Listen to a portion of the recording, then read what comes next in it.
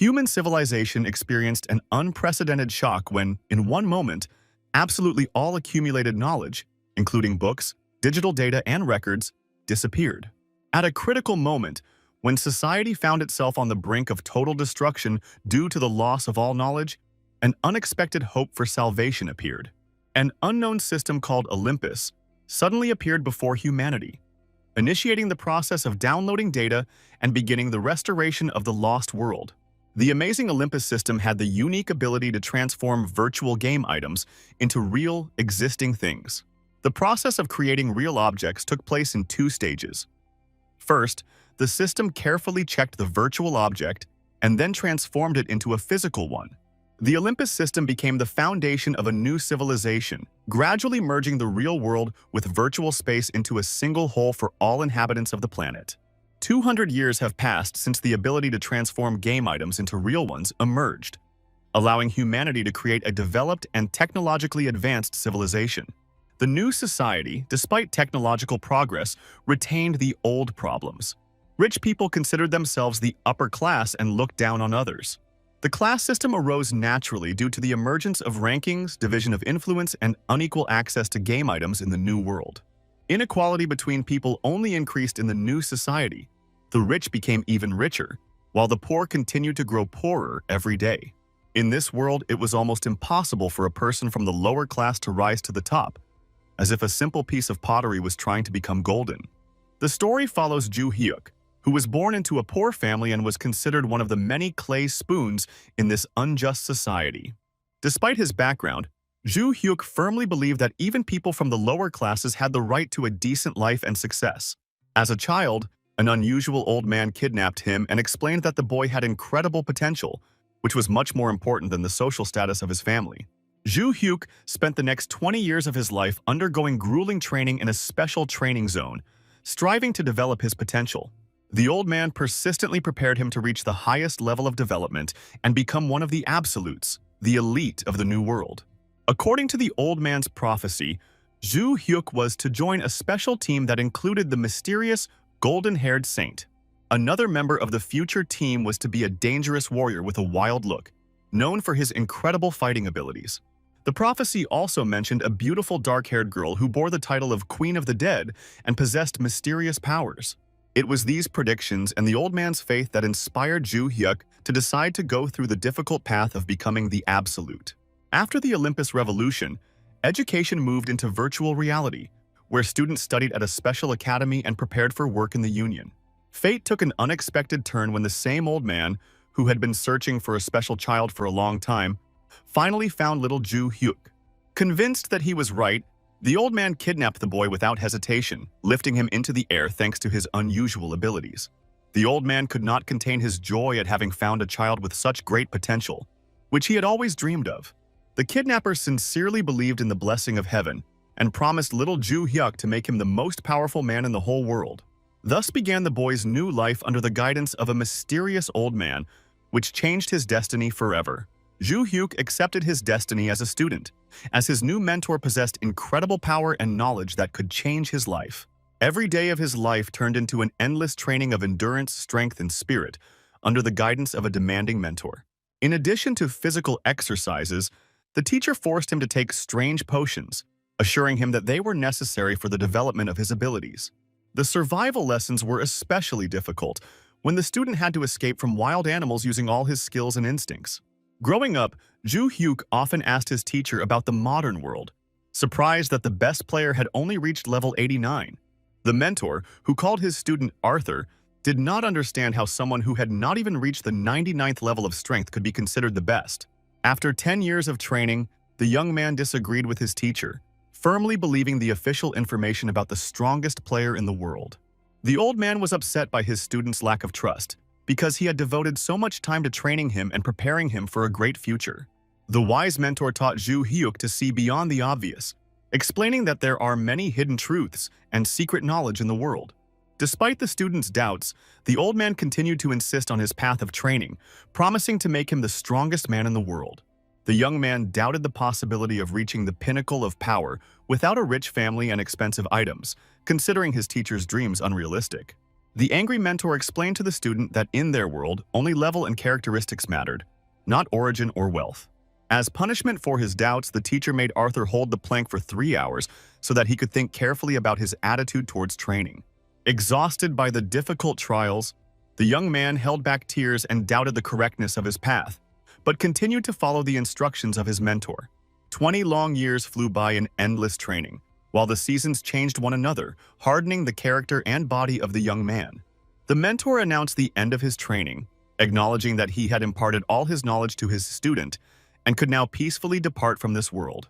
Ju Hyuk, exhausted by years of hard training, secretly wished for the strict teacher to leave as soon as possible so that he could finally gain freedom. Those around him considered him a loser who could not find a normal job, while his peers were successfully building careers in large companies. The young man was tired of explaining to his family and friends that he was following a special path of development, which his mentor considered the only correct one. All these years, his life consisted of constant training and tests, which he went through under the guidance of a demanding teacher. At times, Ju Hyuk wondered why he didn't just end this torment by deleting his game character, but something kept him on this path. After all the trials, the young man felt proud that he had managed to endure such a long and difficult path to becoming a strong warrior. Over the years of training, the stern mentor became a second father to him, replacing his family and becoming his only guide to the world of power and knowledge. Despite years of training, Ju Hyuk was still afraid of being left alone in the cruel world without the support of his mentor and asked him not to leave him. The mentor watched with a knowing smile as his student, who had noticeably grown in strength during his training, although he still could not compare to the master in martial arts and life wisdom. The mentor's reflections on his student's strengths and weaknesses left the young hero deeply perplexed, as the master's contradictory assessments did nothing to help him understand the true level of his development. Focused on completing an important quest, the hero carefully followed his mentor's every word and action, as ancient legends held that dying teachers left behind the most valuable assignments. Filled with sincere respect and hope for continued training, the young warrior knelt before his mentor, his whole appearance showing his readiness to move on. Holding his breath and hiding his true desire to receive the quest, the hero continued to respectfully kneel before the old master, hoping for his last gift before leaving. Having listened carefully to his mentor's words about understanding Ju Hyuk's feelings, the young warrior felt the long-awaited moment of receiving an important task from his experienced teacher approaching. In a calm and measured voice, the mentor reminded the young student of his special position as the sole successor of an ancient martial art passed down from generation to generation. Bitter memories of 20 years of imprisonment in a cave due to his duties as the successor to an ancient martial art flooded the hero, causing his heart to clench from the trials he had endured. With trembling hands, the mentor handed his student an ancient map with a cross marking the place that would determine the young warrior's future fate in this vast world. The young hero sincerely thanked his mentor for the invaluable lessons of skill and life wisdom that forever changed his inner world and his understanding of true spiritual strength. The master's contented laughter filled the cave as he sent his student out into the big world to conquer new heights and achieve unprecedented heights in martial arts. After his mentor's last breath, the young warrior said his farewell and left the cave that had become the site of his long training and transformation from an inexperienced youth into a martial arts master. Quietly thinking about his mentor and wishing him a happy rebirth, the hero firmly resolved to never meet him again in future lives due to the severity of his past trials. Having left the place of his 20 years of imprisonment and training, the young warrior found himself in a special deportation zone, preparing to begin a new chapter of his unusual life in this vast world. Standing at the new starting line after completing hellish training, the hero decided to check his status window to assess the results of long years of hard training and improvement. Recalling the many failed escape attempts and cruel punishments, Ju Hyuk was eager to see the impressive results of his grueling training in the Master's Cave. The unexpected discovery of a negative luck value in the status window literally shocked the hero, causing him to doubt the accuracy of the system's indicators. The system declared the player's identification complete and the curse of compulsion lifted, freeing him from his duties as the successor to the ancient martial art and allowing him to move on. The long-awaited lifting of the barrier and permission to leave the special zone filled the hero's heart with joyful anticipation of new adventures in the unknown world beyond the cave. 20 long years of waiting for this moment finally ended for the hero, with the opportunity to say goodbye to the training zone forever. and set off on new adventures. The system's sudden warnings about an unknown error caught the hero off guard during his first step toward a new life, causing him to freeze in complete bewilderment. The hero's unusual level increase caused serious disruptions to the system, which immediately began adjusting his stats according to established rules. The system identified the hero's leveling method as non-standard and began forcibly lowering his 99th level to levels consistent with his actual achievements. The hero's desperate cries and pleas failed to stop the relentless decline of his level to 0, leaving him feeling incredible rage and helplessness in the face of the system's decision. The constant stream of system errors caused by the hero's excessive stress levels threatened to completely eject him from the system and cause him to lose all the training results he had achieved. Lying on the cold ground and realizing that 20 years of hard training had been wasted, the hero experienced the deepest disappointment and a feeling of complete futility in all his past efforts. The last check of the status window finally confirmed the hero's worst fears, showing his current level as first instead of his well-deserved mastery level 99. The unexpected discovery of the remaining level 99 stats on the tablet restored the hero's hope and forced him to take a completely new look at the current situation. Remembering the specifics of how the system worked helped the hero understand that the error affected only the level indicator, leaving all other acquired characteristics untouched. The realization of the existence of a system of penalties when leveling down forced the hero to consider new restrictions and prohibitions on the use of certain skills and abilities. The system's strict minimum level requirements for using even basic skills significantly limited the hero's ability to use his combat techniques and special abilities. Having reached the first level with his characteristics intact, the hero began to understand the absurdity of the situation and simultaneously recognize new opportunities for rapid development. Recognizing the uniqueness of his position with strong base characteristics at level 1 opened up new prospects for the hero to quickly develop and achieve his goals. Having studied the map received from the mentor, the hero decided to go to the starting city for beginners to begin his new adventure in this amazing world.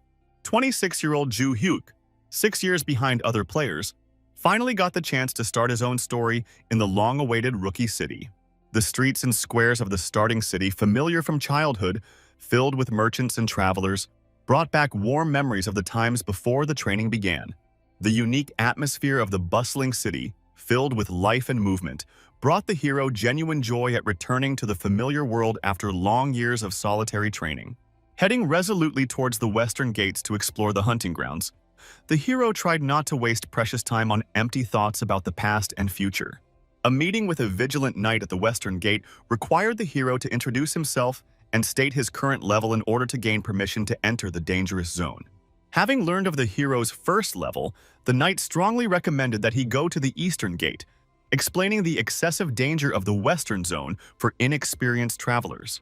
The knight's detailed explanations of the mortal danger of even a simple toothy rabbit for a first-level beginner did not make any impression on the hero and did not change his decision.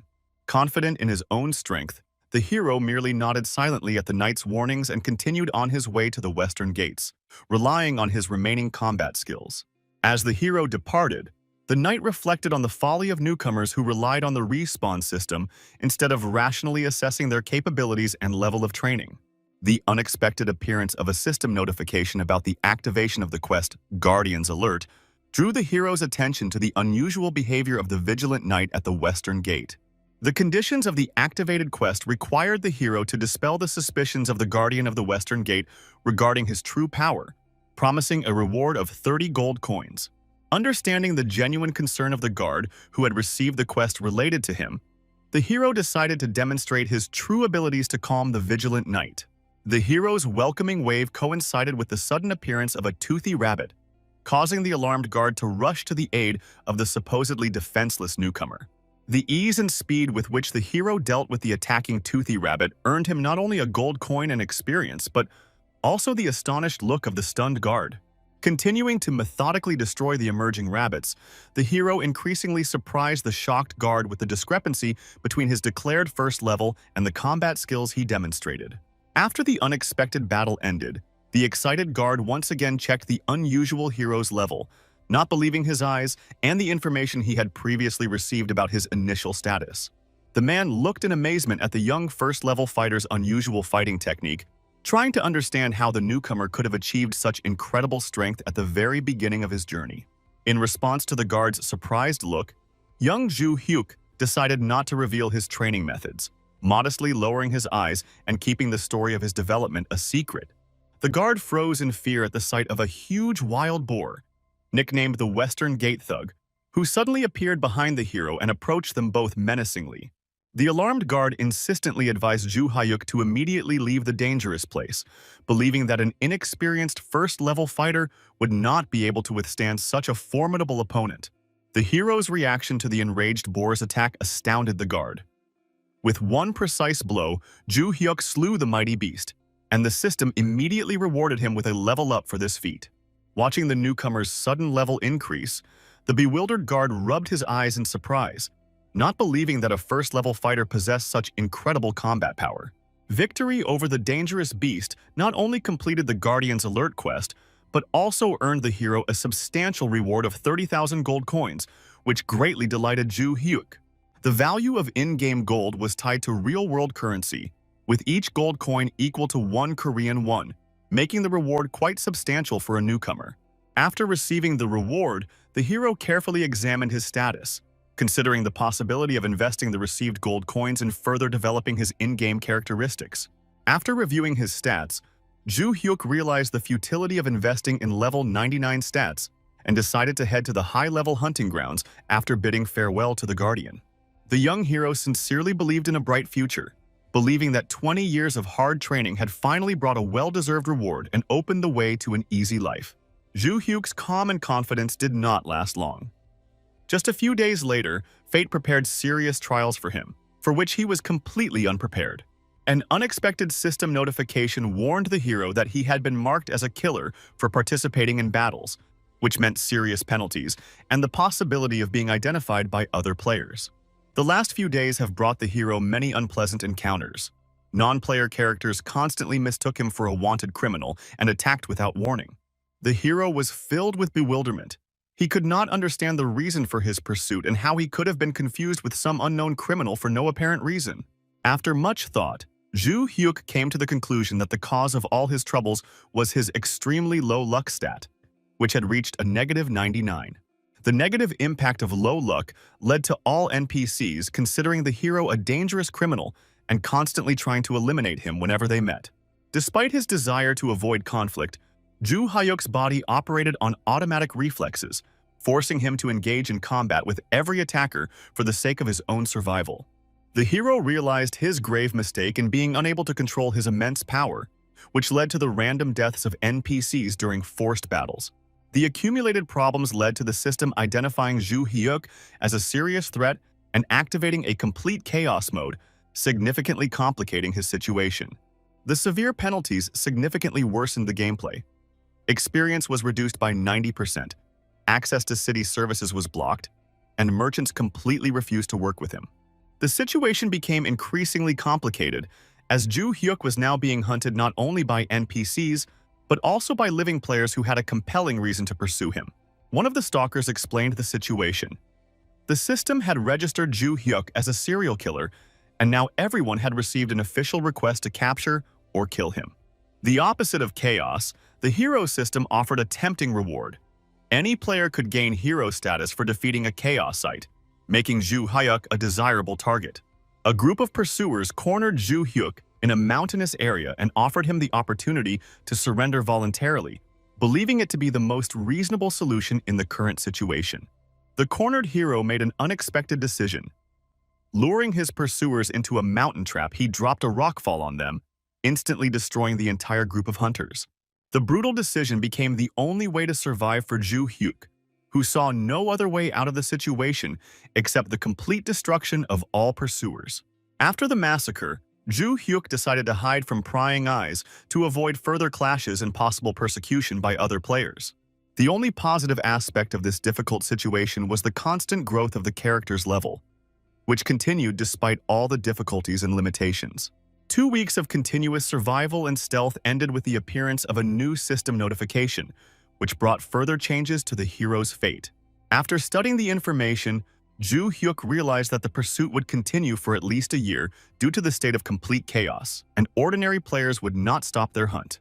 Having accepted the inevitability of his situation, Ju Hyuk decided to fully embrace the role of a villain, but at the same time ensure a comfortable existence for himself in the game. The hero finally abandoned the role of a positive character, deciding to use his outstanding level 99 stats to ensure a decent life. A strange situation puzzled the hero. After 20 years of the most difficult trials, instead of a well-deserved rest, the system forced him into a state of complete chaos. Reflecting on what was happening, Ju Hyuk suspected the presence of a special script or hidden plan within the system, which seemed to be deliberately swapping one test for another. The sudden answer to the questions came the next day, when a group of mysterious people in robes appeared before the shocked Ju Hyuk and fell on their knees before him. The group's gray-haired leader, addressing the hero with tears in his eyes, called him the successor of the Absolute and expressed his readiness to sacrifice his life to serve him. The assembled crowd began to solemnly proclaim Ju Hyuk as the Absolute Heavenly Devil, which became an unexpected turn in the fate of the confused hero. The new task required the hero to gain official recognition as an Absolute Heavenly Devil from the 12 Elders, making this his main goal. The rarity of the quest was astounding. The SSS class quest had only appeared in the game 3 times in its 200-year history, each time causing massive changes. The resulting quest belonged to the highest category of scenario tasks, which usually covered events of national or even global scale in the game universe. 20 years. 20 years of grueling training and subsequent status as complete chaos suddenly took on new meaning in light of the new circumstances. The appearance of mysterious followers, who seemed to be waiting for the hero's arrival, added a new dimension to understanding all the previous events in Ju Hyuk's life. The hero's awareness of his role in these grandiose events came along with the understanding that all his past trials had prepared him for participation in a great historical saga. The history of the world told of a 7,000-year era of chaos, ending with the division of the world into 3 great powers after the conclusion of an important peace treaty. The mighty state of Centenia was under the rule of the absolute ruler Garcia Mentres, who had 14 wives and ruled his lands with a firm hand. The complex lineage of rulers began with the son of Garcia's 7th wife, Aractus, and included many generations of descendants, among whom were rulers, magicians, and heroes. It took Ju Hyuk more than 10 minutes to study the long family tree, but the end of the family tree was still not visible due to the huge number of entries. Understanding the importance of the moment, the hero diligently studied every line of the ancient chronicle, not wanting to show disrespect for the sincerity of the elders who entrusted him with this information. Historical records told of the rise of the mighty Sholter, who inherited the blood of the devil and surpassed all existing rulers in his cruelty. Legends told of how the mighty Sholter inspired fear in all the world's heroes until he was defeated during a rebellion, after which he took refuge in a mountain cave to recuperate. An unexpected revelation came to the hero. His mysterious mentor, who had taught him martial arts for 20 years, was a direct descendant of the great Sholter. The system sent a new notification about the temporary recognition of Ju Hyuk as an absolute, but further actions were required to finally confirm this status. A complex political situation unfolded before the hero. 7 elders supported his return, 5 opposed it, and now he had to win full recognition. The gravity of the situation alarmed Ju Hyuk. Failure to gain recognition could result in the deletion of his character or even a complete ban from the game system. The new privileges brought the hero command over the secret forces of the 12 Elders of the Heavenly Devil, which seemed to him like another test from the ruthless system. The temporary nature of the privileges received and the transformation of the elders into members of the clan of followers convinced the hero of the need to achieve his goal by any available means. Ju Hyuk looked carefully at the assembled elders, trying to determine whether the legendary guardians of the Heavenly Devil's power truly stood before him. The elders immediately paid their respects to the hero, falling to the ground in a deep bow, sincerely glad that he was able to recognize their true nature. An awkward laugh escaped the hero, who did not dare admit to the elders that he had learned of the existence of the Heavenly Devil only a few minutes ago. Ju Hyuk told the elders about his mentor's mission to lead their organization and restore the former glory of the Heavenly Devil, which deeply touched their leader. Understanding the importance of the support of the 7 elders who sympathized with him, The hero suggested that they immediately set out on a journey to carry out an important mission. The elders reassured the hero with the news that all potential threats in the area had been eliminated, explaining the sudden silence in the area. The system notified Ju Hyuk that a process of checking his relationship with the elders had begun, which could influence further developments. By being recognized by the elders as members of the player's clan, Ju Hyuk received a portion of the experience from their actions in a certain region, which allowed him to reach level 9. Reflecting on the standard development system, where ordinary players reached level 20 by the age of 20, the hero realized the benefits of cooperating with the elders. After all the events, the hero turned to a man in white robes who introduced himself as Lukso, who occupied the honorary position of First Elder. Ju Hyuk decided to be honest with the elders about the restrictions that were placed on him in order to avoid any possible misunderstandings in the future. Despite his good memory of his mentor's techniques, the hero's physical capabilities did not yet allow him to use complex combat techniques to their full potential. Lukso was understanding of the hero's situation and listened to his request for trust, despite the temporary limitations in his abilities. Ju Hyuk solemnly promised the elders that, as their legitimate heir, he would lead them to a bright future where they would always bask in the rays of glory. The hero's sincere words brought tears of joy to the elders, and the system recorded a significant increase in their sympathy for the new leader. After the important meeting, the hero left the game system and went to the kitchen to quench his thirst and recuperate after the stressful events. In the kitchen, the hero met his sister Seiya, known by her game name Luna, who shared the good news about their guild receiving a lucrative quest.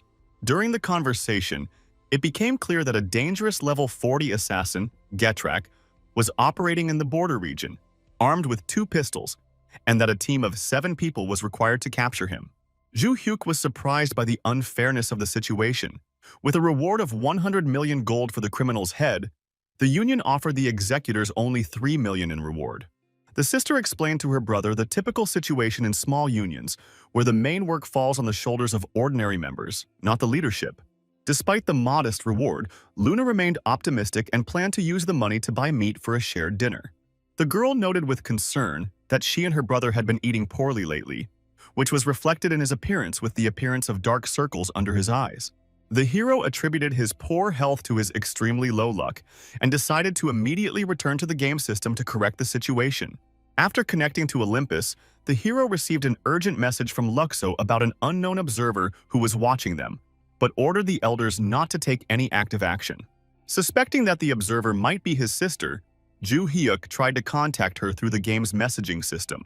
The system reported that it was impossible to send a message due to the sister being on another continent, which excluded her from the list of possible observers. Suddenly, a smug voice came from behind the hero, belonging to a man who had finally discovered the mysterious killer who had been terrifying the locals. Turning around, Ju Hyuk saw the same wanted criminal, known for his mastery of 2 pistols. The criminal expressed obvious dissatisfaction with the fact that someone dared to impersonate him, and demanded that the matter be resolved in a fair one-on-one duel. At this moment, the hero especially appreciated the importance of the information about the criminal that his sister had previously shared with him. Despite Ju Hyuk's high stats, the 30-level difference between him and a level 40 opponent was a cause for serious concern. Reflecting on the impact of differences in levels, equipment, and items on the outcome of the battle, the hero understood that he had no right to lose during the most important quest. Not wanting to take any risks in a single combat, Ju Hyuk immediately summoned Luxo, whose sudden appearance caused obvious confusion in the overconfident opponent. The criminal could not hide his surprise at the unexpected appearance of the old man, whose presence he had not felt at all until that moment. At the hero's command, Luxo immediately drew his sword, preparing to destroy the dangerous enemy without further ado. The assassin underestimated his opponents, believing that a newcomer and an elderly man would not pose a serious threat to him in combat. The criminal's self-confident laughter was cut off along with his head, which Luxo severed with one lightning-fast movement of his sword. The speed and efficiency with which Luxo dealt with the dangerous enemy left the hero in a state of deep amazement. Ju Hyuk couldn't believe that he could defeat a level 40 opponent so easily. Questions swirled in the hero's head about whether the enemy was really that weak or whether Luxo possessed incredible strength that exceeded all expectations. While Ju Hyuk was pondering what had happened, Luxo ceremoniously presented him with the head of the defeated enemy, for which the system began to award the hero experience points. The system assessed the hero's participation in the battle against an enemy 30 levels higher than him, rewarding him with additional experience points and a valuable trophy worth 100 million gold. An incredible set of circumstances brought the hero unexpected luck. Having received the status of chaos and lost the opportunity to work normally, he unexpectedly acquired a valuable trophy. Zhu Hyuk instructed the elder to continue his quiet hunt for the surrounding creatures, realizing that this would help him quickly regain his lost power and influence. Recognizing the importance of current events, the hero decided to fully immerse himself in the role of ruler and follow any scenario that the game system offered him. The next 2 weeks were spent in continuous wandering, during which the faithful Luxo tirelessly carried out his master's orders, destroying enemies and helping to level up. Zhu Hyuk's amazing progress allowed him to reach level 13 in just 2 weeks, while other players needed years of development. The special mind technique available to the hero required reaching at least level 40, which was to become the true starting point of his power. The hero eagerly awaited the moment when he could use the full power of the Heavenly Devil's techniques, which opened up incredible possibilities for development. Dreams of the future filled Zhu Hyuk's head. Having received a stable income, he planned to found his own company and develop a serious business. Returning to pressing problems, the hero thought about the need to properly dispose of the bandit's head, which was beginning to weigh him down. While browsing real-world forums, Zhu Hyuk learned of a recommendation to sell valuable items within the Olympus game to avoid the risk of robbery in real life. The situation seemed hopeless.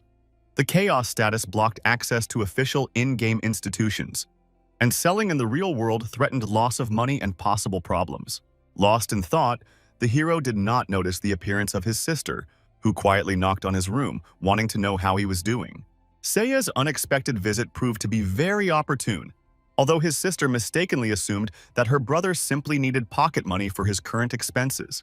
Zhu Hyuk hesitantly asked his sister about the possible actions with Gatrak's head, which caused the girl to laugh sincerely and bewilderment. The sister cheerfully suggested that her brother take advantage of the possible reward and buy himself some hamburgers, promising to be happy if he treated her too. Showing concern for his sister, Zhu Hyuk offered to split the future proceeds from the sale of the head equally between them, which surprised the girl. The unexpected seriousness of his brother and the strangeness of his conversations caused Seiya genuine concern and confusion about what was happening. The sister reminded her brother of Gatrak's high level and his inability to leave the training area, doubting the reality of his story. Zhu Hyuk admitted that a few days ago he managed to escape from the training area and successfully deal with a dangerous opponent. The girl considered her brother's words an inappropriate joke until he told her about his true strength level, which reached 99 units. Trying to remind his sister of an old screenshot from 10 years ago showing his level didn't bring the desired understanding. The old message about his brother being level 99 only filled Seiya with disbelief, causing him to think about the strange changes in his behavior. The sister admitted that she mistook the old screenshot for a simple fake created using an image editor.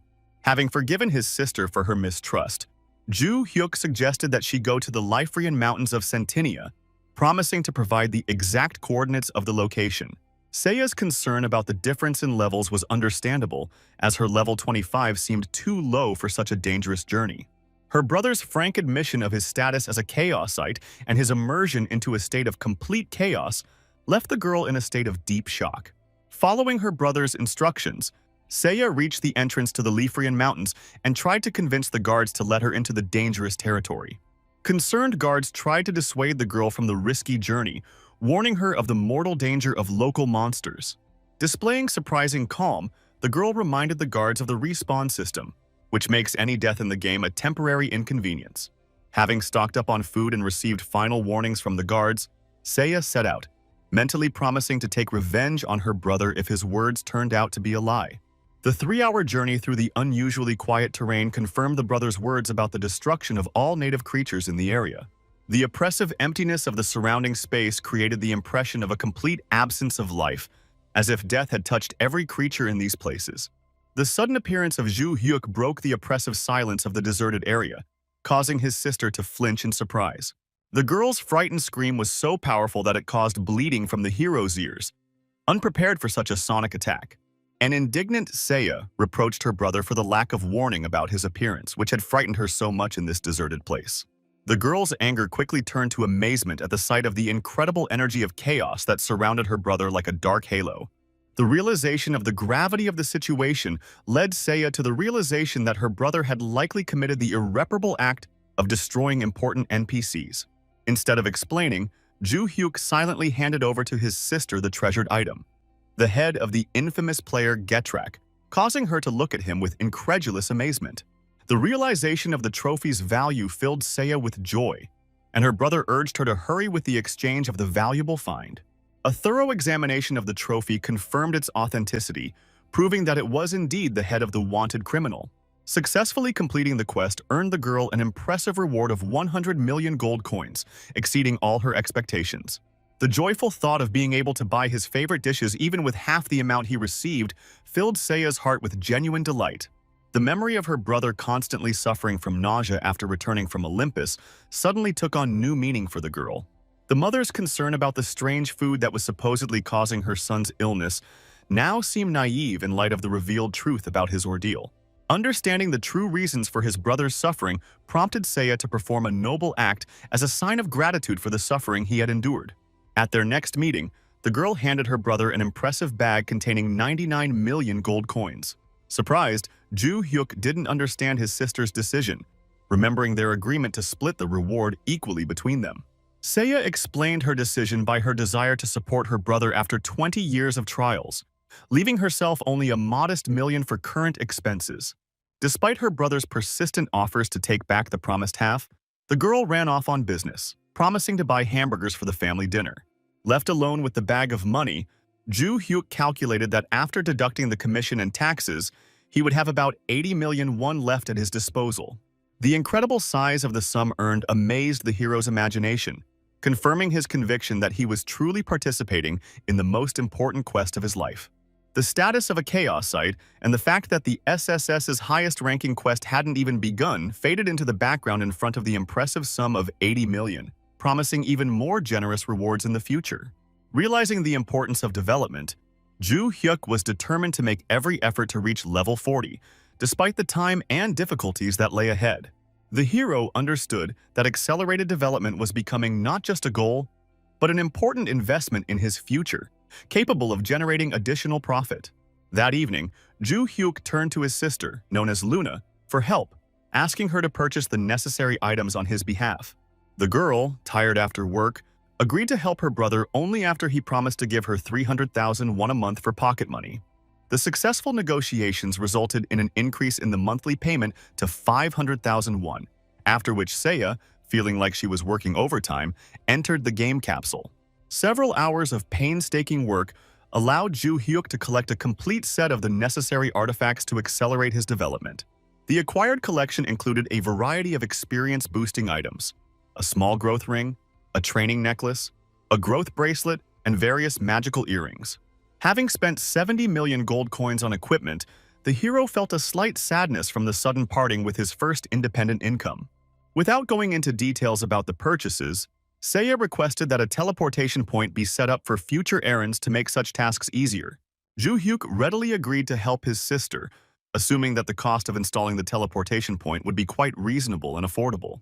The unexpectedly high price of 3 million gold for installation and an additional 300,000 for each use made the hero think seriously. The realization of his rapid spending of money came to the hero simultaneously with his departing sister's advice to hide his unsightly accessories in invisibility mode. After an awkward farewell to his sister, the hero activated the invisibility of objects, realizing the need to increase his income for comfortable development.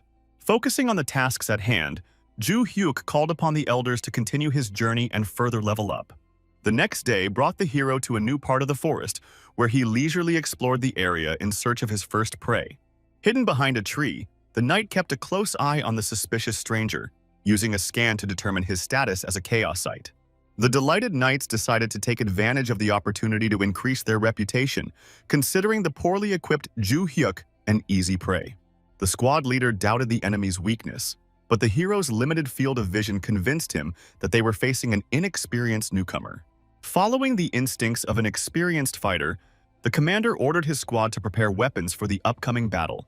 The hero's peaceful walk was interrupted by a system warning about an attempt by external forces to seize control of his body. The misunderstanding of the situation was quickly cleared up when the enemy caster discovered the hero's unusual resistance to magical binding. The strange combination of high resistance and simple equipment led opponents to assume that the hero belonged to the priest class. The attackers explained the discrepancy in level and equipment by the possible recent death of the hero and the loss of valuable artifacts. The impatient archer decided to act on his own, hoping to get into the League of Heroes after destroying one chaos site. The commander called the squad into organized action, instructing Captain Yu to distract the enemy from teleporting while the main forces prepared the attack. Without turning to face the attackers, Ju Hyuk calmly warned them of the only chance to survive, to immediately leave the dangerous area. Ignoring the warning, the boss ordered an attack on the chaos site, but the unexpected resistance to his weapon made him doubt the enemy's level. A simultaneous attack by the entire detachment, including archers, did not bring the desired result, only increasing suspicions about the enemy's strength. The first to realize the danger of the situation was an experienced archer, who assumed that the chaos site had specially prepared for the battle and lured them into a trap. The commander stood frozen in disbelief, watching the unexpected developments and the enemy's impenetrable defense. Observing the confusion of his opponents, Ju Hyuk realized the need to enter the battle in order to quickly end the unpleasant situation. Deprived of the ability to use special skills, the hero decided to rely on basic combat stances and hand-to-hand combat. The wary archer guessed that his opponent was preparing a powerful magical move, seeing his unusual fighting stance. An attempt to retreat using an anti-magic shot proved too late in the face of the enemy's swift actions. Ju Hyuk's lightning strike ended the life of the enemy commander, demonstrating the hero's true strength. A system notification reported an increase in the dark aura and a deepening of sin, but these consequences hardly bothered the focused hero. The next melee night turned out to be even weaker than the first, confirming the hero's guess about his role as a distracting tank. The support group, left without a commander, froze in confusion, trying to establish contact with the dead captain. The revived captain managed to transmit the order to retreat, realizing the impossibility of defeating the unexpectedly strong enemy. The archer immediately transmitted the order to retreat, admitting his mistake in assessing the enemy, whom he considered an ordinary magician. The unexpected proximity of Ju Hyuk caught the retreating archer by surprise, who did not have time to react to the enemy's rapid movement. The hero grinned, watching the sudden change in the behavior of his self-confident opponent, who went from aggression to panicked flight. Observing the enemy's leap technique, the archer recognized the style of the legendary hunter player Rufendal, a renowned fighter above level 60. The destruction of the entire squad, including the support group, brought the hero level 16 and the system's recognition of his stylish combat behavior. The successful battle strengthened the clan's loyalty and activated the previously disabled charisma stat, which the hero was genuinely pleased about. Luxo, who appeared after the battle, urgently asked the Lord to follow him to the lair of the Heavenly Devil for an important conversation. The 7-day trek to his destination proved so tiring that the hero's legs began to lose sensation from the constant walking. The hero was surprised by the inexplicable remoteness of the village, which made him think about the reasons for such a location. Following Luxo, at his sudden request, Ju Hyuk didn't expect the journey to take such a long time, wondering why he couldn't use the portal in the middle of the desert. The only consolation during the endless journey was the activation of the acceleration point, although for most of the week the hero still had to move on foot through the deserted area. A 7-day trek through a lifeless landscape devoid of animals or monsters tested even a level 99 hero's strength. Luxo's long-awaited announcement of his arrival in the village filled Ju Hyuk, exhausted by the long journey, with joyful hope for rest and a full meal. The first glimpse of the village shattered the hero's joyful expectations. The once majestic settlement presented a sad spectacle of complete decline and ruin. The locals, despite the village's dire state, greeted Ju Hyuk's arrival with genuine joy, seeing him as the long-awaited absolute and future restorer. The activation of the Restore the Destroyed Village quest coincided with the hero's thoughts about the need to first restore his own strength after a grueling journey. The solemn welcoming ceremony concluded with the appearance of the ancient prophet Carlos, who, despite his venerable age of 163 years, personally greeted the new ruler. In a private conversation, The prophet told the ruler an ancient story about the 12 elders who hid from the empire and traveled the world in search of the true descendants of the Absolute. The harsh reality of the area was the complete absence of wildlife and the impossibility of farming, making the territory virtually uninhabitable. The locals, forced to hide in these inhospitable lands, spent many years waiting for the arrival of Ju Hyuk, placing all their hopes on him. The hero's confusion over the lack of a simple solution to the supply problem was expressed in a direct question about the reasons for such a difficult situation. Prophet Carlos revealed the bitter truth about the magical confinement that prevented anyone, including the elders, from bringing anything from outside into the closed area. Realizing the critical situation of the residents, Ju Hyuk immediately called Luxo to discuss the immediate task of providing the population with food. Luxo's alarming response that the inhabitants could only hold out until the full moon forced the hero to act decisively and immediately. Climbing the cliff in front of the exhausted residents, the hero sincerely apologized for his long absence and promised to rectify the situation as soon as possible. Ju Hyuk's solemn vow to give his last for the well-being of the people was accompanied by a request to be patient until the full moon, when he could change their lives for the better. The hero's sincere speech brought the desired result. The system recorded a significant increase in the favor and loyalty of the residents of the Heavenly Devil Village. After the speech, Ju Hyuk ordered Luxo to follow him, leaving the rest of the elders to guard the village in their absence. Before setting off, the hero clearly outlined the tasks. Luxo had to destroy the monsters he encountered and collect all valuable items, including mana stones. The confidence that the quest could be successfully completed with due diligence gave the hero the determination with which he set about implementing his plan. An eventful week has passed since Ju Hyuk and Luxo set off on a dangerous journey to the Liferean Mountains. Ju Hyuk's ability to complete all the necessary preparations in just 1 hour drew sincere admiration from the experienced Luxo. The hero's calm explanation of his carefully thought-out system for quickly packing and collecting essentials revealed his practical approach to problem-solving. The events of a few days ago began with an unexpected message from Ju Hyuk to his sister Seiya, who was traveling around the city asking for an important favor. The brother's unusual request was to deliver a magic bag and 800 jars of porridge to a familiar place in the Liferean Mountains. The careful preparation of food with the help of her sister raised natural questions in the girl about the purpose of such a quantity of supplies and the magic bag. Instead of explaining, Ju Hyuk handed his sister a precious blue stone, which led her to suspect that her brother had an influential secret sponsor. The hero's cheerful laughter accompanied his explanation that the stone was his personal find and his request to sell it, keeping 10% of the proceeds for himself. Seiya's dissatisfaction with his brother's sudden luck did not stop him from asking to purchase a third teleporter for further travel. A stone found during a hunt allowed the hero to acquire a teleportation system with multiple travel points, significantly reducing travel time. The high cost of the third teleport was fully justified by the significant time savings, which were critical to completing the mission. At the same time, the 12th Elder Edar expressed obvious dissatisfaction with the Lord's decision to abandon the village of the Heavenly Devil, leaving the borders unprotected. The Elder believed that the one who declared himself a successor must live up to his high rank, and even Luxo's presence did not justify the absence of the new ruler.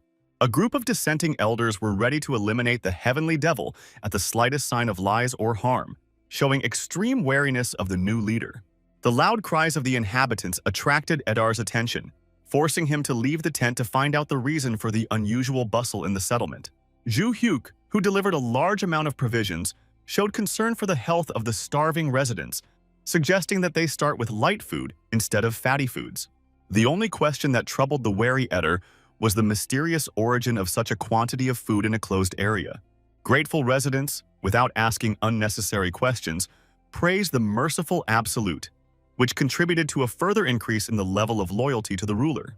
Showing his organizational skills, Ju Hyuk instructed one of the elders to help Luxo in the fair distribution of the porridge he had brought among the population. Secluded in his tent, the hero reflected on the need to improve not only his food, but also his living conditions and clothing, understanding the priority of the food issue. The unexpected visit of the 12th Elder Edar to the Lord's tent caused genuine surprise in Ju Hyuk, who was deep in thought. A stunning scene of repentance unfolded before the hero as the powerful elder fell to his knees, begging for forgiveness for his past disloyalty. Ju Hyuk's surprised look at the kneeling elder was accompanied by a system notification about receiving a confession from the 12th elder. Genuine tears of remorse streamed down Eder's face as he acknowledged his mistake in doubting the new leader's authenticity. The unexpected ease of gaining the loyalty of one of the most skeptical elders pleasantly surprised Ju Hyuk, who had expected a more difficult path. Displaying the wisdom of a ruler, the hero reassured the repentant elder, acknowledging his own shortcomings as a leader and showing understanding for his previous doubts. Ju Hyuk explained his limitations to the elder and expressed his understanding for his mistrust, asking for his support in the future and promising to repay his trust with dignity. The system confirmed the establishment of an ideal relationship between master and servant, guaranteeing its preservation provided mutual trust was maintained. A calm smile lit up the face of the hero, who had reached level 19 and successfully overcome another stage of the difficult path. Receiving level up points inspired the hero to think about using his accumulated stats and heading to a place that would be important for his development. Luxo's warning about possible suspicions from the Empire led the hero to choose Edar, who possessed excellent stealth skills, as his companion. Teleportation to the Lyphrian Mountains led the travelers to an unexpected encounter with a huge bear, which blocked their path in the wildlands. Looking closely at the unusual enemy, Ju Hyuk noted that this was the first time he had encountered a bear of such gigantic size in these parts. Edar's readiness to immediately engage in combat with the dangerous creature was stopped by Ju Hyuk's determined intention to test his strength on his own. Having assessed the enemy, the hero identified him as a level 40 monster, which usually required a well-coordinated group of 5 or 6 experienced fighters to defeat. Memories of past battles gave Ju Hyuk confidence. A lone monster, even such an impressive one, did not pose a serious threat. The hero's lightning-fast attack resulted in instant victory over the bear, earning him a reward of experience and 20,000 gold coins. Surprised by the ease of his victory, Ju Hyuk pondered the reasons for this result, trying to understand. Either the monster was unexpectedly weak, or his own strength had increased significantly. Having confirmed that he had sufficient strength for the next stage, the hero suggested that Eder go to the Amantium dungeon, despite the days of travel ahead. Arriving at the entrance to the dungeon was accompanied by Eder's warning about the many footprints, which was natural for a popular beginner dungeon near the starting city. The location's popularity was due to the opportunity to earn level-up points, which attracted many academy students and instructors from major unions. After easily defeating the giant bear, Ju Hyuk became interested in comparing his abilities with those of experienced instructors from the Great Union. Focusing on the main goal, the hero suggested that Eder take advantage of the moment to quietly enter the dungeon. A group of students in the safe zone shared their worries before their next dungeon dive, despite having experience with similar forays. The students' ambitious plans to completely clear the dungeon were unexpectedly interrupted by the appearance of a strange stranger. An unsettling feeling made the students turn around and see Ju Hyuk, shrouded in dark energy, whom they mistook for a dangerous chaosite. The instructor immediately took a defensive stance in front of the students, amazed at the audacity of the chaosite who dared to appear in such a place. The previous days of travel allowed Ju Hyuk to make important observations. When killing monsters with his own hands, items almost never dropped. A status check confirmed a connection between the hero's extremely low luck and a reduced chance of receiving items after a victory. Thinking about ways to increase item drops led the hero to a difficult dilemma due to the inability to control his immense power. The disgruntled instructor approached the uninvited guest, intending to find out the true reasons for his appearance in the guarded dungeon. The sister's warning about the danger of level 40 instructors from large alliances did not prepare the hero for such an aggressive encounter on the threshold of the dungeon. The tense dialogue with the instructor was aggravated by the latter's obvious dissatisfaction with the disrespectful tone of the mysterious stranger. Demonstrating his superiority, the instructor warned of the consequences of disobedience, claiming that he had encountered many such violators.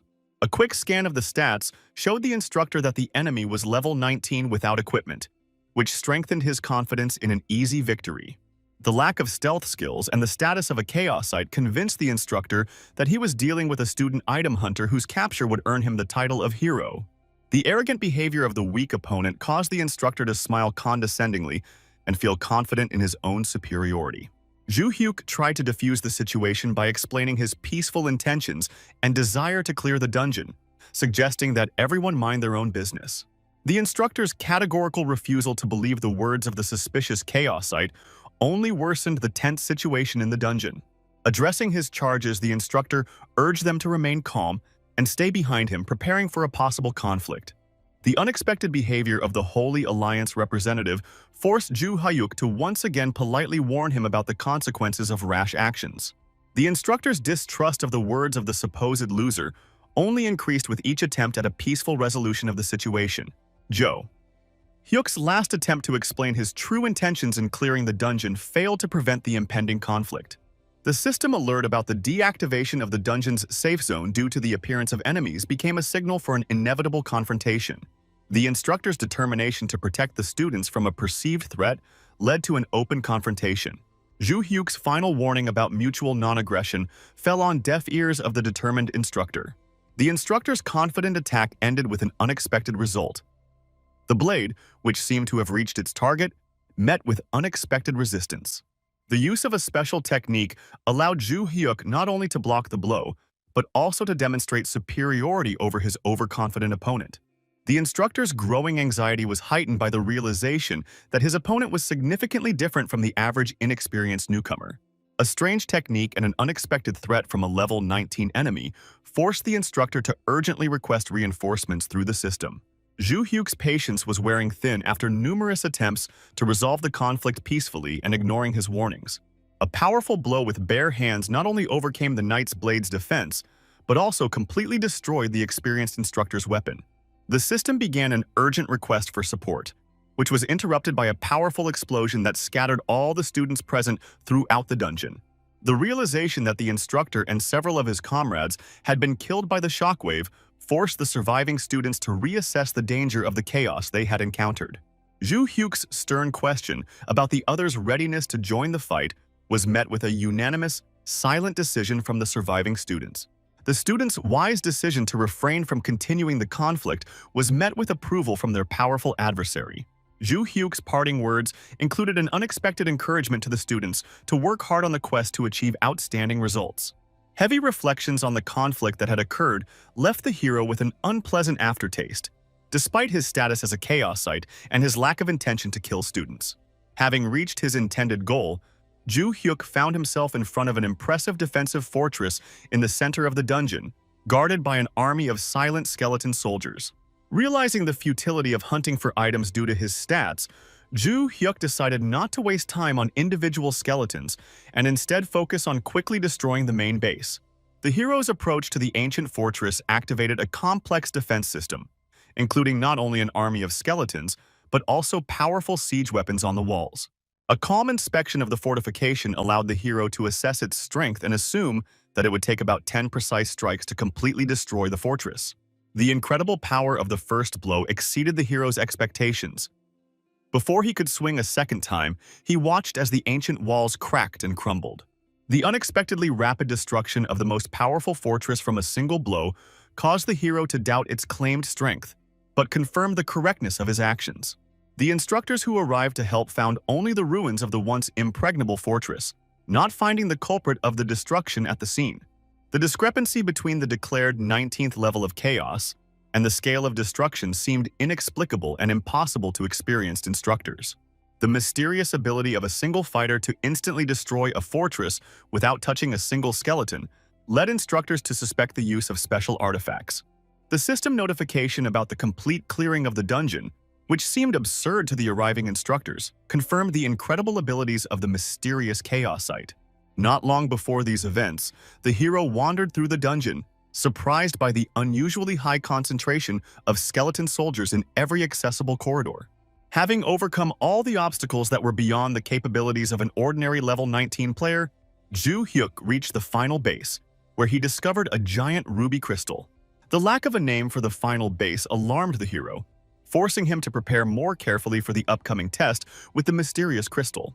The unexpectedly easy destruction of the protective barrier with one blow made the hero think about the strange weakness of all the enemies he encountered in this world. Having completed the main task in the dungeon, Ju Hyuk decided to immediately leave the dangerous territory before additional instructors arrived. The hero's swift movement towards the crystal through rows of ignored skeletal monsters demonstrated his determination to achieve his goal. Successful completion of a dungeon clear was marked by a system that awarded additional level-up points as a well-deserved reward. A modest reward for completing a low-level dungeon allowed the hero to reach level 20 and open the way to the mysterious Desert of Darkness. The hero's wariness of a possible ambush made him think about the tactics of the instructors, presumably waiting at the entrance to the dungeon. The system check was supposed to show the number of potential level 50 opponents gathered to capture the dangerous intruder. The exit from the dungeon presented the hero with an unpleasant surprise in the form of a significantly larger number of instructors waiting than originally expected. The girl's strange address to the invisible leader of the enemies made the hero look around in confusion, checking for the presence of disguised allies. Understanding the danger of a large-scale battle for nearby students, the female instructor sought a peaceful solution to the conflict. Demonstrating awareness of Ju Hyuk's intentions, the woman expressed hope that unnecessary bloodshed could be avoided in this situation. The hero's growing irritation with constant persecution and interference was intensified by the realization that his simple desire to move forward was meeting with resistance. The hero's reluctance to become the cause of the deaths of helpless students forced him to seriously consider ways to resolve the current situation. The woman's demand to release the students was accompanied by the hero's counter-question about the instructor's willingness to comply with the previously expressed request for non-interference. Focusing on the main goal of reaching the Desert of Darkness helped the hero decide to postpone unnecessary conflicts until a more opportune time. The assistant's gratitude to Ms. Jergal for preventing casualties was accompanied by a bitter reminder of the instructor and students who had already died. The rapid clearing of the dungeon and the stranger's unusual abilities led the experienced female instructor to suspect the presence of powerful allies. The successful evacuation of the students was accompanied by reflections on the mysterious identity of the emerging chaosite, whose true nature remained unknown. An analysis of the stranger's dark aura led the female instructor to suspect a possible connection with the notorious chaosite Rufendal. The discrepancy between Rufendal's known 50th level and the stranger's readings was explained by the possible use of masking artifacts. Rufendal's sinister reputation was based on his ruthlessness towards any opponents and his lucrative trade in the trophies obtained from his slain victims. The real Rufendal's reflections on the appearance of the mysterious double were accompanied by an analysis of numerous rumors about his simultaneous presence in different places. The famous chaosite was concerned about news of recent events in the dungeon, which threatened to draw additional attention to his person. The realization of potential problems with the Great Union prompted Rufendal to decide to personally track down and neutralize the imposter using his name. Ju Hyuk's return to the Heavenly Devil Village was accompanied by an urgent gathering of all the elders to discuss the next course of action. The search for a specialist in large-scale magic among the elders was connected with the hero's plans to travel to places where powerful monsters congregate. Elder Zeta, a recognized master of the magical arts, readily offered her services to the ruler, confirming her superiority in the magical sciences. The hero's agreement to cooperate with Zeta was accompanied by her mysterious smile, which went unnoticed by Ju Hyuk, who was immersed in thoughts about his sister's birthday. A system warning of the monster's imminent arrival sparked Zeta's terrifying vow to destroy enemies in the most brutal manner possible for the glory of his master.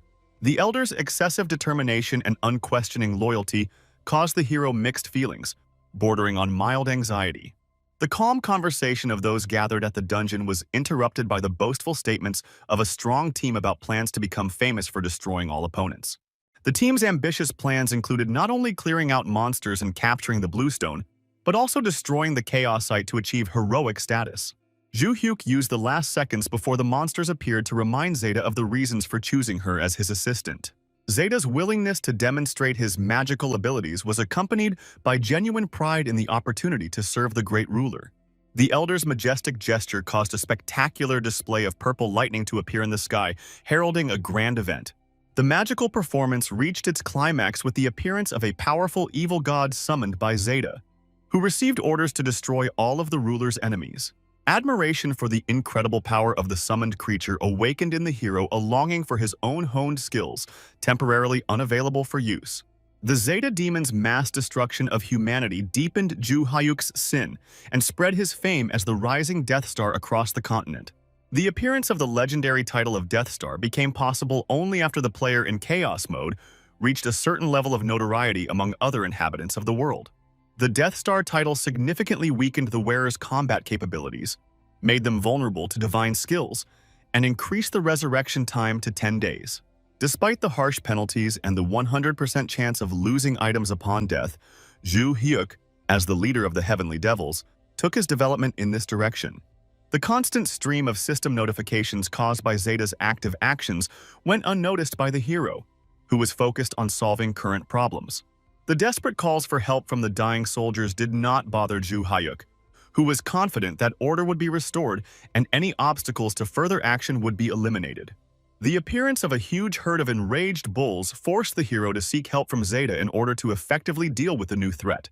The Elder's bloodthirsty promise to skin her opponents alive demonstrated her determination for the upcoming battle. The hero's hope that the bulls would resist his blows was expressed in a series of successive attacks aimed at testing their endurance. The instant defeat of the bull from the first blow and the reward of 18,000 gold pieces caused the hero a predictable disappointment with his excessive strength. Zeta's effective work with the remaining bulls and the opportunity to obtain artifacts somewhat consoled the hero, compensating for the failure of his personal involvement. The two observers, hiding in the thicket, were struck by the hunter's extraordinary cruelty, with the younger one mistaking their actions for automatic attacks. An experienced observer noted the particular importance of the melee mage, whose specialized attacks dealt impressive damage, unlike his sword-wielding partner. The mention of the enemy's magical abilities alarmed the young observer, who recalled the unsuccessful attempts of previous groups to resist them. The assumption of a minimum enemy level of 50 explained the incredible effectiveness of his actions and the inability of ordinary groups to offer resistance. Zeta's fighting spirit manifested itself in joyful cries of praise for the Overlord, accompanying her effective long-range magical attacks. The female elder's impressive abilities earned the sincere recognition of Zhu Hyuk, who appreciated her professionalism in the magical arts. Successful leveling up was accompanied by the hero's request to Zeta to collect valuable blue stones dropped from the defeated bulls. The impressive number of stones collected pleased the hero, especially considering the incredible speed of completing the task, unattainable for ordinary players. The hero's intention to leave the territory changed after an unexpected system notification about the appearance of a boss that aroused his professional interest. The lurking onlookers anxiously awaited the appearance of the legendary Bull King, eager to see the mighty monster with their own eyes. The Black Bull King's majestic appearance was entirely befitting of his status as the main boss monster of this dangerous territory. Having encountered such an enemy for the first time, the hero instructed his assistant to destroy the small bulls and collect the dropped items. The hero's expectation of more serious resistance from the territory's boss was based on the desire to obtain a large pack of blue stones after its destruction. Zeta's alarming warning about the approach of a powerful force interrupted the hero's plans to confront the territory's boss. The hero's attempt to explain his intentions regarding the enemy was interrupted by his assistants pointing to a mysterious portal that had appeared nearby. The appearance of reinforcements through the portal did not surprise the hero, who understood the inevitability of such a development of events and the undesirability of a direct confrontation. The forced retreat due to temporary weakness was accompanied by the hero's firm confidence in the future revival of the glory of the Heavenly Devil. Zeta's admiration for the Overlord's success was based on the significant level increase and the extraction of 11 valuable blue stones. The lack of information about the new monster in the system announcements after exiting the game surprised the observant hero. Reflections on the influence of negative luck on the appearance of the previously unknown Black Bull King left the hero uncertain about the meaning of this event. Regret about the lost opportunity to get a pack of blue stones from a strong opponent did not leave the disappointed hero's thoughts. The system notification about the increased difficulty of the hunting grounds was accompanied by a story about a level 19 group's failed attempt to resist the black skeletons. The appearance of a black giant bear in the usual habitat of ordinary bears has sparked active discussion among players about critical changes. The hero's concerns about the possible connection between his actions and changes in the game world intensified after discovering discussions of a large-scale battle in the Desert of Darkness. The story of the mysterious Chaosite who destroyed a herd of bulls and retreated before the Black King ended with the victory of advanced players over the powerful boss. The news of 3 packs of blue stones falling from the defeated boss caused great irritation in the hero, who had missed out on valuable loot. Damned luck failed the hero again, depriving him of the opportunity to obtain 90 blue stones, worth almost 450 million gold. Financial analysis showed that the 50 million gold received was barely enough to provide food for the Heavenly Devil Village for 3 days. After accounting for exchange fees and tax deductions, the hero only had 15 million won in real money at his disposal. A limited budget significantly complicated the hero's plans to buy a gift for his sister, provide food, and purchase significant property.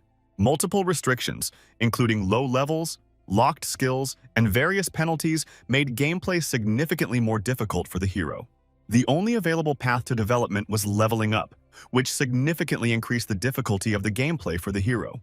The appearance of the unusual Black Bull became the subject of an urgent report from a subordinate to his superior, who was concerned about the situation. An analysis of the unusual monster's characteristics showed that its actual strength significantly exceeded its statistical indicators. The confident order to continue carrying out missions while increasing the number of personnel required demonstrated the command's determination. Alliance Director Jung Wook-hyun's cynical attitude towards expendable players was based on the easy replaceability of regular members. The leader's additional assignment included a thorough investigation into the Chaos Site's identity and the preparation of punishment for independent actions against the Great Union. 3 weeks of hard training allowed Ju Hyuk to make impressive progress, raising his level to 29. Luxo's unexpected appearance was accompanied by genuine concern for the Lord's health after a long period of intensive training. The hero's gratitude for the care shown was accompanied by assurances of excellent health and no cause for concern. Lord Ju Hyuk patiently explained to his assistant Luxo the important truth that, even with all the limitations of his body, he must remain strong for the sake of his friends and the future greatness of the Heavenly Devils. Ju Hyuk was determined not to waste time resting and to continue moving forward, so he asked Luxo to stop worrying and just support him in this important decision. Delighted by the words of his master, Luxo knelt before him and made a solemn oath to faithfully serve the Lord until his last breath in this wondrous world. The protagonist understood the correctness of his choice, because all his actions and decisions were aimed at achieving his cherished dream of his own apartment, an expensive car, and owning a beautiful building. An unexpected message from his sister interrupted the hero's thoughts. She was inquiring about receiving a new quest, which was now being actively distributed to all players in various corners of the game world. Before the hero could grasp the essence of his sister's message about the mysterious quest, the system sent him a notification about receiving a new task called Holy Thrones, which promised to be interesting. The main objective of the new quest is to combat evil on the continent by uniting all 7 sacred thrones, who must come together to confront the dark forces gaining power. After receiving a disturbing quest, the hero decided to return to the real world and check the gaming forums, where this hot news was already being actively discussed among many players. The gaming community has been hotly discussing the introduction of 7 hidden classes, with speculation that these special roles will be given not to ordinary players, but to those with significant financial resources. The protagonist was particularly concerned about the unknown characteristics of the new hidden classes, although he assumed they would be incredibly powerful due to their connection to the main story of the game world of Olympus. In response to his sister's question about participating in the quest, the hero calmly explained that he was unable to participate due to his affiliation with the Chaos faction, which blocked access to receiving quests from game characters. The hero's sister expressed her intention to participate in the quest despite being busy with alliance affairs, noting that strong players and those with plenty of free time would definitely accept the challenge. Reflecting on the situation, the hero realized the gravity of the situation, as the difficulty in the hunting zones had increased significantly, and the new quest seemed to involve himself and the Heavenly Devil as the main evil. Realizing the potential threat from the 7 hidden classes, the hero realized that his dreams of a peaceful life were being postponed, and now he urgently needed to become much stronger for protection. Returning to the game world of Olympus, the hero gathered his elders and informed them of an important decision, that he must undertake his next campaign completely alone. The worried elders tried to dissuade their master from the dangerous solo expedition, sincerely concerned for his safety in such turbulent times. Showing concern for his subordinates, the hero explained the true reason for his decision. An informant had reported a leak of data about the group's movements to the Empire, which posed a serious threat. The elders listened attentively to the overlord's explanation of the need to act covertly and agreed that moving alone would make him less visible to potential enemies. Deep gratitude filled the hearts of the elders when they realized that their lord was willing to risk his own safety to protect his loyal followers. As he said goodbye to the elders, the hero understood the wisdom of his decision to leave them to guard the village, as the new quest could lead to unnecessary conflict with the powerful empire. As he considered the future, the hero realized it was important to secure the support of the remaining 4 elders, as Edar had already joined him and Zeta had been on his side from the start. The hero understood the logic of improving living conditions after solving the food problem, but the high cost of food did not yet allow him to spend 300 million gold on building a house. After carefully considering the situation, the hero decided to focus on reaching level 40 to master the Mind That Conquers the Heavens technique and continue the quest on the Mentor's map. Realizing the importance of rapid development, the hero decided to train with maximum dedication and tirelessly improve his level to bring his desired future closer. The hero's search for powerful opponents led him to a pack of giant bears, which he successfully dealt with thanks to his fighting skills and accumulated battle experience.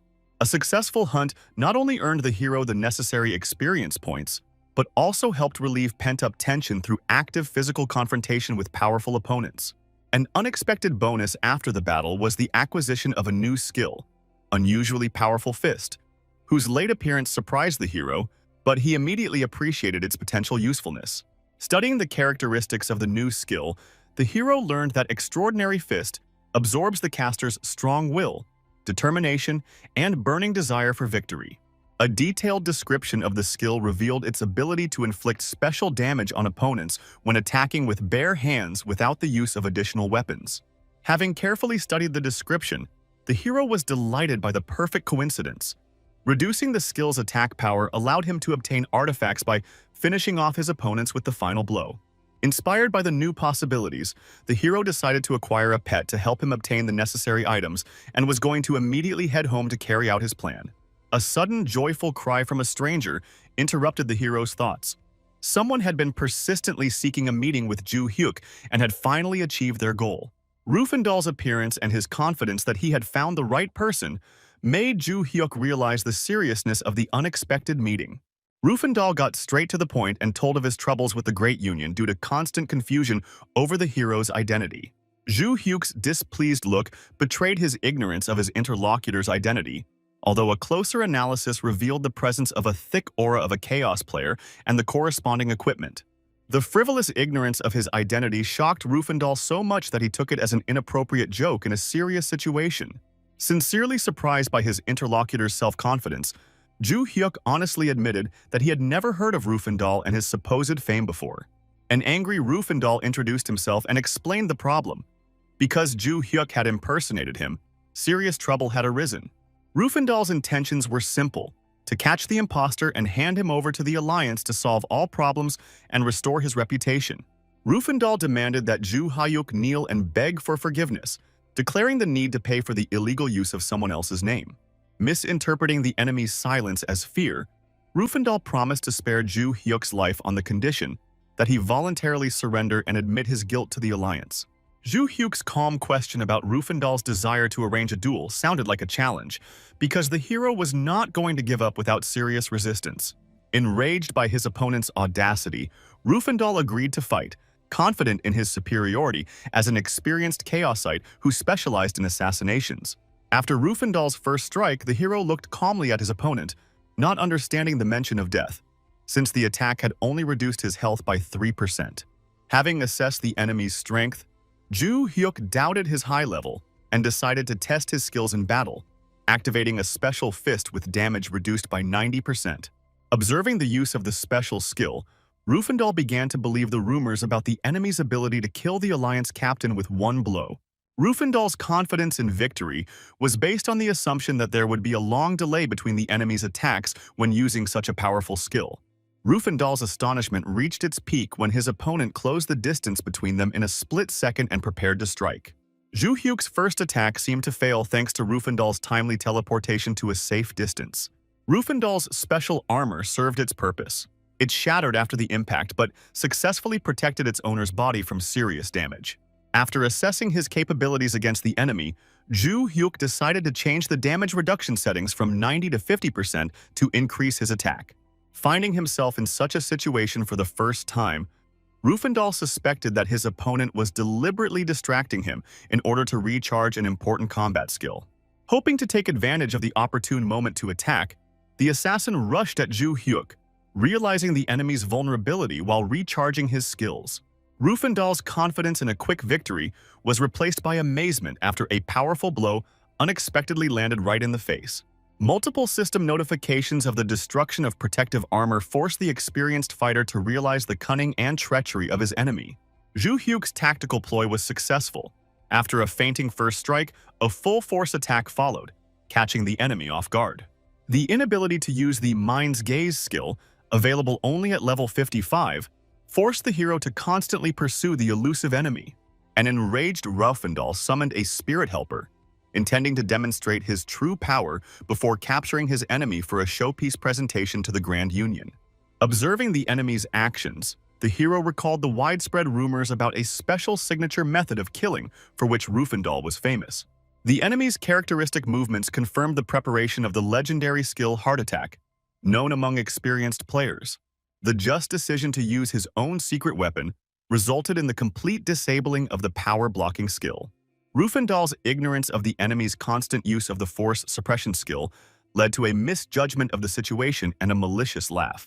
Confidence in victory prompted Rufendal to launch a swift attack, bringing the confrontation to a decisive stage of close combat.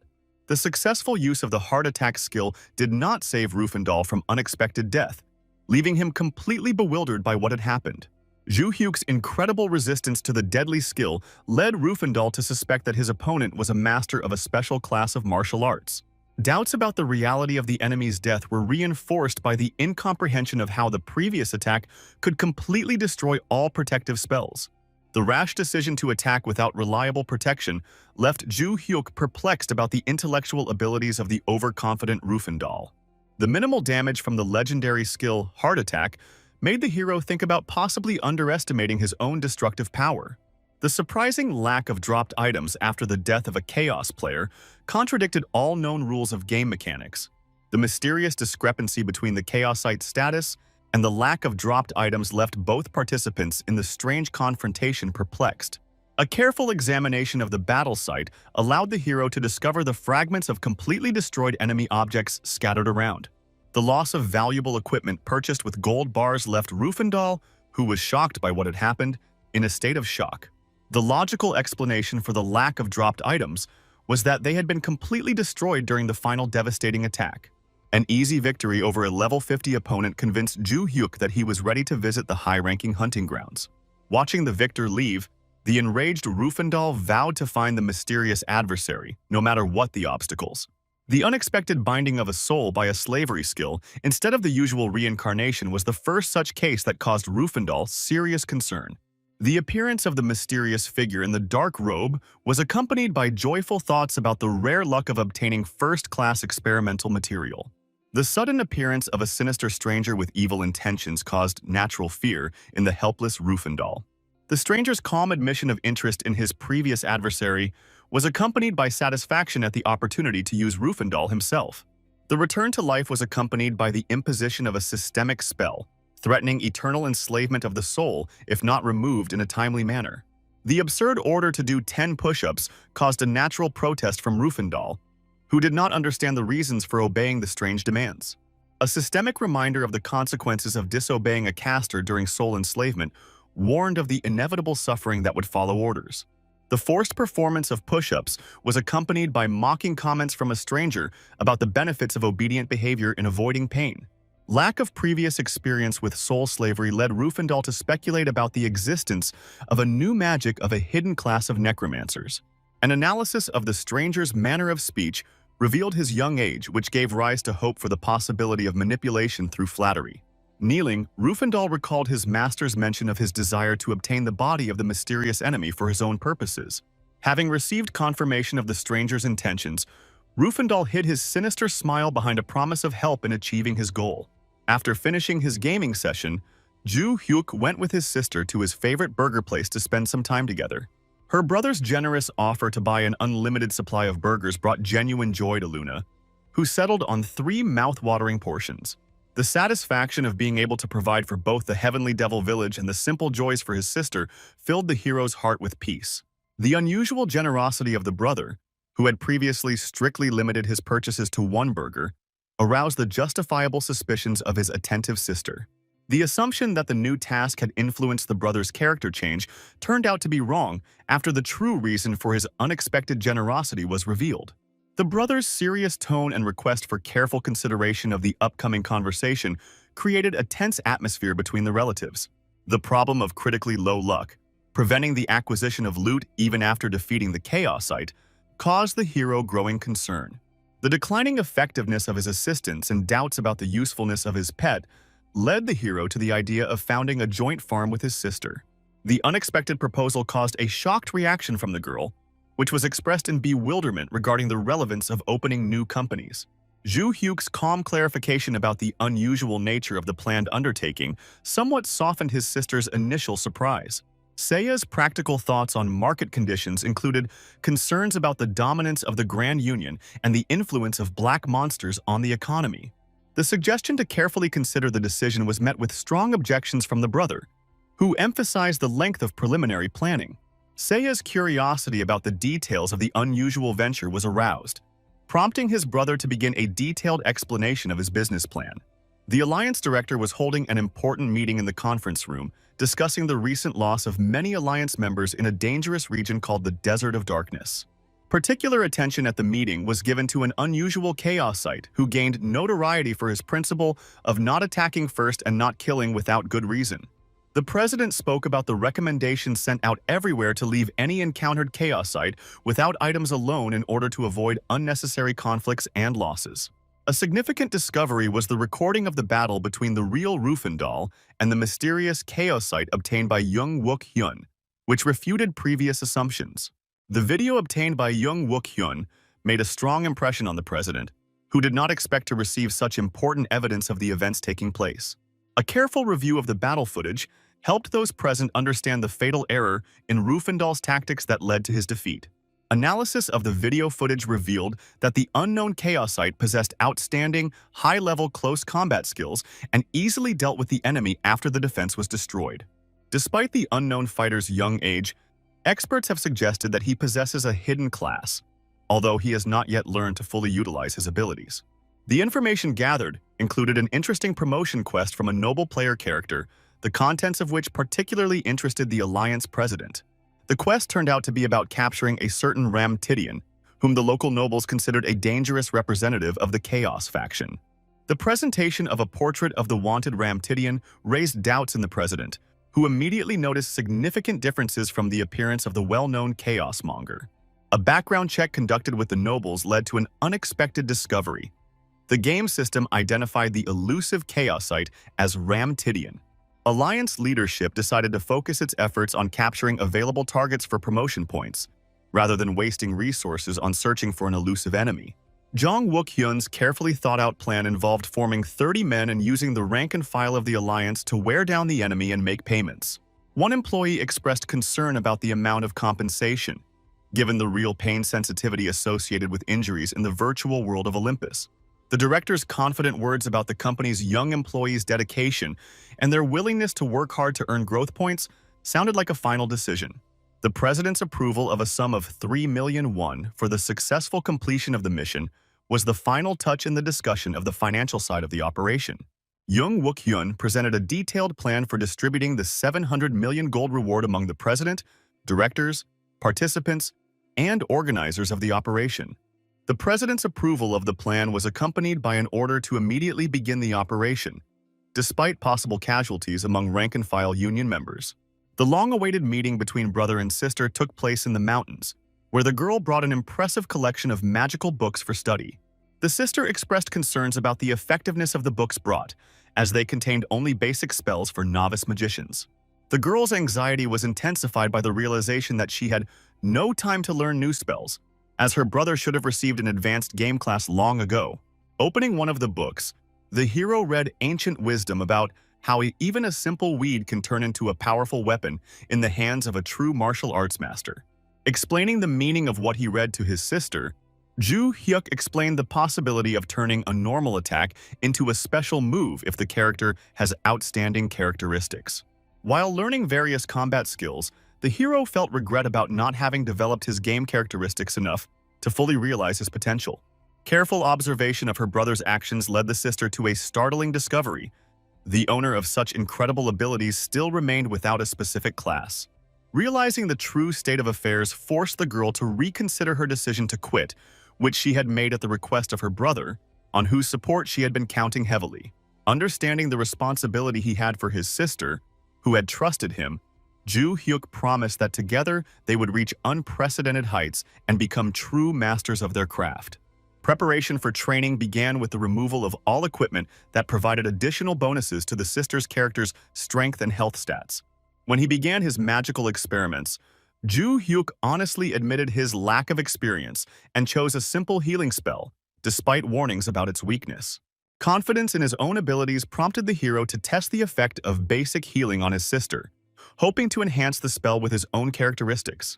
The lack of noticeable changes after casting the spell made the girl reach for a recovery potion to improve her health. An amazing discovery awaited the sister when, at her brother's request, she checked his health indicators and discovered that all parameters had been completely restored. Encouraged by the success of the healing spell, Ju Hyuk decided to give his sister a boosting effect to test her abilities in real combat. The sister's confusion about a possible training opponent turned to wariness when her brother simply asked her to turn around. The girl was taken by surprise by the appearance of a huge giant bear, which growled menacingly, preparing to attack its opponents. Seiya couldn't believe her brother's intention to force her to fight such a huge enemy alone, as such missions were usually carried out in groups. Her brother's refusal to help in the battle forced the girl to gather all her strength and defeat the giant bear in 3 minutes of intense combat. After a grueling battle, Seiya fell to her knees, not believing in her ability to defeat such a powerful opponent without assistance. The joy of victory was heightened by the discovery of a blue stone that had fallen from the defeated bear, worth a whopping 5 million won. Demonstrating the benefits of working independently, Ju Hyuk explained to his sister that in alliances, most of the spoils would go to the organization, not the players themselves. The hero's development plan included reaching level 45 in the Desert of Darkness, and he invited his sister to join him on this dangerous but promising adventure. Upon arriving in the Desert of Darkness, the hero deliberately distracted the aggressive bulls, giving his sister the opportunity to demonstrate her acquired fighting skills. Seiya's swift reaction resulted in her casting a powerful lightning spell that instantly struck down all the attacking bulls, demonstrating her strength. The girl's sincere joy after successfully completing the hunt was expressed in joyful jumps, and her brother warmly congratulated her on her excellent result. The discovery of a whole collection of 18 blue stones delighted the girl, who already dreamed of opening her own cafe with the proceeds. A warning sign for Ju Hyuk was the unusual absence of other players in a once popular location, which could indicate serious changes. The appearance of dangerous black monsters explained the sparseness of the place, and the hero easily repelled the enemy's sudden attack with his signature move. The brother and sister's coordinated actions allowed them to quickly deal with the enemy. Seiya finished him off with lightning and collected the dropped items as instructed by her brother. As she followed her brother's instructions to collect loot from defeated enemies, the girl couldn't shake the unpleasant feeling that their actions resembled robbery. In the game world, everyone considered Ju Hyuk to be just a low-level chaosite, which gave him the advantage of taking items from those who dared to attack first, and he calmly explained this to his opponents. Suddenly turning around, Ju Hyuk saw an army of high-level knights approaching, no lower than level 50, which turned out to be so numerous that even his sister Seiya was frightened by such a number. Seiya couldn't understand how her brother had managed to attract the attention of an entire raid of players and suggested an immediate retreat, but Ju Hyuk remained unperturbed, realizing that the time for escape had already passed. The game system caused genuine fear in Seiya, with its announcement that no one would be able to leave the battle area until the PvP battle was completely over. Ju Hyuk activated a secure communication channel between the players and promised his sister that everything would end well, but asked her to move away so that she would not have problems due to communication with him. The approaching knights saw Ju Hyuk's sly smile, who asked how many warriors they would need to defeat him, and warned that he would not harm those who did not attack first. Director Jin of the Alliance, having identified their target, gave clear instructions to his warriors to keep a safe distance and follow the chosen strategy to successfully complete the mission. A group of mages cast a binding spell on Ju Hyuk, attempting to immobilize his body with external forces, but his own strength proved sufficient to automatically resist the magic. Jo Hyuk's confusion as to why people were ignoring his warnings to kill if attacked led him to immediately create a massive fireball towards his opponents. Director Jin deemed the attack weak and ordered the tanks to move forward to create a powerful defensive barrier called Magic Breakthrough that would easily deal with normal magic. According to Captain Jin's explanation, the hero's lack of a specific class meant that his basic magic was of no threat, so tanks had to quickly organize a combo skill to destroy him. Watching the barrier being destroyed, the hero reflected on the strangeness of his nicknames. Before, he had been called Rufendal, but now they had come up with a new name, and this situation was beginning to irritate him. After the smoke cleared from Ju Hyuk's powerful attack, Commander Jin realized with horror that all of his tankers had been destroyed by a single enemy strike. The commander couldn't believe what was happening, because the enemy was only using basic magic, and given Ju Hyuk's reputation as a master of hand-to-hand combat, what happened seemed completely illogical. Deeply shocked by what he saw, Director Jin ordered the remaining warriors to prepare for battle and tried to understand how simple basic magic could have such destructive power. The director pondered the contradiction between the enemy's high magical power and low resistance to slavery, who stood motionless under the effect of a binding spell, raising questions about his true nature. In an unexpected display of mercy, Ju Hyuk warned his opponents of their imminent death from his magic and advised them to leave the battlefield immediately for their own safety. An impressed Seiya shared her surprise with her brother at the incredible size of the fireball, and although Ju Hyuk himself had not expected such an effect, he diligently concealed his surprise. The worried girl questioned her brother about the effect of the enemy's magic, which supposedly restricted his movements, but after learning the truth about the spell's lack of effect, she could not understand the reason for his immobility. Ju Hyuk explained to his sister that his stillness was due to their conversation, and the fact that he was waiting for the recharge of the fireball, which he planned to use against his opponents several more times. Observing her brother's actions during the battle, Seiya understood that his behavior could hardly be called reasonable, but she recognized his right to act at his own discretion. The system informed Ju Hyuk of the 50-second cooldown for the fireball skill, which made him annoyed due to the long wait, but he couldn't change the limitation. Captain Jin ordered the ranged troops to prepare for a full-scale attack on his signal, trying to understand the situation with the enemy, who was displaying the abilities of a magician instead of the expected skills of a fighter. The Alliance president received an urgent message from Jin asking for support and the need to send a high-level tanker to create a magical barrier, as their enemy was not a close combat fighter. Jin informed the president of the 3 dead soldiers and the current lull in enemy reloading, emphasizing the need to quickly capture the target to minimize further losses. The president realized the error of the information he had received about the enemy and decided to increase the number of attackers, despite possible financial losses, in order to cope with the unexpectedly strong enemy. Jin led his warriors into the attack, explaining to them that now was the best moment for victory, since the enemy, although he possessed magic, was under the influence of a binding spell. During the massive attack by the enemies, Ju Hyuk exhibited strange behavior, smiling, and making no attempt to evade the impending danger. The archers and mages launched a continuous stream of varied attacks, striving to create the perfect combination of skills and not give the enemy a single opportunity to strike back. Watching the events unfold, Captain Jin became convinced of the effectiveness of his tactics, based on constantly tying up the enemy and properly organized attacks, regardless of their class. The captain hoped to inflict significant damage on the enemy before the president arrived, expecting to reduce his health by at least half during the current attack. Jin was in complete shock when he discovered that Ju Hyuk was methodically eliminating the knights one by one, realizing the ineffectiveness of the binding spell he had used. Ju Hyuk moved swiftly between his opponents, using fireballs to destroy them with incredible efficiency, demonstrating the superiority of his fighting skills. After destroying another group of fighters, Ju Hyuk, with a sly smile, reminded the captain of his warning that he would not have killed them if they had not attacked first. The remaining knights were filled with great fear, unable to understand the nature of their opponent's abilities, who was demonstrating outstanding combat skills despite their assumptions about his magical specialization. In the midst of Jin's panic and attempts to organize a target lockdown, the president appeared, thanked the captain for his work, and took command. The president announced an agreement with partners and the dispatch of additional forces by all alliances after promising to share the level-up quest for capturing Ju Hyuk. Despite the significant human resources at his disposal, the president expressed surprise at Ju Hyuk's ability to eliminate so many opponents in a short period of time. The alliance leadership was confident of the success of the operation thanks to 200 fighters, who formed a virtually invincible army, ready to confront a single enemy.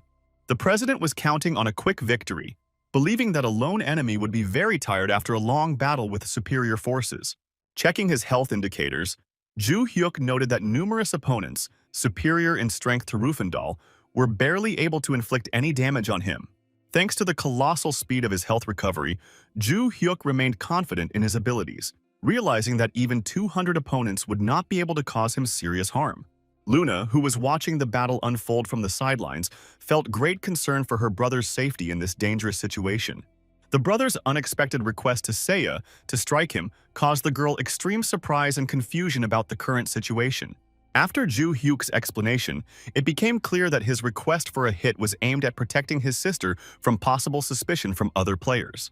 Seiya's immobility during the massive battle could arouse suspicion among the other participants in the battle, so certain actions had to be taken. After receiving her brother's consent to use lightning, Seiya activated her magic spell, sending an electric discharge towards Ju Hyuk. The system instantly responded to Seiya's actions, creating a special professional quest with special conditions for her and the other participants in the battle. A new system notification reported that Ju Hyuk's sins had worsened, and his status as a full Hao had persisted, leading to his Death Star level rising. Despite Ju Hyuk's foresight into this development, the sudden change in his game status still caught him off guard in the midst of battle. Having received the new status of Heavenly Death Star, Ju Hyuk's curiosity was piqued, and he immediately decided to check the detailed information about this title in the special game window. The opening rank window revealed a rare assassin born under the Death Star type, which provided significant benefits: a 10% increase in level and defense in PvP, additional experience, and special bonuses when fighting heroes. As he delved deeper into the realm of absolute evil, Ju Hyuk noticed the growing loyalty of the Heavenly Devil, and was now confident in his ability to stand up to even the heroes thanks to the enhancements he had received.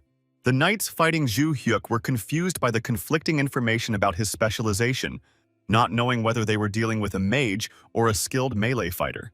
Observing the confusion of his opponents, Ju Hyuk explained the absurdity of their assumptions with a slight grin, emphasizing his complete lack of any game class.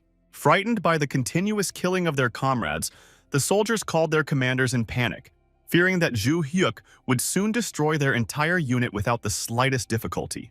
The president's disappointment grew with each passing minute, as he had initially been promised a simple quest to level up. But now the situation had gotten completely out of control. Upon hearing about the enemy's lack of class, the president suggested that Ju Hyuk had a hidden class that only revealed its true power under certain conditions. The president recalled an incident 40 years ago involving the general class, where even a low-level player was able to achieve victory by accidentally discovering an enemy's weak point. Convinced of Ju Hyuk's weakness, the president and Director J decided to personally engage in combat, intending to find the enemy's vulnerability and exploit it. Having dealt with another group of opponents, Ju Hyuk reacted calmly to the appearance of the president and director, confidently declaring that he had no weaknesses. While doing a quick warm-up between fights, Ju Hyuk thought about the need to quickly level up to master ranged combat skills, considering their lack to be his only drawback. An unexpected request from his sister interrupted Ju Hyuk's thoughts. She asked his brother to help her carry out several experimental actions as part of the assigned task. The sudden acquisition of a special professional quest by his sister caused genuine surprise in Ju Hyuk, who did not expect such a turn of events in the current situation. After teleporting to the entrance of the Romanian dungeon, his sister explained the need to attack his brother with full force, to which Ju Hyuk confidently agreed, confirming the activation of all defensive enhancements. The sister's first attack was so powerful that it reminded Ju Hyuk of Rufendal's deadly move, but the high speed of health recovery compensated for the damage received. Ju Hyuk showed a research interest in his body's capabilities, speculating on the ability to withstand such attacks for a long time without interruption. The combined attack of Li Fidi and Luximidiana rained down a powerful stream of various spells on the boy, forming a super effective combo against the bearers of sin. Having exhausted all her strength through continuous attacks, Seiya achieved a special achievement that granted her the ability to reduce the damage of the sinners by 30% and reveal their true nature. After revealing her brother's true identity as the Heavenly Death Star, a flustered Seiya expressed confusion as to why he had kept such a significant title from her. Surprised by his sister's knowledge of her title as a Heavenly Death Star, Ju Hyuk suspected that this discovery was connected to the quest she was on. Noticing the monster's appearance, Ju Hyuk was distracted by the battle, while the system informed Seiya of the Heavenly Death Star's successful actions in the current duel. Observing her brother's confident actions in battle, Seiya realized the need for him to be removed to complete the mission and asked him to retreat to the maximum distance. Having destroyed all the skeletons in the area, Ju Hyuk announced his intention to continue onward and suggested that his sister call him if any problems arose. Deleting the brother resulted in a system notification about successfully completing the class quest conditions related to escaping the Celestial Death Star. Successful completion of the quest caused a remarkable transformation in the girl's clothing, which began to emit a bright glow and change its appearance. An unexpected system notification informed Ju Hyuk that the main scenario had been updated due to one of the 7 sacred thrones being filled with a new owner. The shocking news that it was his sister who took the place on the Holy See came as a surprise not only to Ju Hyuk, but also to the girl herself. The action moved to the Alliance conference room, where the president expressed his sincere gratitude to everyone gathered for their presence at this important meeting. The president, with obvious regret, announced the need to hold an offline conference due to serious difficulties that had arisen in the Alliance's activities. The main cause of the problems was the failure of the quest to capture Full Hao, which occurred due to inaccurate information about the enemy. The negative consequences included a massive exodus of traders and serious economic damage to the Alliance, leading to the need for significant staff reductions. The staff showed understanding of the difficult situation, recognizing the impact of chaos and black monsters on the economy, and sympathized with the difficulties their president faced. A subtle smile appeared on the president's face when he saw his subordinates' sympathetic reaction to the situation. After bowing his head in regret, the president announced the continuation of the quest and promised all participants would receive promotion points upon its successful completion. In a clever tactic to stave off discontent, the president expressed hope for a future meeting under better circumstances, knowing the desire of many to keep their jobs. Following the meeting, the president decided to enter the gaming capsule, recognizing the need to restore relationships with partners despite successfully reducing losses through staff reductions. The president and his directors understood that the Alliance's survival depended on investing $1 billion to resolve the chaos, especially given the difficulty of restoring the lost reputation. Having connected to Olympus, the president went to the person with the authority to issue orders to eliminate game characters. A calm greeting greeted the president when his interlocutor inquired about the reason for his unexpected visit at such a late hour. The president explained his intention to place the assassination order through the Sarmak group, expressing confidence in their ability to handle the task. After carefully examining the details of the proposed case, the man inquired about the amount of financial reward the president was willing to allocate for the execution of the order. Providing a bag with 1 billion gold coins as an advance payment satisfied the man, after which he guaranteed the completion of the task within 3 days. The president's confidence in success was based on the involvement of 2 of the Empire's finest assassination teams, the Sarmak and the Black Flowers, in the task. Ju Hyuk's ignorance of the president's connection to the Sarmak group became his major mistake, which led to his rash decision to stand in the way of an influential person. Despite the significant cost of 1 billion gold, exceeding the elimination bonus by 300 million, the president considered it a good deal thanks to the additional promotion points. After leaving the safe zone, the president considered partially compensating for the losses by cutting personnel and wages as he moved forward into the open space. The sudden beheading and the systematic notification of the hunt became the last events in the life of the president, who did not even have time to comprehend what had happened. The president's lack of understanding of the moment of his death caused him great confusion, as everything happened so quickly that he did not notice the approaching danger. The last message for the president was a system notification that he would be kept in spirit form until he logged out of the game, leaving him with many unresolved questions. The appearance of the assassin, who threw a card with the Black Flowers sign on the president's corpse, was accompanied by an ominous warning from the man in red about the beginning of an indefinite death sentence. The man's arrival at the Sarmat group's base was accompanied by information about a new order requiring the immediate attention of the organization's leadership. The group's leader immediately recognized the unusual nature of the situation, realizing that with a standard order, the client would already be dead. But the current mission required his personal involvement. The young assistant expressed concern for the chief's safety, not understanding the reasons for his personal involvement in a task that could be carried out by subordinates. Touching the worried young man's shoulder with a reassuring gesture, the leader confirmed his intention to personally carry out the assigned task, emphasizing the importance of this information. The long-awaited moment has finally arrived, bringing genuine joy to the man, ready to begin his important mission. The 30-year history of the Sarmat group, created during the time of the Absolute, was filled with dangers and difficulties in anticipation of the emergence of a true absolute ruler. Second Elder Johann, despite the existing limitations and difficult circumstances, sought to personally verify the emergence of a natural-born absolute ruler.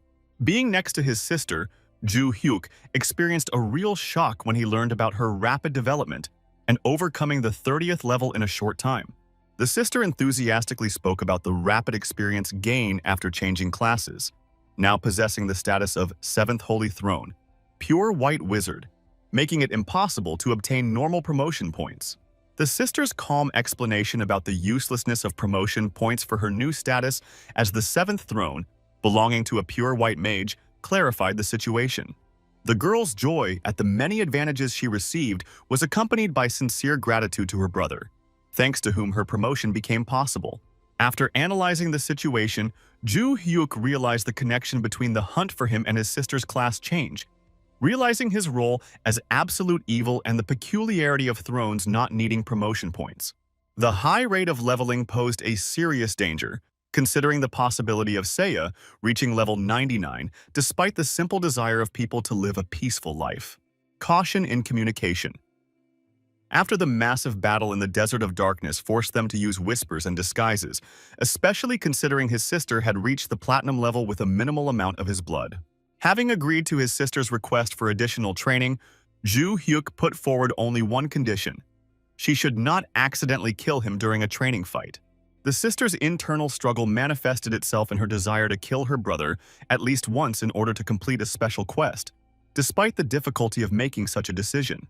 The sister's persistent entreaties to allow him to be killed for the sake of a high reward were met with a categorical refusal from the brother, despite the potential value of the reward. The smiling sister continued to insist, reminding them of the game-like nature of what was happening, and offering to divide the reward received according to their agreement.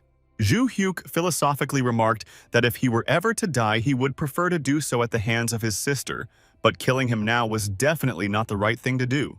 Ju Hyuk's curiosity about the possible reward for his murder was mixed with bewilderment at his sister's cheerful attitude towards the idea of his elimination. The positive changes in his sister's character and her accession to the throne made Ju Hyuk happy, making him look at the situation more optimistically. The siblings spent the next few days in various dungeons, where Seiya fought on her own, collected items, and leveled up. Checking his stats window revealed to Ju Hyuk that despite needing to level up, he still lacked a significant amount of experience. To reach the next level, Ju Hyuk needed to destroy additional monsters to gain the missing experience. The sister's unexpected decision to temporarily leave to replenish her stock of potions and items was accompanied by a promise of a quick return. A final agreement on collecting dropped items concluded their conversation, after which the brother and sister temporarily went their separate ways. Ju Hyuk's plan was to use the 10-minute window to solo kill the monsters needed to level up. A sudden ambush interrupted Ju Hyuk's plans when an unknown person addressed him using the title of Absolute Heavenly Devil. Second Elder Johann personally came to verify the authenticity of Ju Hyuk's identity, wanting to confirm the veracity of his claims to the high title. The threat of a permanent death sentence from the Sarmat group hangs over Ju Hyuk if his true identity is not confirmed. The system responded to the Second Elder's appearance by creating a difficult SSS-level quest called Second Elder Johann's Attack.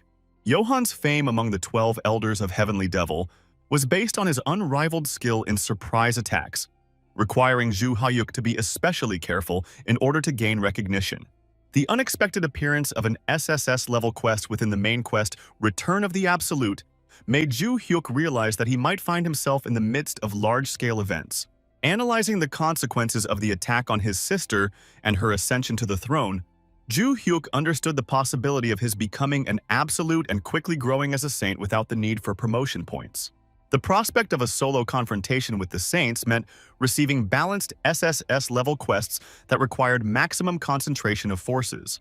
The support of elders like Johan, who ordered Ju Hyuk to take up arms, could be the deciding factor in the coming battles. While deflecting his opponent's blade, Ju Hyuk calmly reminded Johan of his lack of a weapon and expressed his incomprehension of the need to immediately prove his skills. The hero's misunderstanding of the situation made Ju Hyuk wonder about the true intentions of Johan, who clearly did not intend to simply kill. Reflection led Ju Hyuk to understand that Johan was committed to the idea of reviving the heavenly devil, making him an important ally in the future. Ju Hyuk's explanation of the restrictions placed on him and his imminent release from them was aimed at establishing mutual understanding with Johan. The recognition of current weakness was accompanied by confidence in the temporary nature of this condition, emphasizing the prospects for future development. Ju Hyuk urged Johan and the other elders to be patient, promising the swift emergence of a true absolute ruler once the restrictions were lifted. The incomprehension of Johan and the other elders' desire to destroy the barely manifested power caused Ju Hyuk genuine bewilderment. The warning of possible future regret due to the elders' impatient nature emphasized the importance of a cautious approach to the developing situation. Careful study of Johan's reaction convinced Ju Hyuk that the necessary contact had been established, setting the stage for the decisive argument. Ju Hyuk's confident statement about quickly mastering the technique of the mind bequeathed by the teacher was accompanied by a specific time promise of 10 minutes. The boy's distrust of Ju Hyuk's ability to master a complex technique in such a short time reflected the general doubt about the possibility of such an achievement. Ju Hyuk conditioned the successful mastery of the technique on the provision of additional time, promising to prove the truth of his words with real actions. Johan's dissatisfied remark about the imminent verification of the truth of Ju Hyuk's words created a tense atmosphere of anticipation of the upcoming proof. Johan announced his intention to become Ju Hyuk's shadow for the next 10 minutes, carefully observing the process of mastering the new skill and ready to act in case of failure. The system notification showed Ju Hyuk the remaining 59 seconds of the time Johan had given him, giving him the satisfaction of a successful time-buying tactic. The need to gain the last experience point seemed doable thanks to Ju Hyuk's negative luck, which attracted many monsters, allowing him to hopefully complete the task before the 10-minute deadline. As he exited the dungeon, Ju Hyuk was confident that 1 minute would be enough to complete the task, based on his previous experience with monsters. The sudden absence of monsters after exiting the dungeon was an unpleasant surprise for Ju Hyuk, upsetting all his preliminary calculations. The usual encounters with bears and skeletons at every turn were replaced by a strange emptiness, as if all the monsters had suddenly disappeared at the most crucial moment. The realization of the effect of Murphy's Law and the impact of his own failure forced Ju Hyuk to rethink the situation and look for alternative solutions. The alarming system alert about 30 seconds remaining of the allotted 10 minutes increased the tension of the situation for Ju Hyuk. Thoughts about the possibility of a fistfight with Johan quickly gave way to the understanding of the hopelessness of such a plan due to the inability to even sense the presence of the enemy. Elder Johan's stern nature ruled out any further negotiations for additional time, forcing Ju Hyuk to look for other options to resolve the problem. An unexpected message from his sister about her unsuccessful search for her brother was interrupted by his stern warning to stay away due to the dangerous situation. The sister's confused report of being chased by numerous bears and the difficulty of escaping added further tension to the current situation. A sudden realization of fortunate coincidence dawned on Ju Hyuk when he realized that his younger sister had unwittingly brought the necessary number of monsters with her. The sister's complete lack of understanding of the reasons for her brother's strange behavior and his warnings to keep her distance created additional uncertainty in the situation. The sister's amazement reached its peak when Ju Hyuk rushed past her with lightning speed, destroying all the monsters pursuing her with incredible speed. Multiple system alerts about the completion of the giant bear hunt culminated in a long-awaited level boost after the destruction of the last enemy. The remaining 3 seconds forced Ju Hyuk to hastily log in to activate the necessary skill, on which the outcome of the entire confrontation depended. The last second of the allotted time coincided with the feeling of Johan approaching from behind, causing Ju Hyuk to become extremely worried about the outcome of the situation. The long-awaited system notification confirmed the conditions for using the heaven-spanning mind technique had been met, indicating the skill was permanently active. The sudden glow of Ju Hyuk's body was accompanied by a significant increase in all characteristics and an increase in dominance over the heavenly devil. The relief of knowing he was close to failure was replaced by satisfaction from gaining an advantage over clan members and the ability to spread his aura to his subordinates. The confirmation of the Heavenly Death Star title and its changeability upon meeting certain conditions guaranteed Ju Hyuk's superiority even over Johan.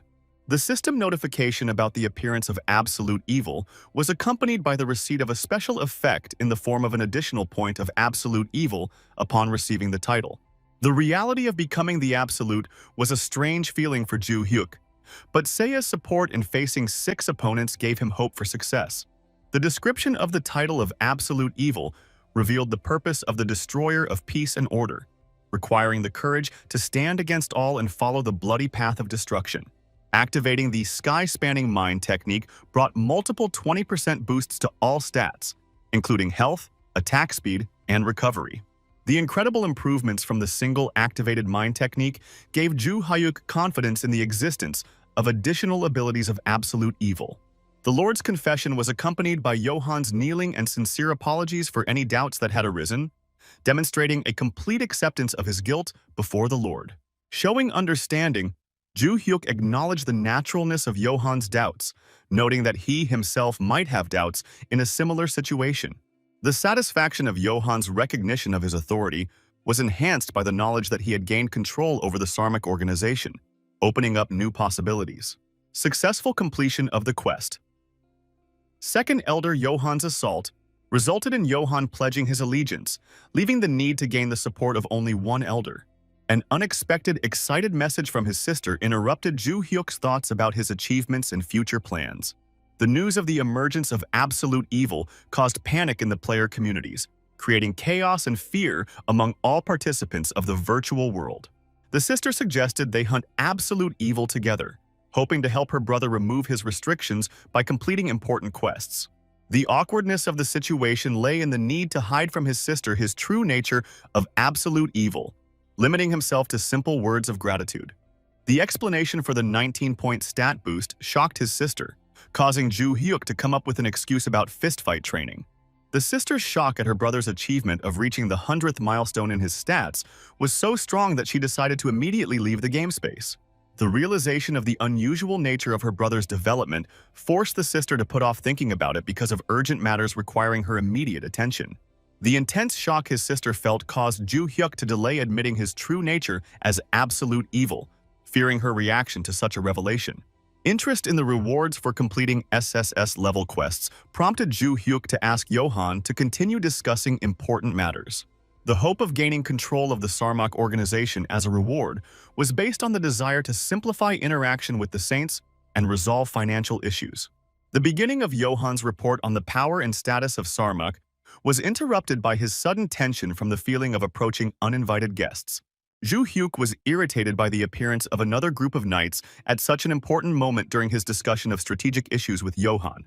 The knight's enthusiastic announcement to his warriors of the discovery of the sought-after chaos was accompanied by the promise of an incredible reward for his head.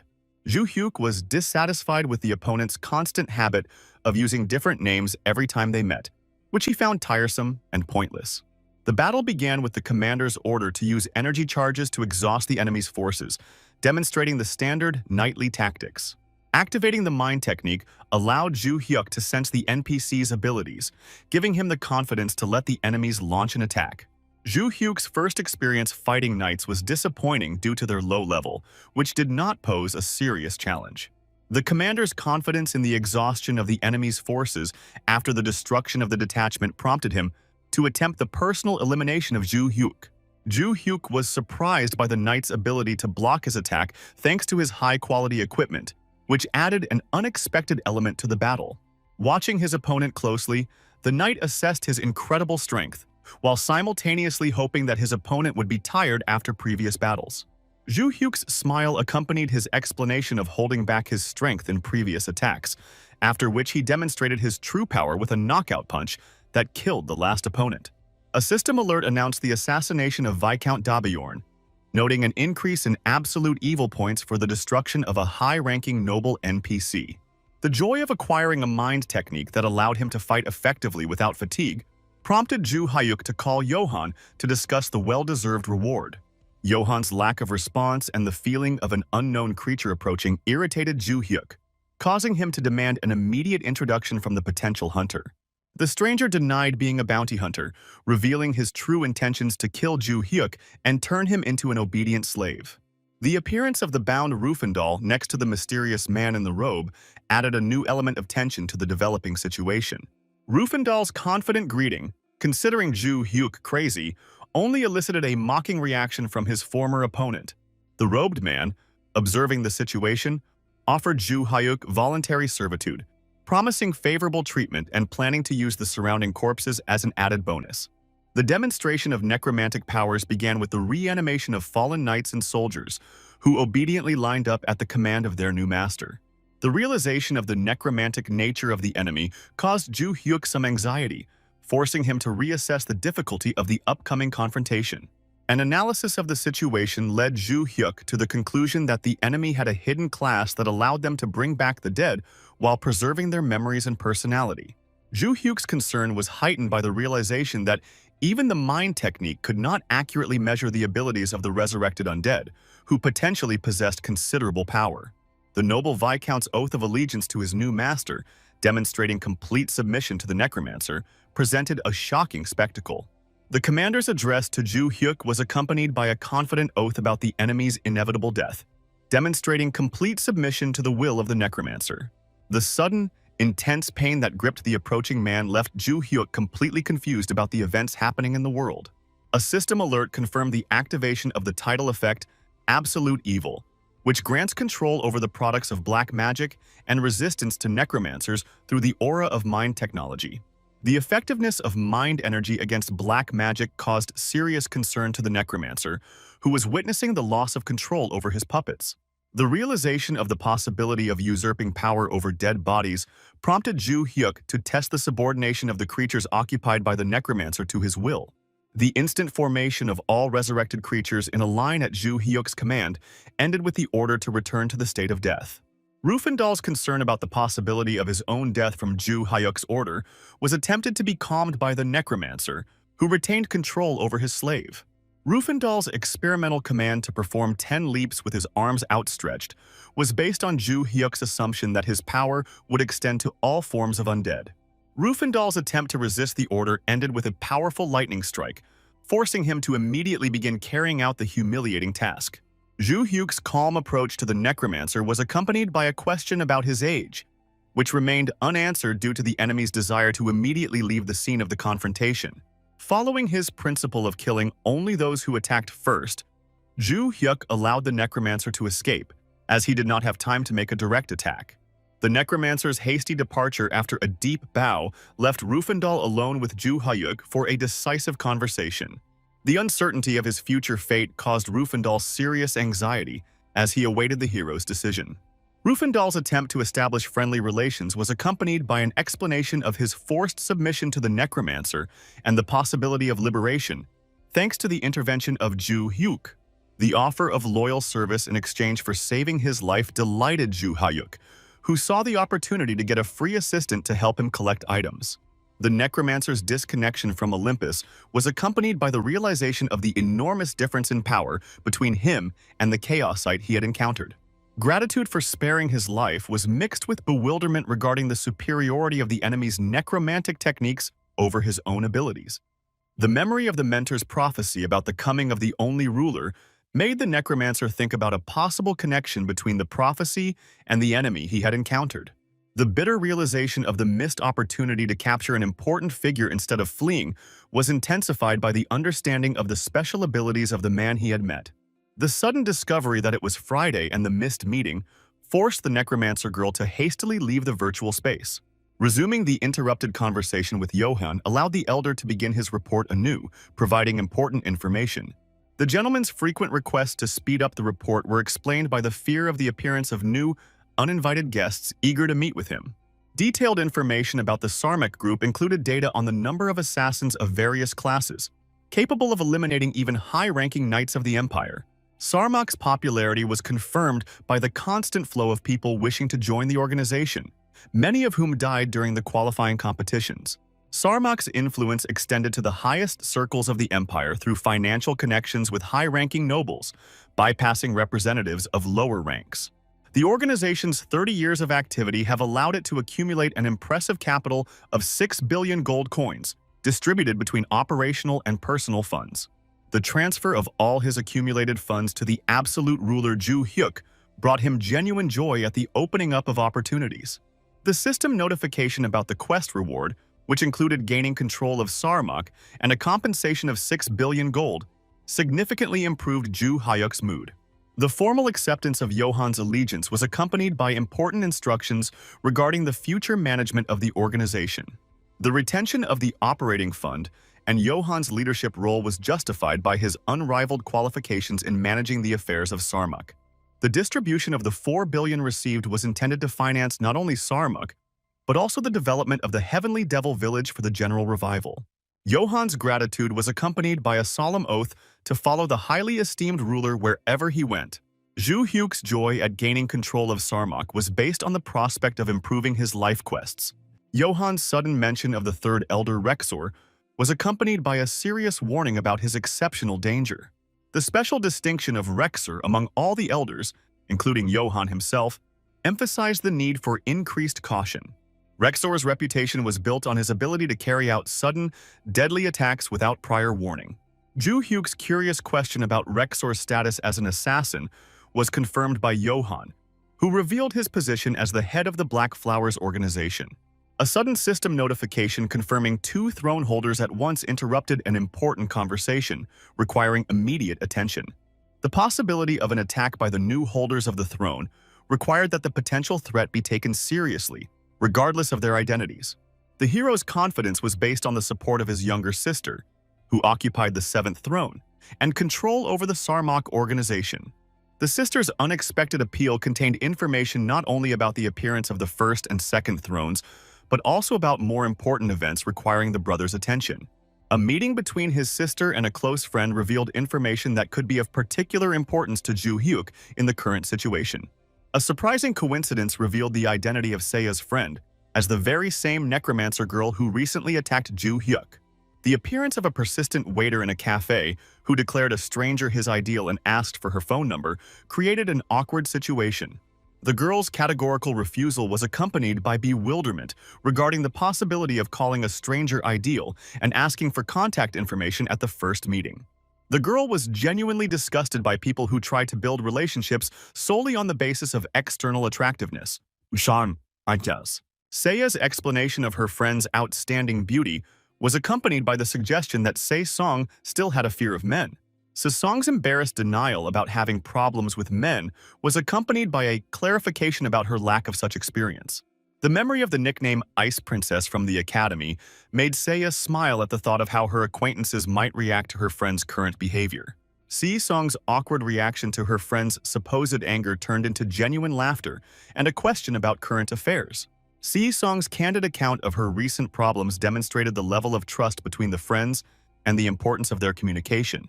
The long conversation brought the girl significant relief from the opportunity to share her accumulated experiences. Mutual thanks for the confidential conversation ended with good wishes for a safe journey before the friends parted. The unexpectedness of the information received made Seiya think about the necessary actions, starting with establishing contact with his brother. Ju Hyuk's immediate disconnection from Olympus followed the realization of the importance of the information, prompting his sister to immediately send a message. Fear of possible eavesdropping forced the girl to return home for a calm conversation in a safe environment. Seiya's revelation about the unique information he received concerned Se Song's unexpected encounter with absolute evil, which came as a complete surprise. The existing information about the solitary struggle of absolute evil against the saints was supplemented by the knowledge of the existence of support classes among players.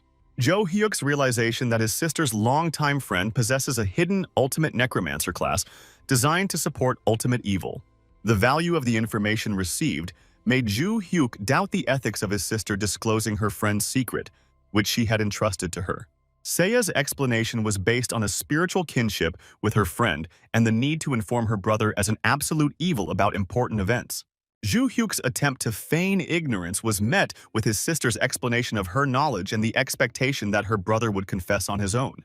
An analysis of the brother's unusual history included 20 years of training in a strange place, a sudden appearance, a connection with black monsters, and incredible strength. Additional signs included the full Cheo status and a sharp increase in characteristics after the appearance of a notification about absolute evil. The chain of logic ended with Seiya gaining the 7th throne after attacking his brother, which allowed him to draw obvious conclusions. Understanding the complexity of the situation did not lessen Seiya's frustration at the lack of a confidential conversation with his brother, leaving him without the possibility of justification. Praise for her sister's insight was accompanied by an acknowledgement of her expectation of the secret being revealed, but Seiya rejected her brother's attempts to find excuses. Seiya was careful not to reveal to her friend the identity of the ultimate evil and her own status as a saint. The awareness of the need to maintain secrecy to protect personal data was confirmed by the seriousness of the situation in confrontation with the entire world and the sister's status as an accomplice. The need to meet with Mariana was based on the possibility of avoiding a single confrontation with the Seven Saints, revealing the scale of Zeus's plans. Jo Hyuk's arrival in the Leprian Mountains was accompanied by memories of information from his sister. Mariana's 19th birthday, leaving the Academy for Necromancy, level 14. The recommendation to use a mask to impair recognition was based on the need to hide from the Empire and the Unions as an absolute evil. The acquisition of the mask was accompanied by thoughts about the need for greater caution and surprise at the possibility of meeting a young necromancer. Doubts about the capabilities of a level 14 necromancer were based on the ability to capture a level 50 Rufendal, even with a hidden class. Arriving at the meeting place, Jo Hyuk saw his sister standing next to her friend, also protected by a mask. Mutual recognition among the meeting participants occurred despite the presence of masks, revealing the true identities of those gathered. The shocking revelation of Se-song's feminine essence contradicted her previous manner of speech, surprising both participants of the previous meeting. The rationale for using a low voice was based on the desire to match the image of a necromancer, which differed from his usual behavior in real life. Seiya was surprised by the mutual recognition of his friends and the realization of his own ignorance of their previous meeting. Jo Hyuk's calm explanation of the previous meeting was accompanied by an admission of awareness of the enemy's true identity. Se-song's reflections on the strangeness of fate included analysis of information from Seiya and her own suspicions about the identity of the ultimate evil. Mutual confessions revealed the true identities of the participants: the absolute evil, the younger sister, and the seventh light one. The unexpected revelation of the information caused Se-song to experience strong emotions that she had barely contained when talking to her friend. Se-song's emotional reaction was expressed in physical violence against her friend, and a demand for an explanation for concealing important information.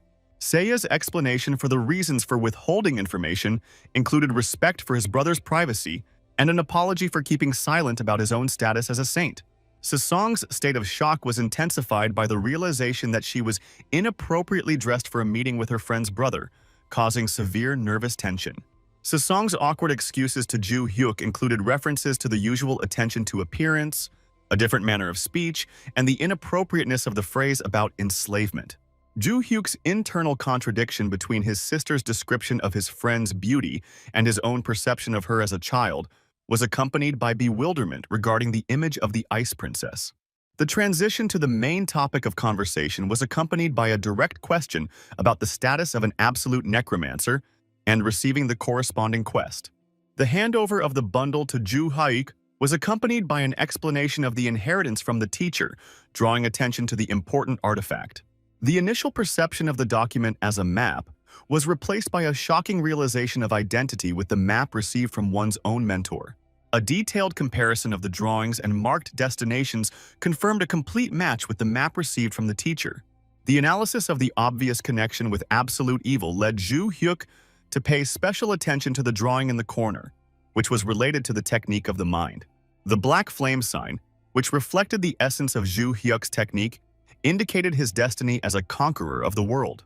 The confidence that the sign's appearance was not accidental strengthened the understanding of the importance of the events taking place. Confirming the teacher's words about the existence of players with hidden classes to support absolute evil expanded the understanding of the situation. Zhu Hyuk's relief was based on the possibility of avoiding a single confrontation with the Saints thanks to the support of his allies.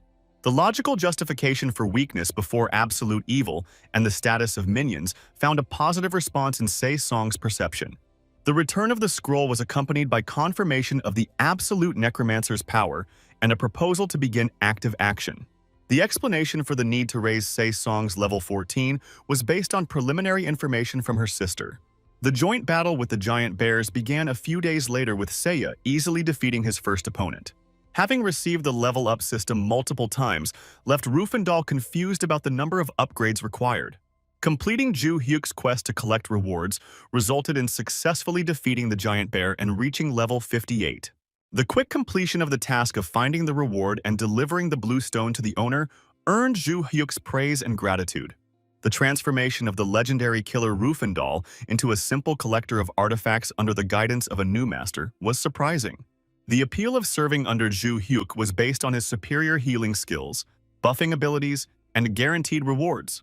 The sudden realization of his contentment with his servile position made Rufendal want to rid himself of such inappropriate thoughts. A check of the group's levels revealed Mariana's impressive progress to level 19, typical of a hidden support class. Seiya admired the fact that Se Song had hunted alone before, demonstrating her independence and determination. Se Song's admission of a lack of skill control was coupled with Zhu Hyuk's understanding of her outstanding necromancer abilities despite her outward clumsiness. The current limitations due to Se Song's low level included the weakness of summoned undead and summoning limits, without diminishing the potential of the absolute necromancer.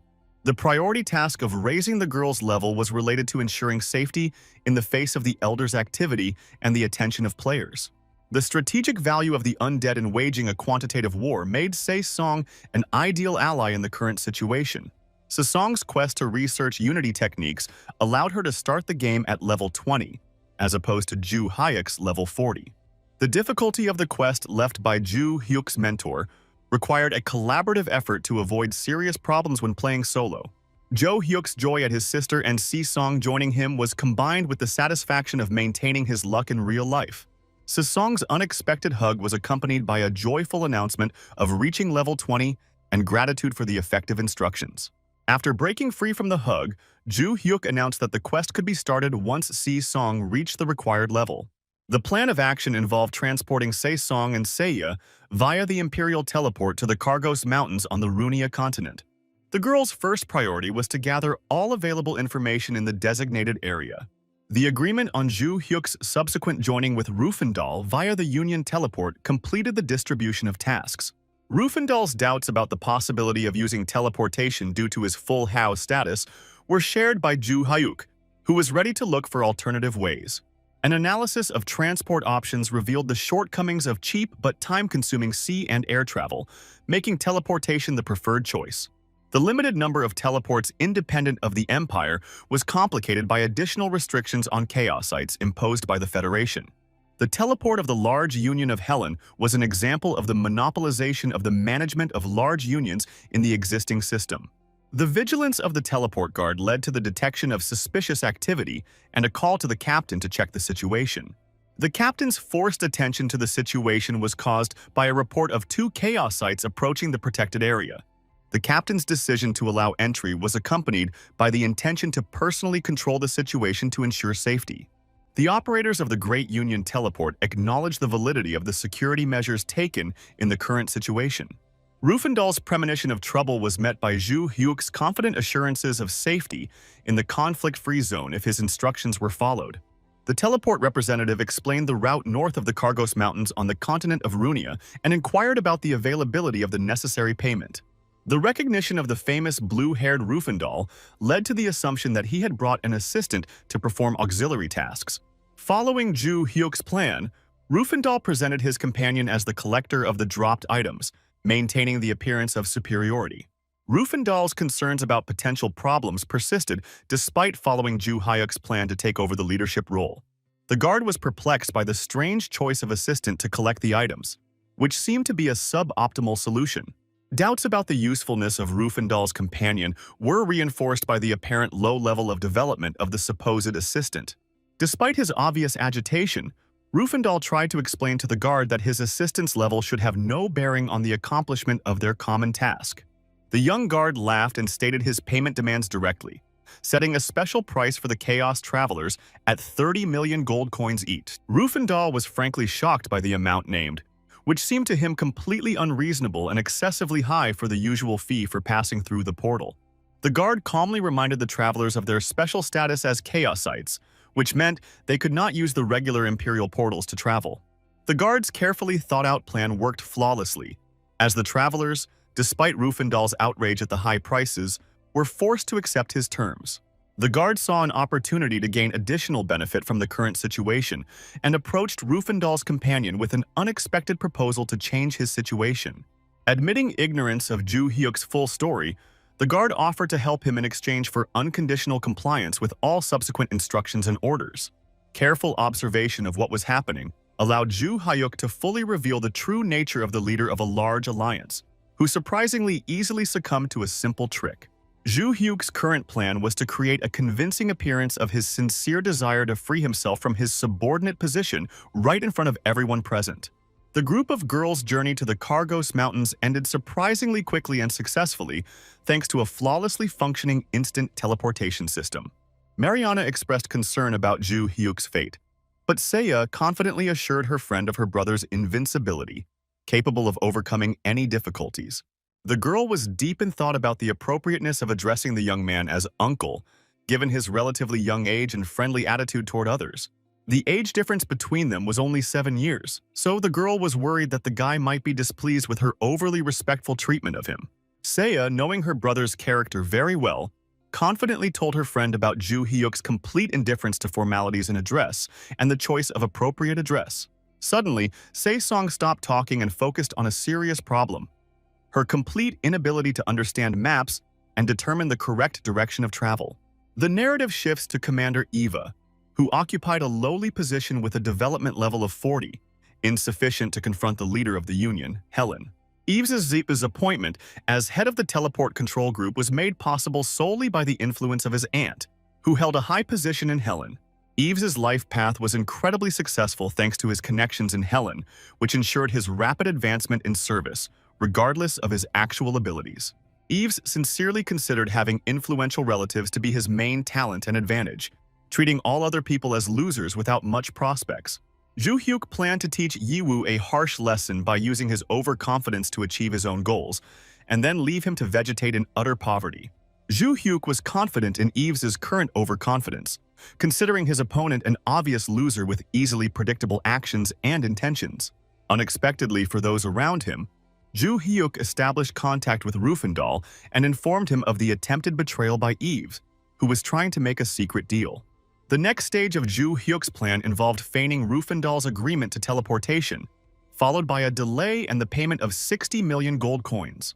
After leaving the safe zone of the teleport, Ju Hyuk planned to use a special move without causing damage, reassuring Rufendal, who was worried about a possible attack, with a detailed explanation.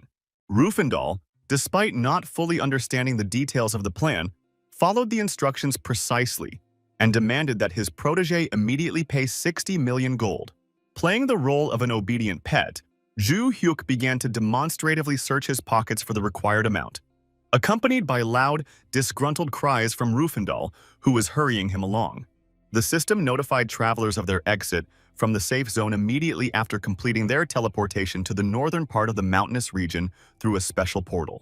Eves sent a message to Ju Hyuk, asking him to launch a demonstrative attack or show aggression, promising immediate intervention of his people in the conflict. Ju Hyuk quickly warned Rufendal of the beginning of their plan and demonstratively rushed into the attack, loudly declaring his refusal to play the role of an obedient dog. Rufendal, despite worrying about the lack of real damage, played his role well as the victim of a surprise attack by his faithful pet. After Ju Hyuk's harmless blow, Rufendal convincingly feigned anger and pounced on the rebellious subordinate, taking advantage of the opportunity to strike back. The observers decided to use anti-magic against Rufendal to prevent him from using his instant movement ability during the upcoming battle. Zhu Hyuk remained calm as he saw 5 enemies attacking Rufendal, knowing that his allies' abilities had been significantly boosted before the fight. Eve was triumphant, believing he had discovered the valuable bearer of 60 million gold coins and decided to eliminate the potentially dangerous Chaosite immediately. The opponent intended to prolong the pleasure of the fight with Zhu Hyuk, planning to deliver a series of blows before finally destroying the unexpectedly strong enemy. The overconfident enemy demanded that Zhu Hyuk hold out longer for his own amusement, unaware of the unpleasant surprise that was being prepared in response. Anxiety gripped Iva at the sight of his enemy remaining almost unharmed after delivering what seemed like a crushing blow with all his available strength and abilities. Zhu Hyuk's powerful counterattack sent a startled Yi flying across the makeshift arena, completely changing the balance of power in the battle. The incredible force of the blow, comparable to that of a seasoned martial artist, made Iva seriously concerned about the abilities of his underestimated opponent. The lack of system notification about the enemy's mastery status and the maintenance of the same level of stamina completely confused the thoughts of the confused Eves. After carefully analyzing the situation, Eves suspected an error in reading the enemy's stats, confusing agility stats with actual attack power. Zhu Hyuk suddenly discovered the missing setting of his skill and quickly set the damage reduction coefficient to the maximum of 100%. An enraged Eves demanded an explanation from Zhu Hyuk for the blow, receiving a calm response about legitimate self-defense after the initial attack. A shocked Eves watched the rapid flight of his assistants, who suffered a crushing defeat at the hands of the incredibly strengthened Rufendal in an unequal battle. The last enemy fell to Rufendal's special skill, Heart Attack, finally proving the grave misjudgment of the traveler's strength. Rufendal, despite specializing in single combat, successfully won a very difficult fight against 5 opponents simultaneously. An ecstatic Rufendal expressed his endless gratitude to Zhu Hyuk for the incredible enhancement of his abilities, promising a lifetime of loyal service to his benefactor. Zhu Hyuk explained to the surprised Evu the reason for sparing his life was the simple fact that there were no valuable items left when the enemy was immediately eliminated. The realization of the truth astonished the enemy, who suddenly realized the absence of real conflict between the travelers, who had been secretly coordinating their actions in whispers. Fearing an internal investigation in the event of his death, Eves offered to return the 60 million gold coins, but received only a mocking refusal from Zhu Hyuk. Zhu Hyuk offered to demonstrate Rufendal's increased strength with a full power strike, giving him the opportunity to show his loyalty and demonstrate his chaos skills. During the bargaining, Eves hesitated at the mention of 100 million gold, but Zhu Hyuk firmly stated the minimum acceptable amount was 130 million. Rufendal expressed his full agreement with the stated amount of compensation, considering it a fair assessment of the damage caused and the betrayal of trust. Outraged by Eves's betrayal, Rufendal insisted on the payment of 130 million gold pieces as compensation for the moral damage caused. Despite the enormous sum, Eves agreed to pay 130 million gold on the condition that he was first moved to a safe zone in the city. Rufendal rejected the offer of a safe zone and demanded immediate payment, ready to use his deadly heart attack skill at any delay.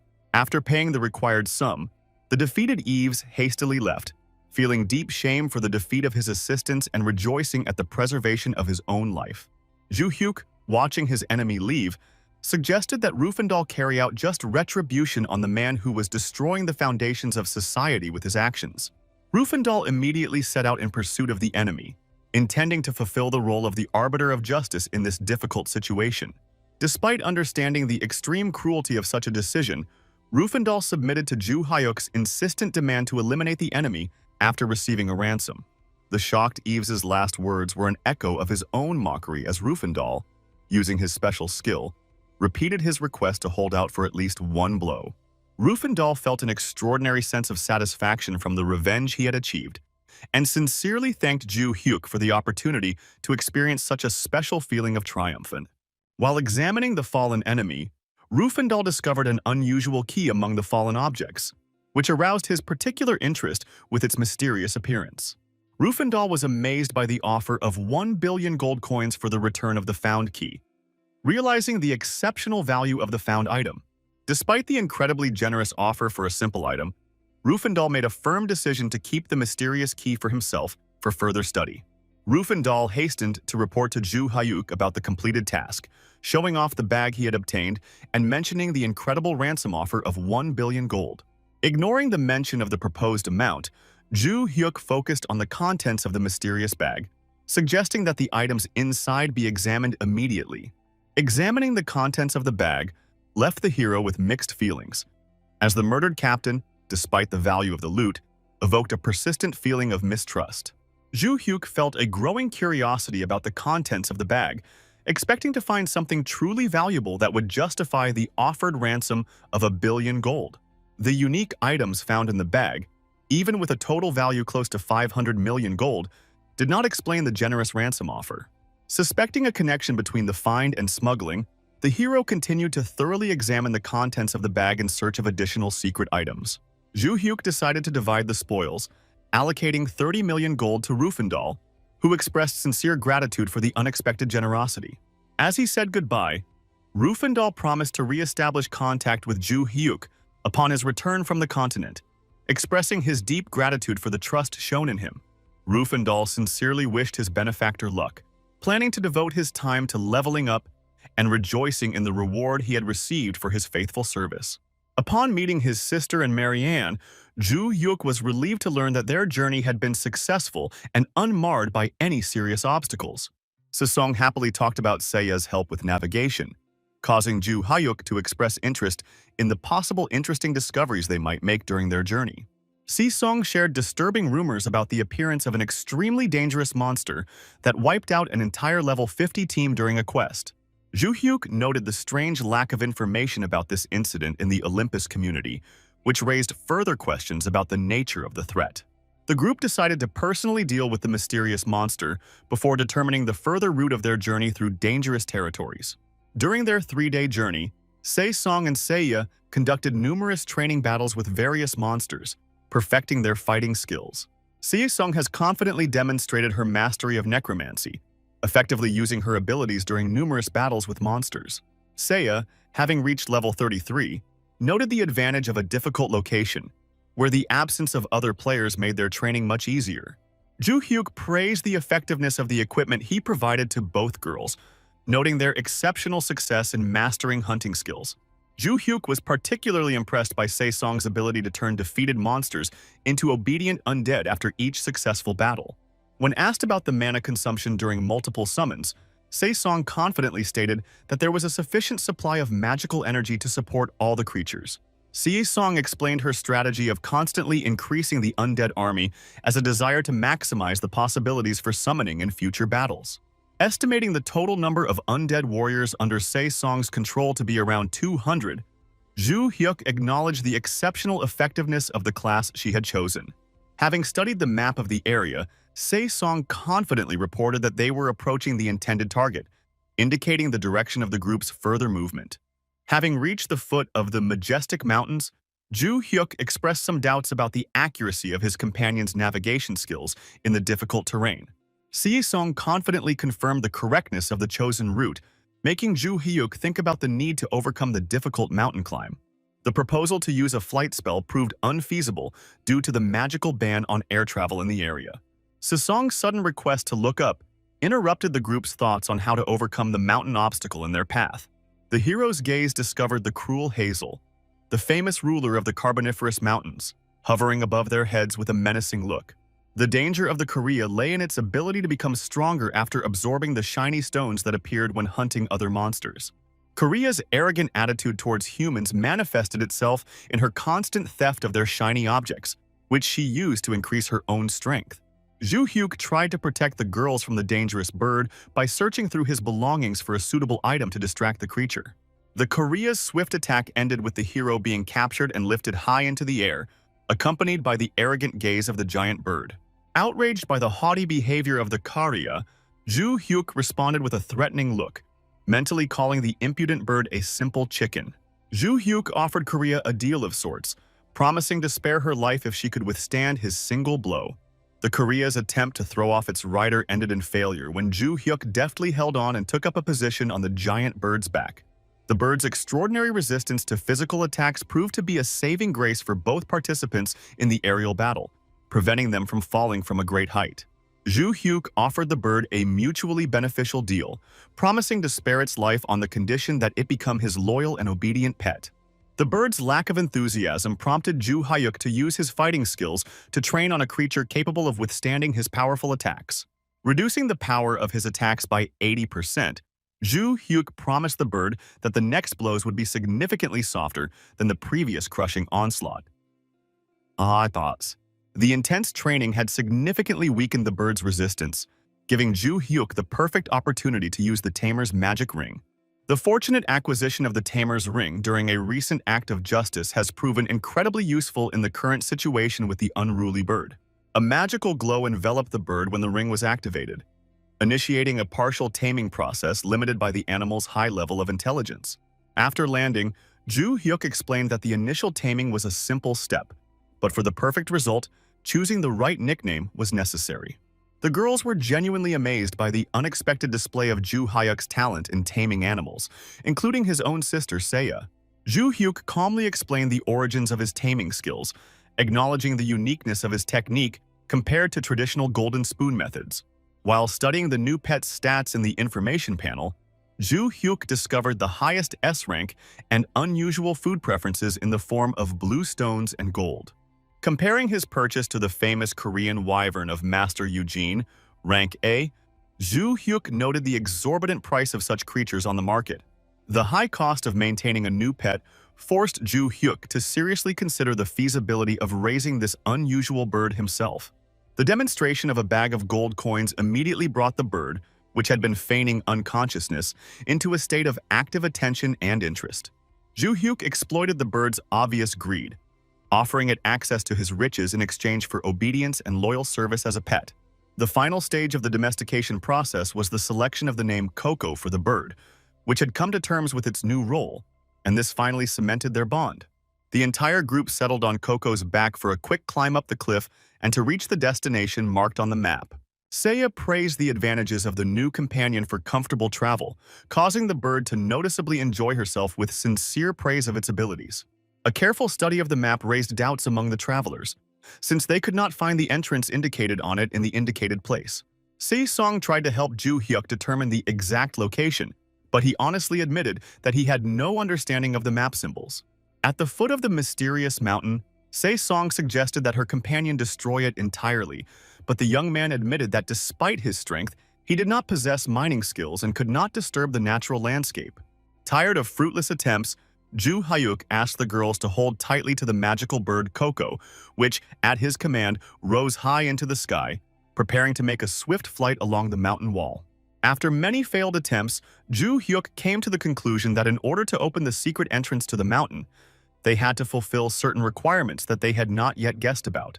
After carefully considering the situation, Zhu Hyuk decided to use his incredible physical strength to make his own way into the impregnable mountain stronghold. Having gathered all his internal energy, Zhu Hyuk used the powerful technique Mind Conquering the Heavens, thanks to which they finally discovered the long-awaited secret entrance to the mountain's depths. The joy of discovery quickly turned to disappointment when the travelers learned of a new challenge. They had to find and sacrifice 200 mountain monsters in 5 short minutes. Reflecting on the situation, the hero realized that sacrificing 200 monsters within 5 minutes would destroy the rock and complete the difficult test. While searching for a solution to a difficult problem, Zhu Hyuk remembered the mysterious hidden class Absolute Necromancer, which had a special connection with the forces of darkness. After carefully examining the space beneath the rock, Zhu Hyuk noticed many dark creatures and thought about the possibility of using them to perform the necessary sacrificial ritual.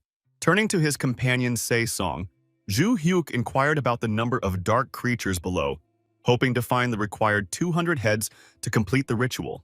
Having carefully examined the space under the rock, the sister confidently reported that the number of dark creatures even exceeded the required number and reached 286. Upon learning of the need to sacrifice the undead, Se-song expressed a deep reluctance to part with the creatures that had become as dear to her as her own children.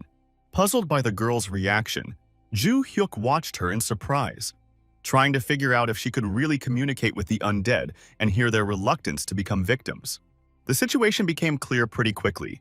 It turned out that the girl couldn't talk to the creatures. She was simply very upset and began to cry quietly. Seeing Se Song's unusual behavior, Seiya expressed genuine surprise, as their companion had never shown such emotional sensitivity before. The important words of the mentor echoed in Se Song's memory. He spoke of her destiny to rise above the darkness and obey only one master.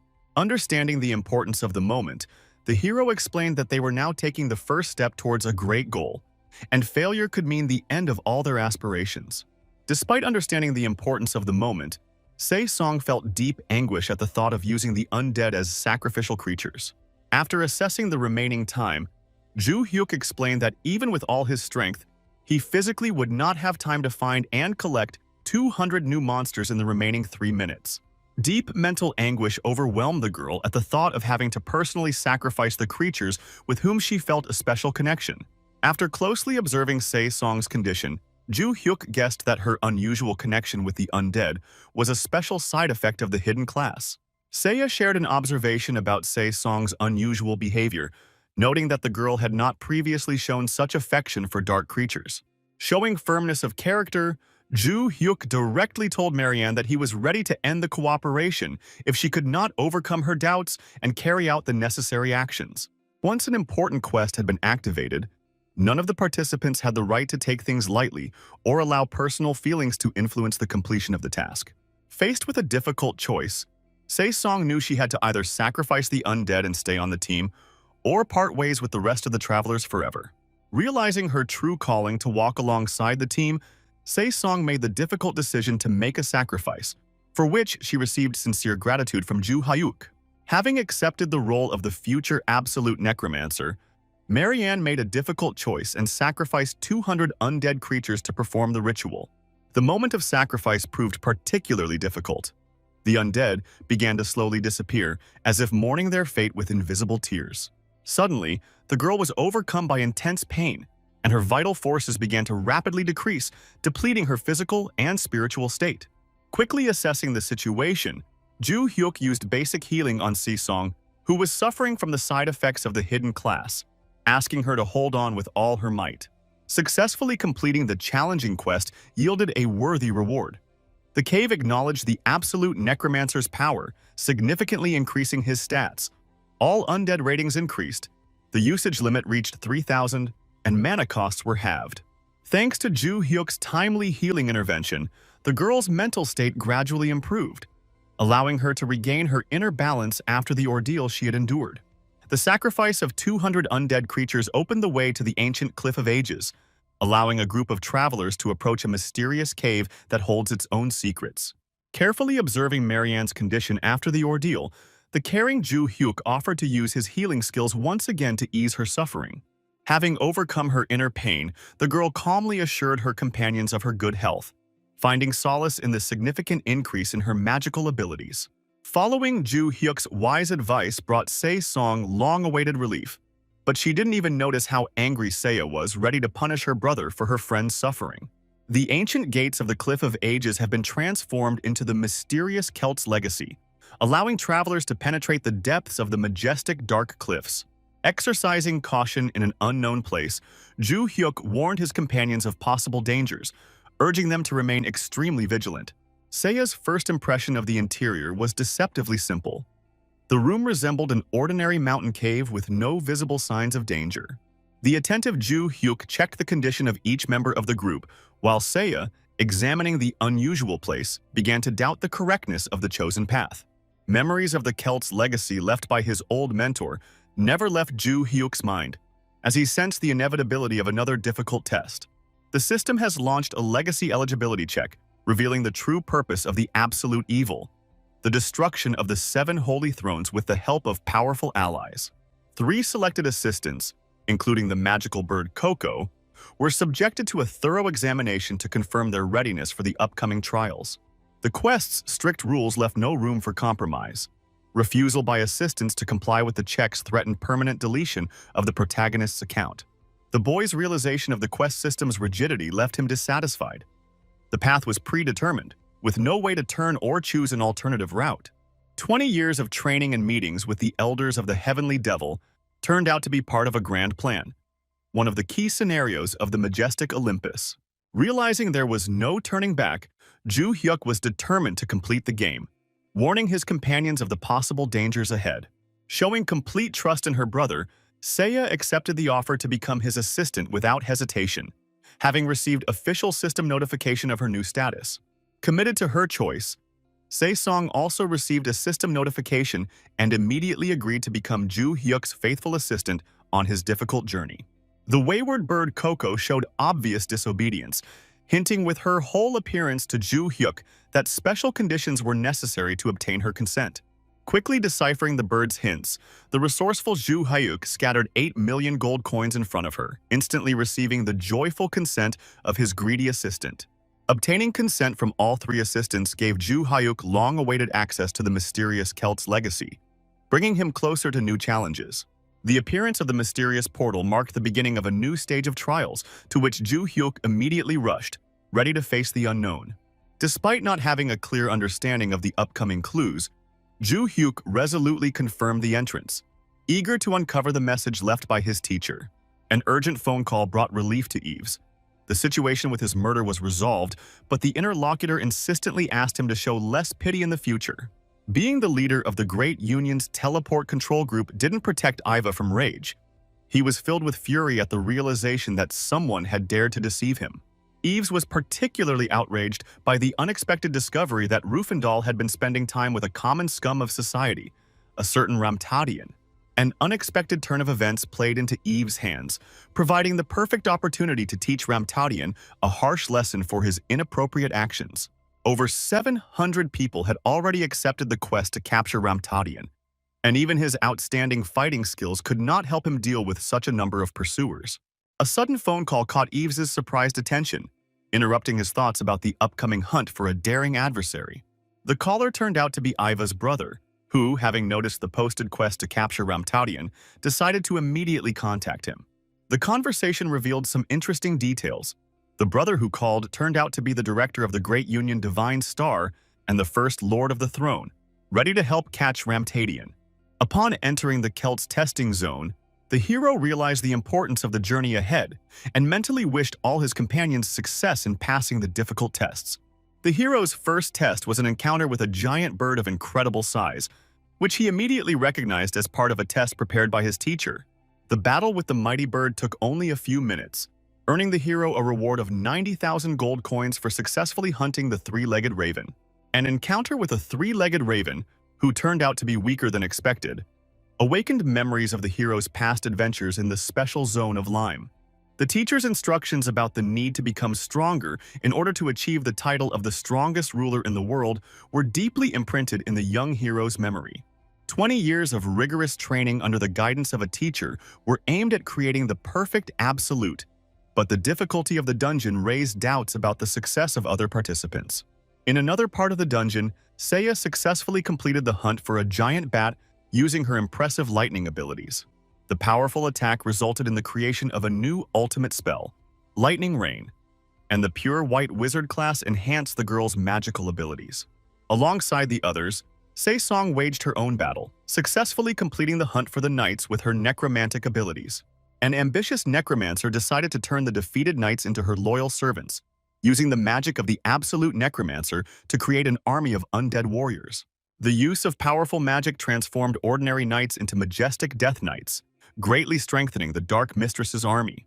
Pleased with the new rank of her warriors and the number of undead under her control, which had exceeded 900, Se-song promised herself to listen to Ju Hyuk's advice more often. The fearless bird Coco successfully completed her challenge, defeating a huge poisonous worm, after which she happily feasted on the blue stones she had obtained. Successful completion of all individual tests allowed the group to reunite in the common room, where Ju Hyuk joyfully greeted his comrades. Excited by their success, the girls shared the good news of increasing their level by 10 points, which was a significant achievement for both participants. A sudden system alert interrupted the group's joyful reunion, announcing the start of the main test, specially prepared by the mysterious Celt. Anticipating new challenges, Ju Hyuk urged his comrades to remain calm, while Seiya warned of the possibility of the group being split up again. An unexpected meeting with a teacher pleased with his students' progress confirmed Ju Hyuk's achievement of the status of Great Absolute Evil, which he had been striving for so long. The mysterious appearance of the holographic image aroused Se-song's curiosity, to which Ju Hyuk calmly explained that a projection of his former mentor had appeared before them. The smug teacher extolled his own merits for Ju Hyuk's achievements, claiming that it was his plan and ability to recognize his students' talents that led to such impressive results. While Seiya was looking with interest at the legendary teacher she had heard so much about, he calmly reported the elder's approval of the young man. Pleased with his choice, the teacher explained the importance of Ju Hyuk's ability to transport the necessary resources to the Heavenly Devil's Lair, without which the villagers would not be able to survive. The teacher expressed his firm belief that his students' efforts would help revive life in the Heavenly Devil's space, and would one day lead to the conquest of an entire continent. The Absolute Evil main quest update revealed a major plan to merge the SS class quest, the Absolute Evil title, and the main scenario into a single whole.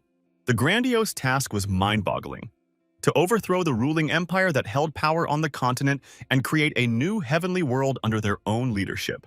The mentor warned of the need to wait for a special child with a pure soul, capable of receiving a unique gift, without specifying whether it would take a day or 50 years. The teacher emphasized the importance of meeting this pure being, whose contribution to the conquest of the world would prove invaluable despite all possible difficulties. After a farewell wish of good luck, the teacher's hologram dissolved, and a sign appeared informing them of the need to wait for the arrival of the special class, Absolute Necromancer.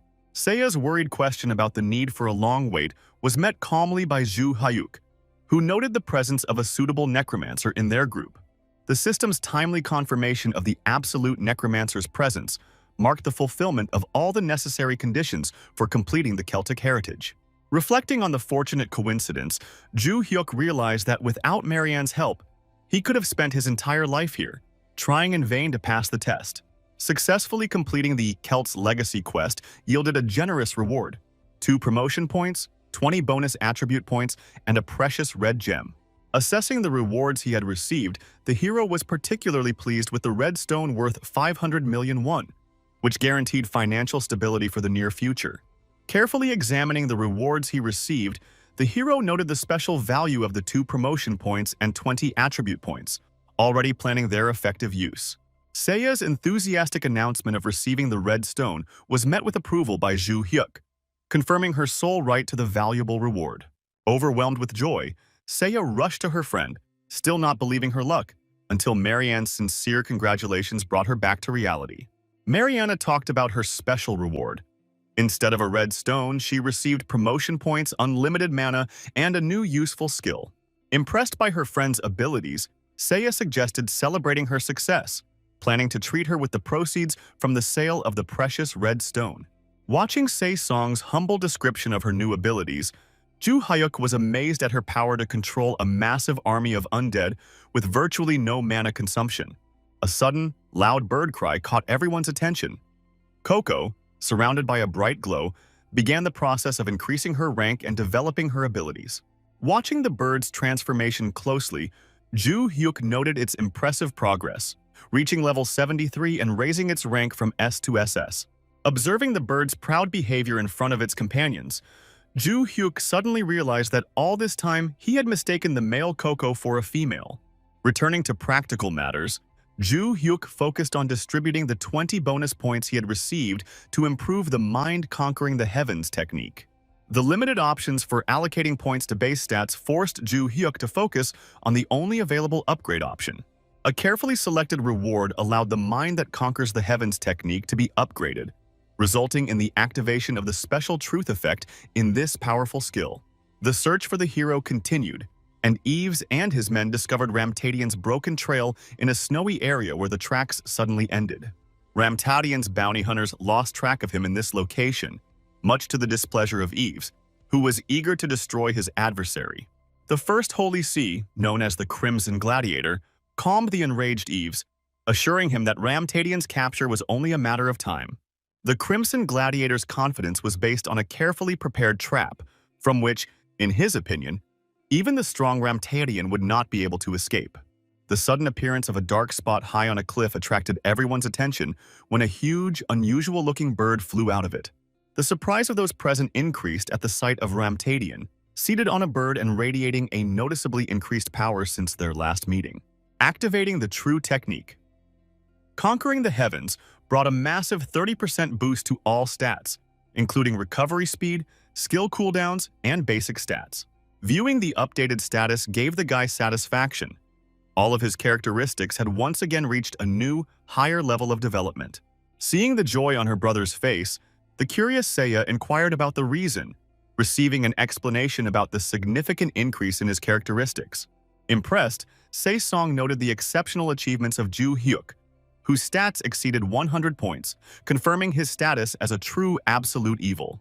The completion of the clearing of the Celtic heritage field was accompanied by its transformation into a new phenomenon and the beginning of destruction, signaling the need for urgent care. An unexpected system message confirmed the hero's suspicions.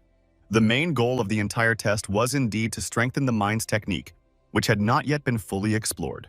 The system's alarming warning about account deletion and a 42-second evacuation limit caused Ju Hyuk to express his displeasure at the teacher's treachery. Having successfully completed the Celtic Heritage quest, Ju Hyuk planned a short visit to the headquarters, but his plans were not destined to come true. Seiya's anxious voice drew Ju Hyuk's attention to the group of bounty hunters gathered below, clearly waiting for the right moment. The realization of the ongoing quest to capture Ramtadian helped Ju Hyuk understand the reason for the gathering of hunters who still considered him their target. Alarmed, Seiya suggested to her brother that they flee immediately as the best way out of the dangerous situation with their pursuers. Noticing the approach of one of the heroes, Ju Hyuk quickly ordered the girls to put on protective robes and move as stealthily as possible. Confident of his victory, the man announced that today would be the last day in the life of Ramtadian, whose long hiding had finally come to an end. The astonished spectators watched in awe as the Holy Sea Warrior soared through the skies, anticipating the imminent execution of the infamous Ramtadian.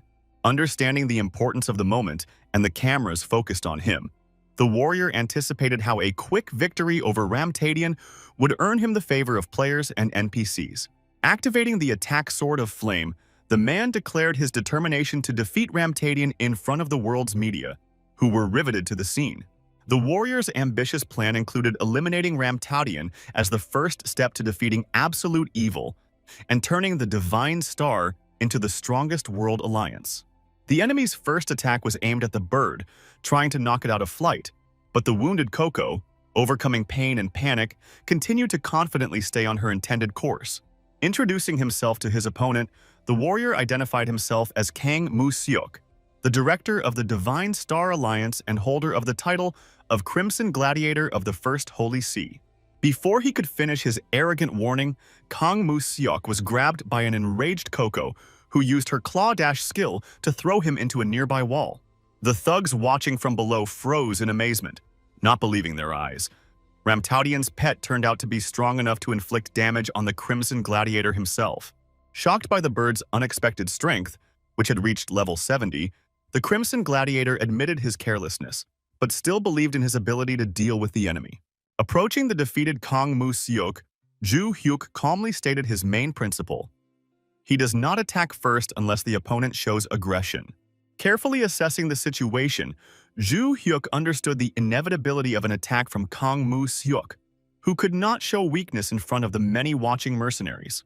An urgent message from an enraged brother warned Eves of his intention to kill Ramtadian instead of his planned arrest due to pent-up anger. Confident in his superiority, Kang Mu-seok was perplexed by Ju Hyuk's audacity, knowing that even the leaders of the Great Union could not handle him alone. Enraged by his opponent's arrogance, Kang Mu-seok decided to demonstrate the true power of the First Holy See, capable of destroying not only Ramtadian, but also absolute evil. After the enemy activated the fire armor, a worried Seiya offered to help her brother in the battle, but Ju Hyuk urged the girls not to interfere. Understanding the difficulty of hiding one's true identity, Ju Hyuk was aware of the risk of having his companions' identities revealed through their behavior, especially for Luna of the Seventh Holy Throne. Reflecting on the recent events that changed his life as an unemployed man, Ju Hyuk marveled at the reckless courage of the big union director who attacked without a trace of fear. Watching Kang Mu-seok's fighting stance as he prepared to attack, Seiya was reminded of his opponent's well-known reputation as an extremely proud warrior.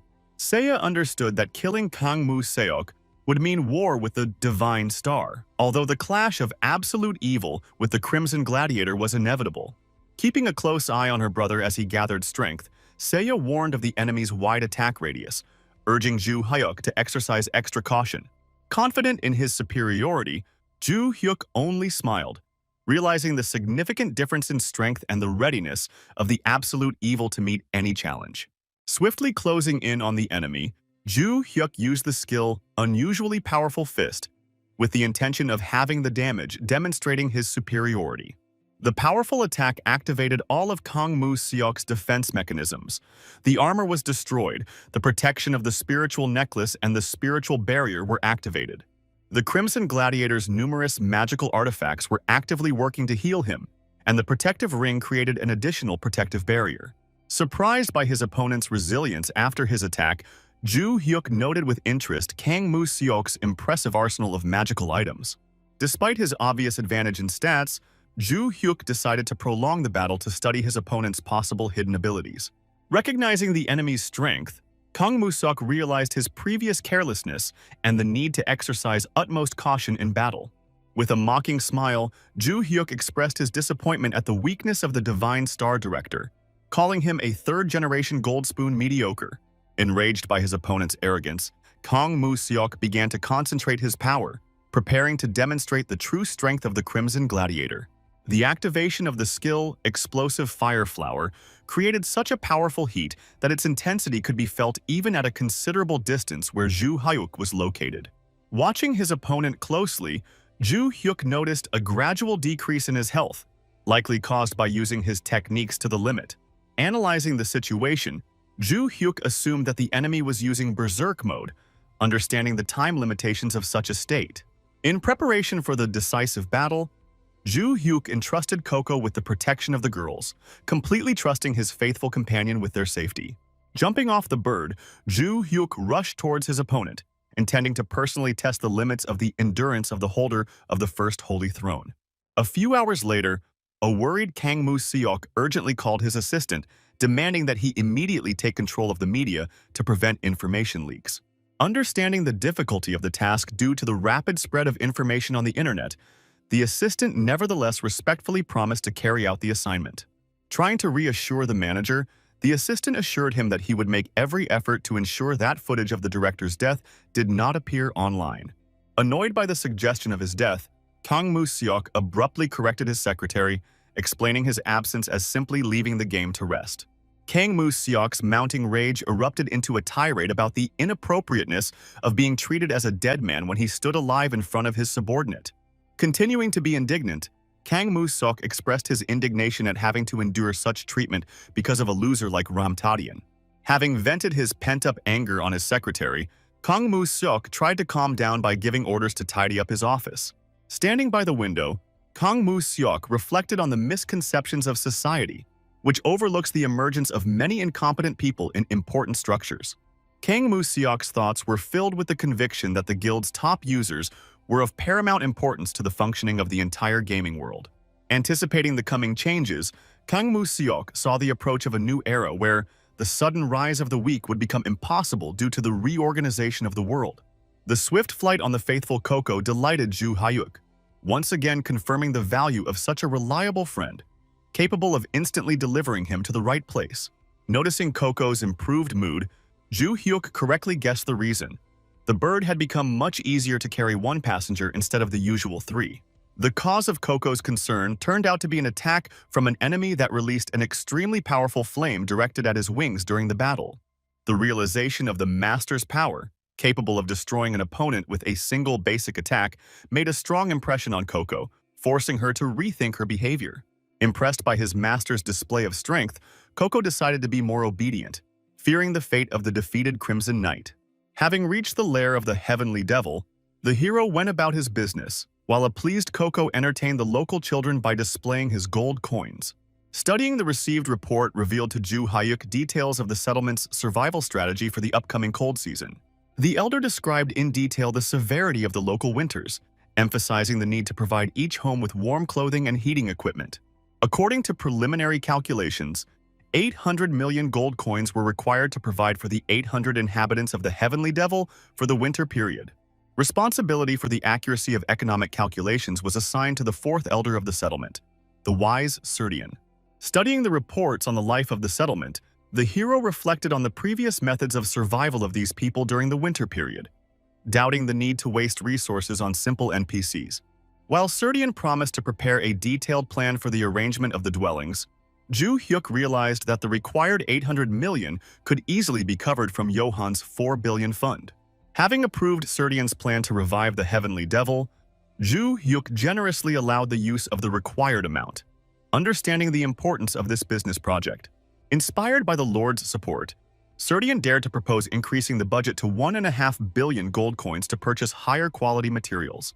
By agreeing to increase the expenses, Ju Hyuk earned the sincere gratitude of Serdian, who promised to tell all the residents about the generosity of their ruler. A system notification about the increase in the residents' loyalty and the strengthening of his power over the village somewhat consoled the hero, upset by the large expenses. Johan's unexpected initiative to hold a meeting surprised Elder Rexor, who had not expected such a show of attention from his old acquaintance. Acknowledging the unusual nature of his behavior, Johan confirmed Rexor's guess that the reason for the meeting was a discussion of absolute evil. Sensing the power of the mind-conquering the heavens technique, Johan claimed that their chosen one had already reached the minimum requirements for the role of absolute ruler.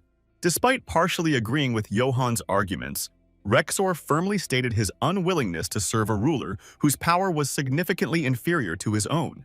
Recalling the difficult path to the creation of Sarmak and the union of black flowers, Rexor emphasized the importance of strength and authority for a true leader. Rexor's deep conviction in the necessity of a ruler's superiority over his subordinates made him doubt the candidacy of the new leader. Such high demands on a leader were typical of Rexor, the third elder and head of the notorious Black Flowers assassin group. Johan explained Rexor's temporary superiority by the presence of several limiting prohibitions that were hampering the true power of their future ruler. The head of the House of Black Flowers, aware of the situation, acknowledged the need to wait, although his patience was gradually running out. Rexor shared information about the growing impatience of other non-aligned elders, emphasizing the impossibility of waiting indefinitely. Contrasting his opinion with Rexor's, Johan noted that the elder had not seen any recent changes in the power of their potential lord. After returning from the expedition, Johan noticed a significant increase in the young leader's strength, sensing a multiple increase in his potential.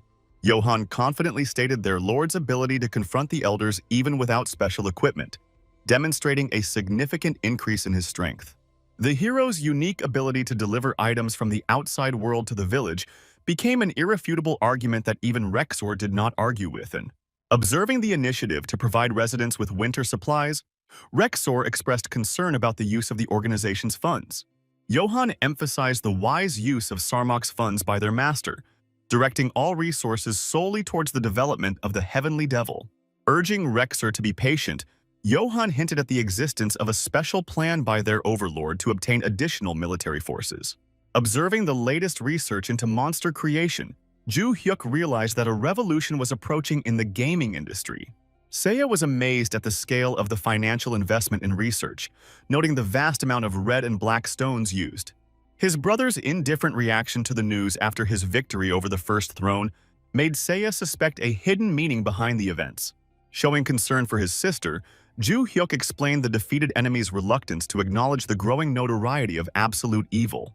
Urging his sister to be careful, Ju Hyuk warned her about the upcoming confrontation with the monster creators and the need to maintain incognito.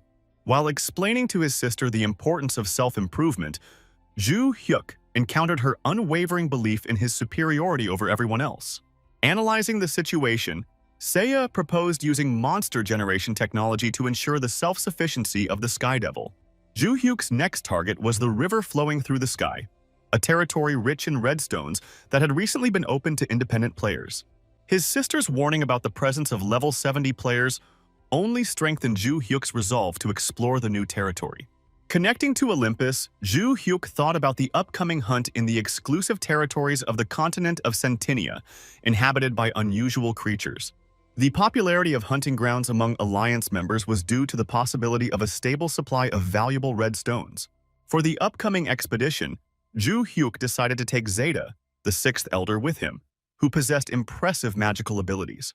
Having awakened the true technique of mind conquering the heavens, the hero decided not to advertise, but also not to hide, his status as absolute evil. Upon reaching the vicinity of the teleporter, Ju Hyuk ordered Zeta to stay nearby using camouflage, then joined his team. Rufendal's unexpected appeal about the imminent end of his undead state was accompanied by a request for permission to continue their journey together. Surprised by Rufendal's desire to stay close despite his dreams of freedom, Ju Hyuk listened to his willingness to become undead again. Intrigued by Se-song's capabilities, Ju Hyuk watched as Seiya offered to help fulfill Rufendal's death wish. A sudden lightning attack from Seiya instantly ended Rufendal's life, leaving Ju Hyuk frozen in amazement. Rufendal's quick resurrection by Se-song's forces resulted in its owner changing from Marion to Arthur. The revived Rufendal felt an unprecedented surge of power, noting a significant increase in characteristics by more than 20 points. Grateful to his new master Arthur, Rufendal linked his strengthening precisely with these changes in the system of subordination. Ju Hyuk noted the development of the ultimate necromancer's abilities thanks to the Celtic Heritage Reward, which applies to both NPCs and players.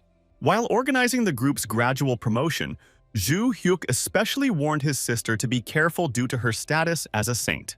The appearance of Ju Hyuk, Rufendal, and the mighty eagle at the portal attracted the attention of those around, who recognized the familiar silhouette. The dark energy and the accompaniment of the giant eagle allowed observers to quickly identify the approaching man as Ramtadian himself. The panicked reaction of those present resulted in urgent preparations for battle and attempts to contact the head office.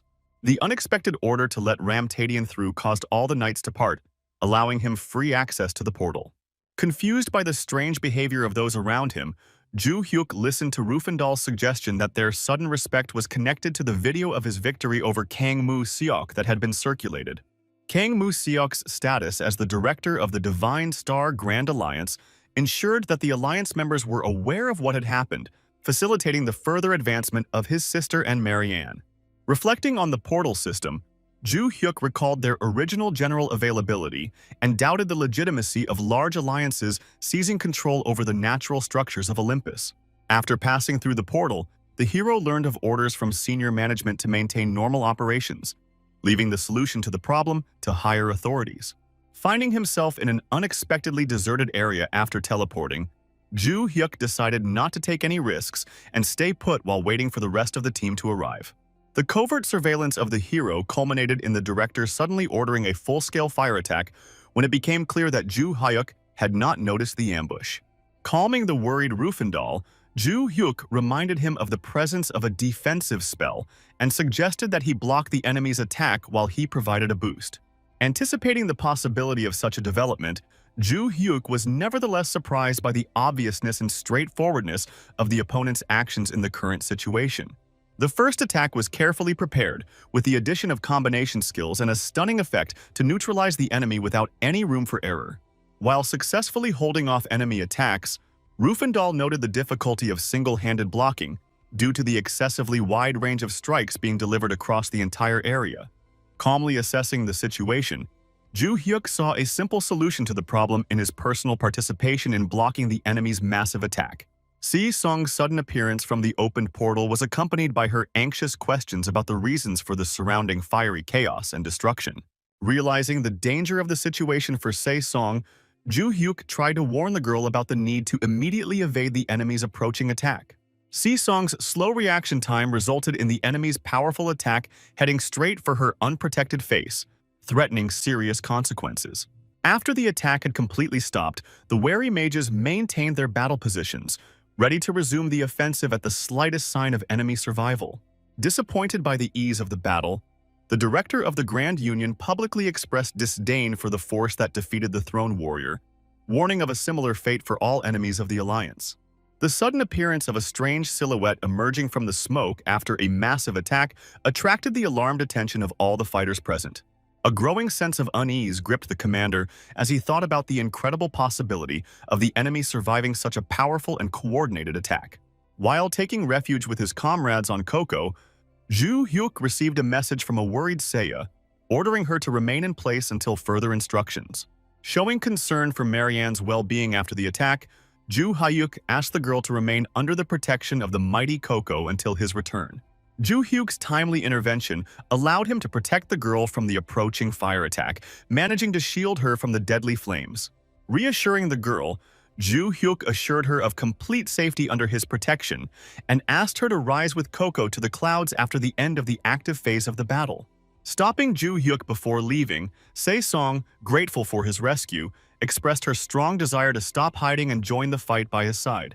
The end of the quiet conversation between the heroes led to them jumping off the bird together, causing the red-haired guy to be surprised by the lack of visible damage to the opponents. The preparation for the second attack was accompanied by general amazement at the incredible defensive ability of the opponents, who remained unharmed after such a powerful blow. While acknowledging the opponent's exceptional defense, observers were skeptical of their attacking potential, comparing it to Rufendal's limited capabilities.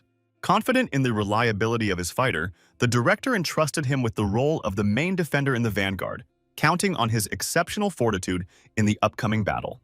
When asking Rufendal to prepare a recording device, Ju Hyuk noted the number and high level of the enemies, instructing him to collect all the dropped items.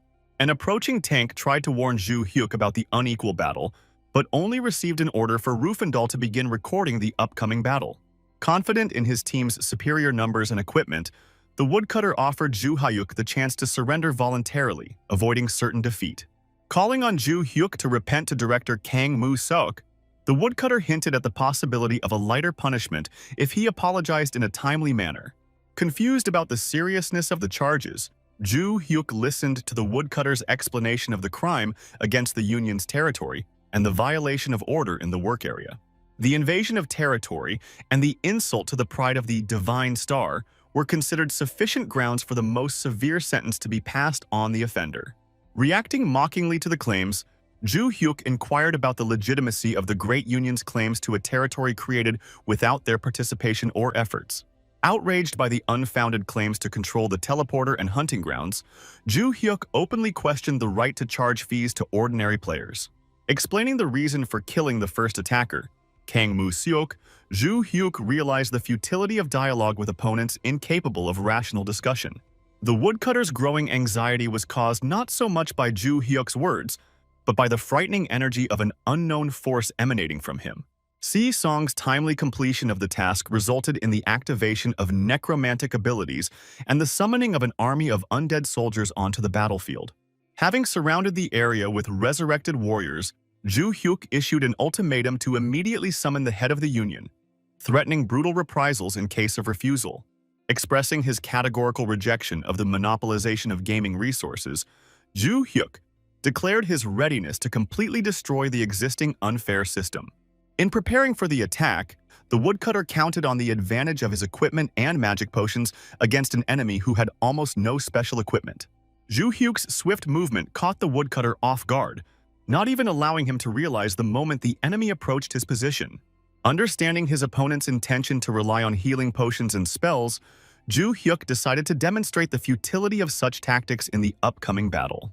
Having destroyed the enemy with a simple basic strike, Ju Hyuk contemptuously noted the weakness of a warrior who fell to an unarmed opponent with a single blow. By ordering the knights to eliminate the remaining opponents, Ju Hyuk demonstrated his readiness for a full-scale battle with the enemies. The shocking death of director Drovosek, who was capable of facing monsters of the 80th level, from a simple blow from an unarmed man seemed unbelievable. Receiving alarming reports of a growing undead army, the director rejected the offer of retreat, equating it to dismissal, and ordered a continued offensive. Realizing the enemy's connection to the necromancer being discussed in society, the director could not understand the possibility of simultaneously controlling so many resurrected undead. Anticipating the depletion of the enemy necromancer's mana reserves, the director interpreted the mass appearance of the undead as a ploy by the enemy to quickly overwhelm them with numbers. In an effort to expose the enemy's supposed deception, the director ordered his troops to engage in a decisive battle to prove the true strength of his unit. In the midst of a tense standoff, Ju Hyuk made an important request to Se-song to temporarily recall all the Death Knights and stay out of the upcoming battle herself. The air around Ju Hyuk began to fill with dangerous dark energy, because having reached the 50th level of development, He received the ability to use his special destructive ability. By decisively activating the skill 100 Lightning Strikes, which transformed into the improved version True 100 Lightning Strikes, the warrior received a significant boost to all stats. Intending to demonstrate to his opponents the true extent of the difference in power, Ju Hyuk immediately directed his destructive energy at one of the opposing side's directors. Alarmed by the swift attack, the director immediately responded by calling for defensive fighters, who were immediately ordered to form a defensive line. The defenders vowed to provide the director with reliable protection, but their efforts were in vain, as a single blow from Ju Hyuk completely destroyed the enemy's body. The victorious conclusion of the duel earned Ju Hyuk numerous system congratulations for eliminating a heroic ranked opponent, and also added 5 additional points of absolute evil to his score. After successfully eliminating the most dangerous enemies, Ju Hyuk requested the return of the Death Knights to continue the offensive, but the system warned him about the possibility of removing the irrational limit. The leadership of the Divine Star organization gathered for an emergency meeting after receiving alarming reports of events occurring near the mysterious river flowing through the sky. The management was deeply shocked to realize that the culprit of yet another destructive incident was the elusive Ramtadian, who was undermining their monopoly. A senior management representative persistently convinced his colleagues that the problem would be resolved quickly and that all records of the battle would inevitably be deleted from the information space. After the bitter conflict ended, Se-song made a surprising decision to spare the defeated knights' lives, planning to turn them into her loyal followers. The remaining director expressed clear disagreement with what was happening, but was powerless against Se-song's magical influence, which forced his subordinates to destroy their surviving comrades. Mariana calmly explained to the warriors, who were suffering from an internal struggle, that ceasing their resistance to magical influence would significantly ease their condition and bring long-awaited release. Testing the limits of his newfound powers, Ju Hyuk launched another training attack, which resulted in the destruction of one of the remaining enemy soldiers.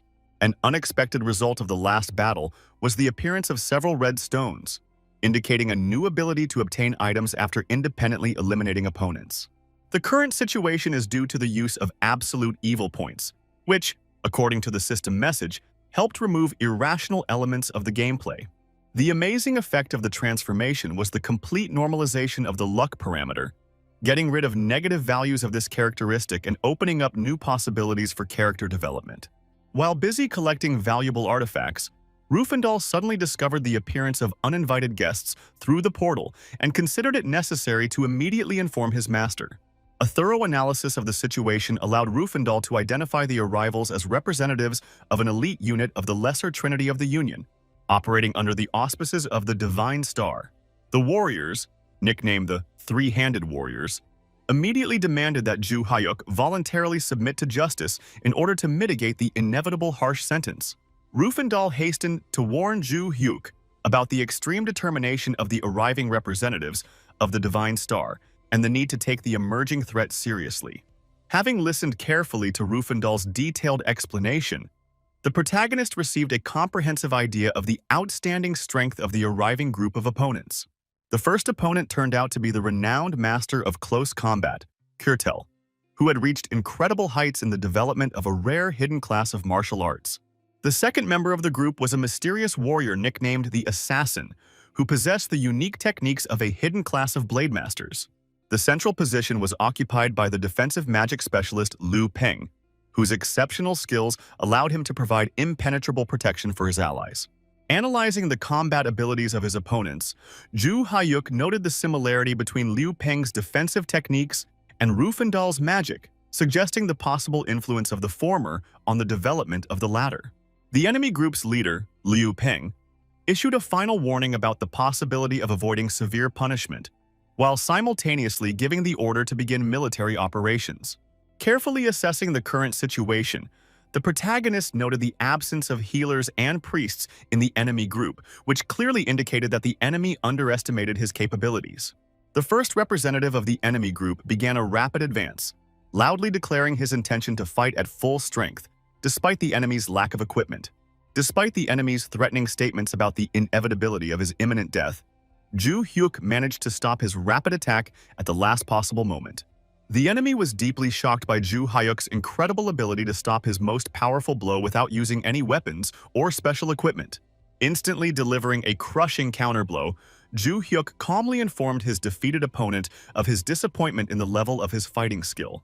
Liu Ping, who was watching the battle, was truly shocked by his opponent's ability to send Kirtel flying with a simple punch, realizing that the intelligence he had received was seriously inaccurate.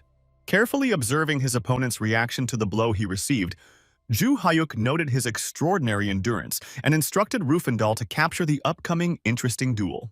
The trio of elite warriors, recognizing the impressive strength of the enemy, sent a proposal to Ju Hyuk to conduct constructive negotiations for a peaceful resolution of the conflict. Having received another decisive rejection of the proposal to begin negotiations, the opponents continued to insist that there would be no negative consequences from accepting their conditions. Representatives of the enemy side offered attractive terms of cooperation, including the right to hunt in controlled regions and the abolition of the life sentence. The opponents offered truly favorable terms for cooperation with the Divine Star, including free use of all portals and an impressive annual reward. Ju Hyuk resolutely rejected the attractive offer of his opponents, openly declaring his intention to completely destroy the existing monopoly control system. The protagonist was well aware of the special value of the proposed conditions for the average player, including a high salary, access to hunting grounds, and use of the portal system. The current situation deeply angered Ju Hyuk, who witnessed the humiliating struggle of low-level players for minimal access to gaming resources under the control of monopolists. The video footage of the event, broadcast by Rufendal, provoked a powerful response among observers, who were inspired by the protagonist's decisive stance against the system. Further irritating Ju Hyuk were the continued secret messages from opponents asking him to allow them to carry out a show assassination to save their reputation. The final failure of the negotiation process led to the inevitable outbreak of a large-scale battle between the opposing sides in the mysterious location. Ju Hyuk publicly promised to fight fairly, unlike his opponents, and then immediately unleashed the powerful True 100 Lightning Strikes combo. Realizing the inevitability of a quick defeat, the experienced assassin made a tactical decision to redirect his attacks to the more vulnerable allies of the main enemy. Having carefully assessed the combat situation, the assassin identified the necromancer accompanied by the undead as an important strategic ally of the enemy, requiring immediate elimination. Based on the general idea of the necromancer's weakness in direct combat, the assassin decided to take advantage of the opportune moment to launch a surprise attack on an unprotected opponent. The seasoned fighter planned to take the necromancer hostage to gain a tactical advantage, but he completely failed to anticipate the swift intervention of unaccounted forces. The assassin's sudden attack was stopped by a mysterious creature whose presence was so unnoticeable that even an experienced warrior could not detect its approach. The unexpected defender turned out to be the mighty Johann, who, after mockingly commenting on the attempted attack, used the devastating skill Wild Sword of Destruction. Shocked by the instant death of his ally, Liu Ping tried to determine the mysterious warrior's affiliation with known organizations, speculating about his possible connection with Sarmak or the Black Flowers.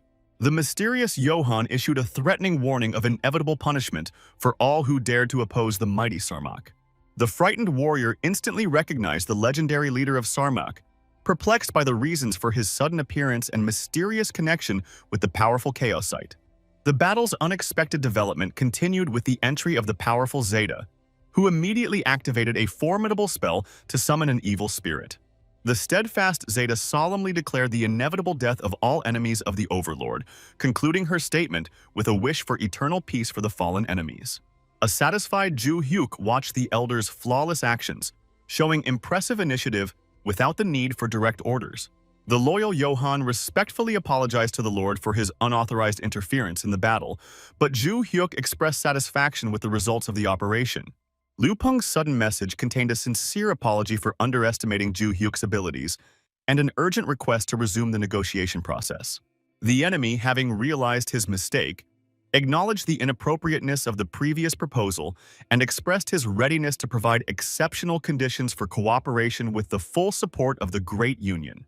Tired of useless talk, Ju Hyuk decisively moved to active combat operations against the arrogant enemy. Ju Hyuk used the moment before the crushing blow to briefly explain his refusal, after which Liu Peng met an unexpected death from a simple basic strike. After the intense battle was over, the diligent Rufendal began methodically collecting the numerous trophies left behind by his defeated opponents. A pleased Rufendal noted the exceptional generosity of the spoils obtained from the rich equipment of the defeated members of the Divine Star. The attentive Sei Song showed interest in the identities of the unexpected helpers after learning from Ju Hyuk about their affiliation with the Heavenly Devil Elders and their plans to hunt together. Having completed a thorough collection of resources, an inspired Rufendal joyfully reported his incredible success and invited Ju Hyuk to inspect the collected trophies. The elders who observed Rufendal's actions were deeply impressed by the sincere devotion and diligence of their unusual assistant. As Ju Hyuk calmly began to check the items Rufendal had collected, he suddenly discovered something so alarming that he immediately called for Kok.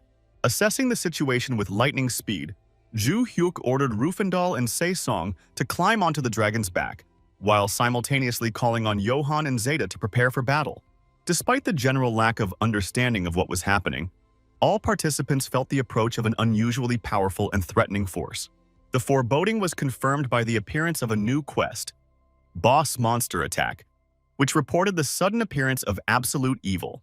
The interaction of the energy of absolute evil with the energy of the monster field led to the emergence of three powerful chimeras, the terrifying size of which impressed even the experienced Johan. Amazed by the incredible size of the monsters that appeared, Sei Song expressed confidence in Ju Hyuk's victory and asked that the defeated creatures be transferred under her control. The cautious Johan warned the Lord of the incredible power of the emerging monsters, acknowledging the difficulty of the battle even for himself and the mighty Zeta. Concerned about the current limitations of Ju Hyuk's abilities, Johan expressed doubts about the possibility of an immediate victory and suggested postponing the battle. Confident in his abilities, Ju Hyuk calmly explained to the excited elders his intention to immediately engage in battle, inviting them to witness his victory.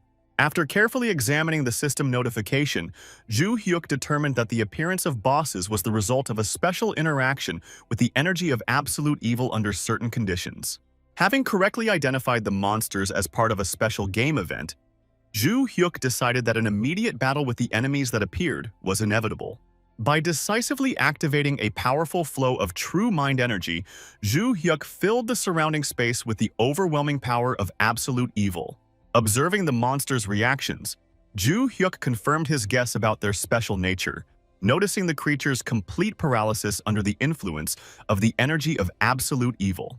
Ju Hyuk's confidence in defeating powerful monsters was based on their inability to resist his unique energy. Calling upon the elders to watch the upcoming battle closely, Ju Hyuk activated the True 100 Lightning Strikes against the paralyzed chimeras. The approach of an attack was accompanied by a system notification about the special compatibility of the energy of absolute evil with monsters transformed under certain conditions. The incredible power of the approaching attack caused uncontrollable fear in the boss monsters, confirming Ju Hyuk's absolute superiority over his opponents. An ecstatic Zeta continued to marvel at the Overlord's impressive display of strength in battle against the overconfident members of the Union. Amazed by the rapid growth of his ruler's power, Johan recognized the true greatness of the absolute ruler. The successful completion of the battle earned Ju Hyuk confirmation of the right to obtain hidden skills and the creation of special titles, Hidden, Intimidation, and Deadly. Pleased with the results of the battle, Ju Hyuk explained to the elders that the strength he had demonstrated was the true reason for his status as the absolute ruler. The Grand Union's leadership held an emergency meeting to thoroughly analyze the impressive abilities demonstrated by Full Hao in the river location. The director in charge of the Divine Star. Great Union provided confirmed information about the enemy's cultivation level, reaching the 50th level. The alarming situation caused serious concern to the chief executive, who was aware of the catastrophic decline in the organization's reputation in the eyes of the public. An additional blow to the organization's reputation was the crushing defeat of the leaders of the small union, who were unable to put up a worthy resistance to Ju Hyuk. Recognizing that there was no excuse for their weakness, all three defeated leaders immediately rose to offer formal apologies. The calm leader explained that the reason for the discussion was not the need for an apology, but the unexpectedly high level of power of the opponent. An experienced leader expressed regret over the inability of his subordinates to correctly assess the enemy's capabilities and propose appropriate terms of cooperation.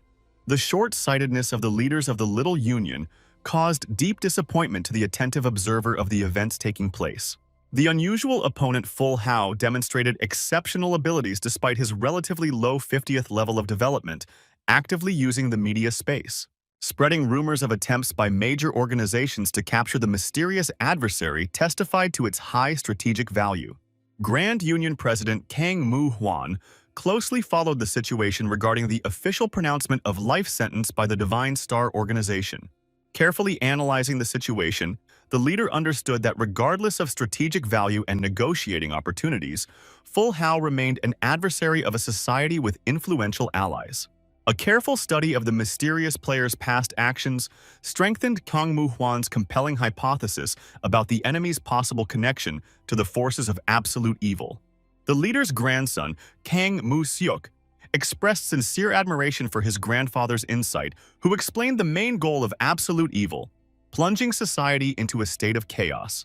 The seasoned leader emphasized the importance of eliminating such destructive elements to create an ideal world free from unnecessary casualties. Guided by his convictions, Kang Moo-hwan took drastic measures, declaring Ju-hyuk the embodiment of absolute evil and establishing complete control over society. Despite the decision, the Divine Star Organization traditionally remained open to talented people, allowing for the possibility of secretly recruiting the enemy. The experienced strategist Kang Moo-hwan believed it was necessary to first force the enemy into a hopeless situation, despite his impressive individual strength. The leader's plans were based on incomplete information, as at that moment Ju-hyuk had already successfully defeated the first of the powerful monsters. The persistent desire to demonstrate the futility of a lone struggle against the majority was explained by the desire to create a world under the control of a select elite. A short time later, the mighty Ju-hyuk ended the difficult battle, achieving a decisive victory over the last Chimera monster. The successful completion of the Boss Monster Attack quest drew genuine admiration from spectators, who were particularly impressed by the ease with which the enormous enemies were defeated. A brilliant victory brought the hero an impressive reward, including 30 million gold, a stat boost, and additional points of absolute evil.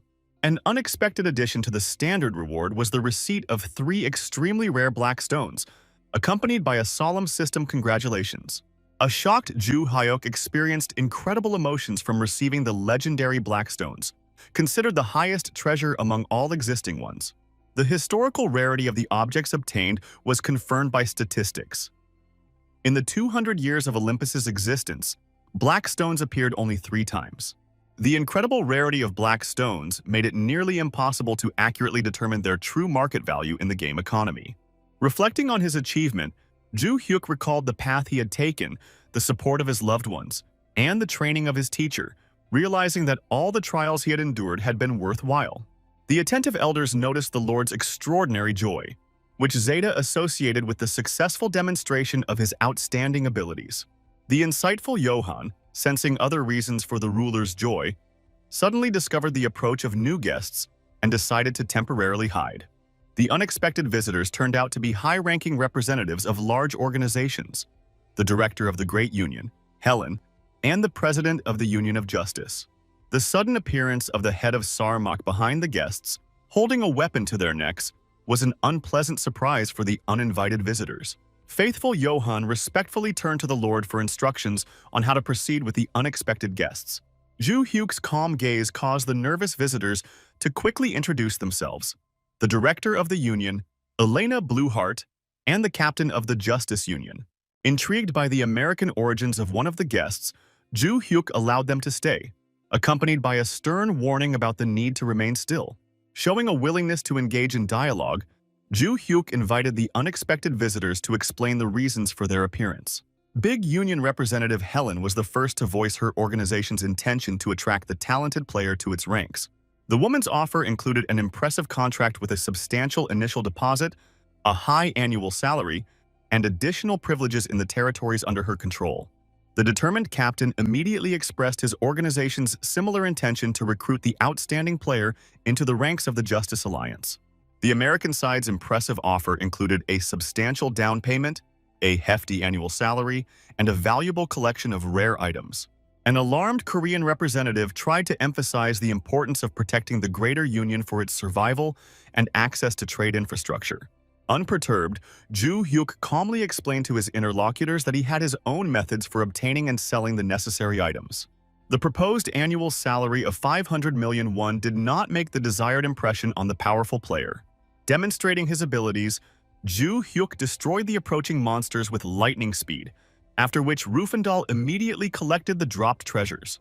The impressive display of skill made those present realize the insignificance of the sum offered for such a powerful warrior. Confident in his abilities, Ju Hyuk calmly declared his ability to earn the proposed sum without much effort. The red stones on display, obtained from the defeated monsters, clearly confirmed the unsatisfactoriness of the proposed terms of cooperation. The attentive captain interrupted the attempts at persuasion from Elena's representative, noticing the misunderstanding that had arisen in the discussion. An important clarification from the captain concerned the currency of the proposal. It was 500 million US dollars, not Korean won. A surprised Ju Hyuk felt a slight embarrassment from his incorrect assumption about the reward currency, thinking about the payment system in the Union. The frank admission by Elena's representative about the offer in Korean caused the captain's sincere bewilderment regarding such a modest amount. The striking difference in the offers astonished Ju Hyuk. A modest 300 million won from the director versus an impressive $500 million from the president. The understanding captain acknowledged the difficulty of making an immediate decision on such an important proposal. The experienced negotiator expressed hope that their proposal would be given priority consideration in the future, acknowledging the inappropriateness of the initial amount from the competitors. A confident representative of the Union of Justice emphasized the organization's readiness to make the most of any possible second chance while maintaining respect for the player's choice. Impressed by the American side's approach, Ju Hyuk promised to give the Justice Union priority in the possible conclusion of a future contract. The surprised representative watched the satisfied captain leave, stunned by the unexpected revelation of the Justice Union's true financial capabilities. The determined Ju Hyuk attracted the attention of the remaining interlocutor, inquiring about the advisability of her continued presence in the absence of new proposals. The astute warrior suggested the possibility of improving the terms of the contract on the part of the representative, although it was obvious that there was no such possibility. Realizing that there was no alternative to the best offer for the talented player, Representative Elena decided to leave the negotiating venue. Outraged by the behavior of the yellow-haired guy, the woman left the meeting place in a state of extreme dissatisfaction. An unexpected message from Eves asking about the results of the meeting prompted the woman to detail Ju Hyuk's display of arrogance and the need to demonstrate to him the limitations of acting alone. Focused solely on returning the important bag, Eves persistently asked his interlocutor to make every effort to fulfill the previously discussed tasks. Perplexed by the enemy's actions, Eves tried to understand the reasons for Ju Hyuk's reckless behavior, deliberately turning powerful organizations into his implacable enemies. Despite not understanding the enemy's true motives, an attentive observer noted the favorable development of events for the realization of his own interests and plans. The return of the lost bag seemed to Eves a key factor, capable of radically changing the current development of events and influencing the further course of history. After leaving the virtual space of Olympus and taking a refreshing shower, Ju Hyuk pondered the optimal ways to use the black stone to spread profitable rumors. The unexpected call from an unfamiliar number turned out to be an attempt to contact Se Song, causing understandable surprise in the detail-oriented Ju Hyuk. While pondering the source of his interlocutor's number, Ju Hyuk clearly remembered that he had never given her his contact information directly. The subsequent explanation revealed the source of the information.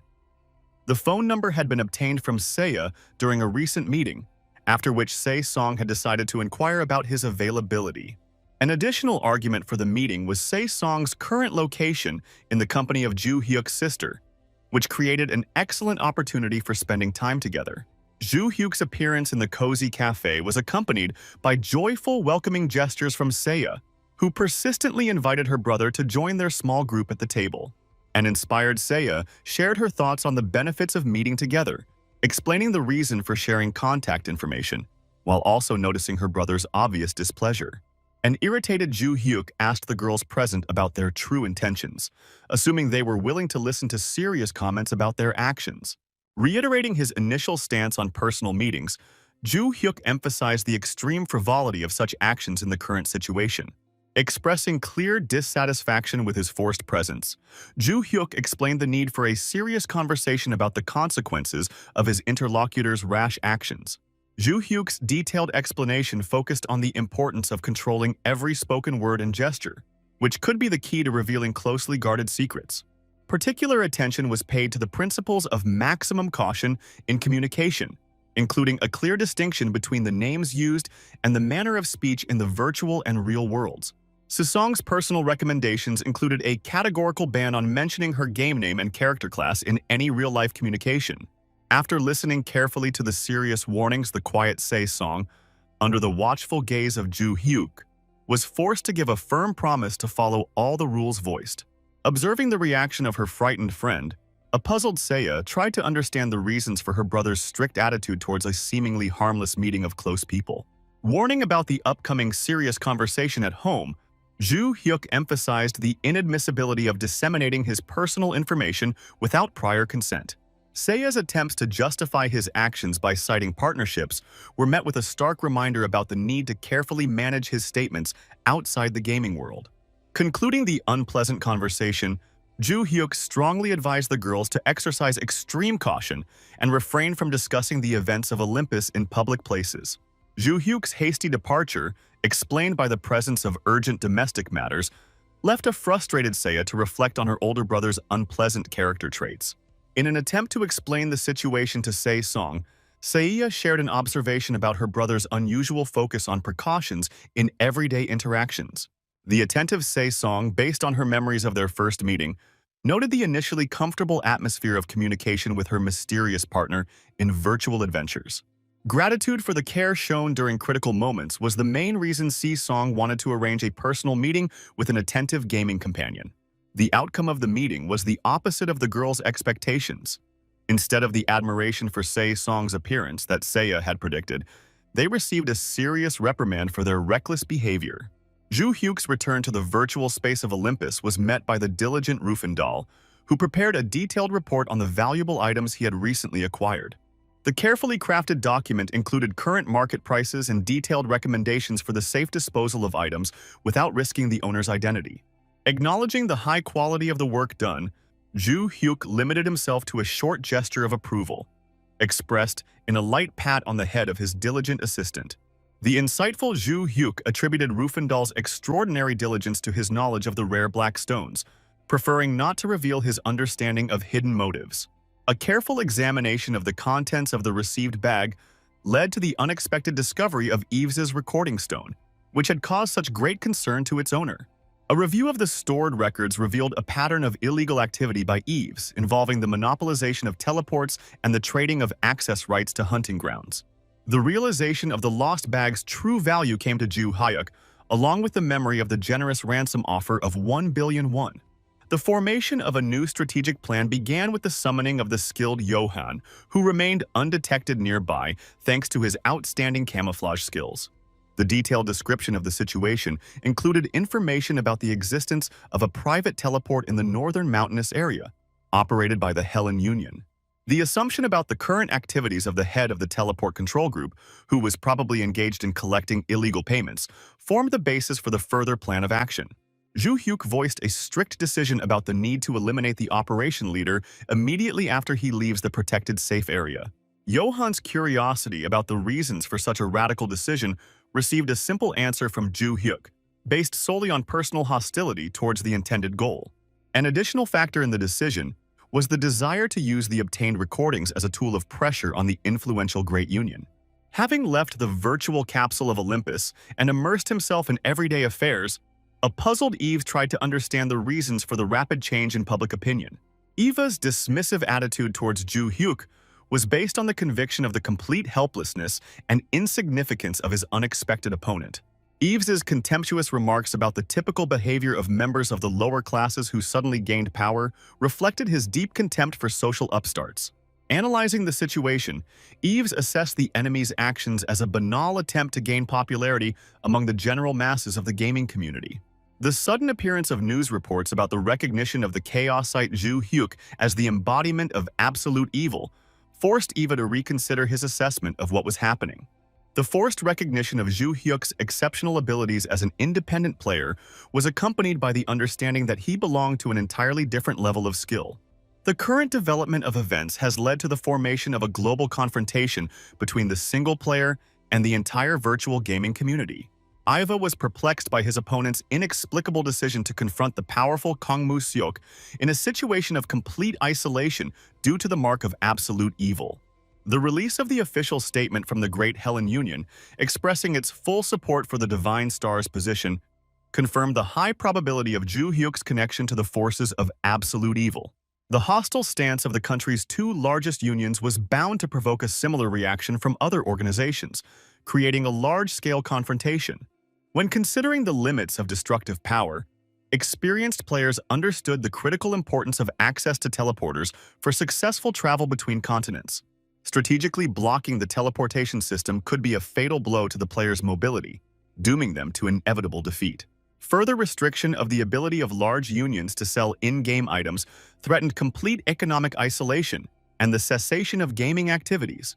The sensational announcement of the sale of the legendary Black Stone immediately attracted the attention of Eves, who was confident in the identity of the mysterious owner of the valuable artifact. Confirming that the Black Stone belonged to Zhu Hyuk significantly increased the likelihood of his successful resistance to the organized pressure of his opponents. The sudden appearance of information about the Black Stone on the Korean server caused quite a stir among all categories of players and gaming organizations. The unique properties of the Black Stone, significantly superior to those of its blue and red counterparts, were determined by a virtually unlimited supply of internal energy.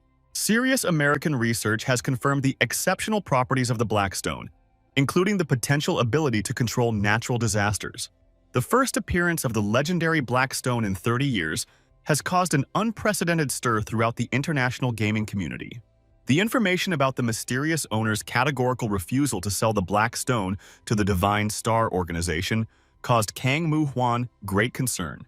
An additional irritant was the confirmation of the seller's identity, Full Hao, who explained his refusal as a simple personal dislike of potential buyers. The categorical refusal to sell a precious artifact needed for important research drove the influential Kang Moo-hwan into a state of uncontrollable rage.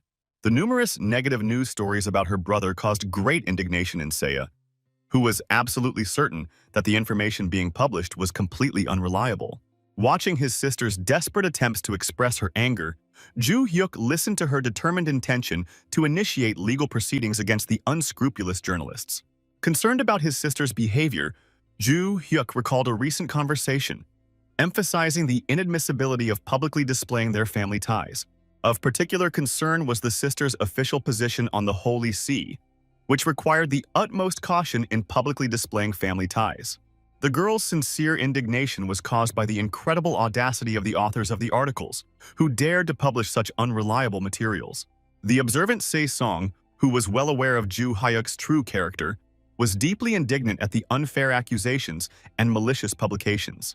Despite the recent stern reprimand during their face-to-face meeting, Se-song remained confident in the exclusively positive qualities of her mysterious interlocutor. Explaining the naturalness of the current situation, Zhu Hyuk noted the pattern of negative reactions after confrontation with powerful organizations. Focused on the upcoming auction of the Black Stone, Zhu Hyuk preferred not to worry about the current information pressure. A firm position regarding potential buyers excluded the possibility of selling the artifact to the Divine Star and Helen organizations under any financial conditions. The grand opening of the long-awaited auction was scheduled for a picturesque abandoned coliseum located on the mysterious continent of Centene. Numerous viewers actively discussed the suspicious, simultaneous malfunction of all teleports controlled by the largest unions, which was preventing the removal of the artifact. The Elder's wise advice to announce the exact location 30 minutes before the auction began helped prevent possible attempts at organized sabotage.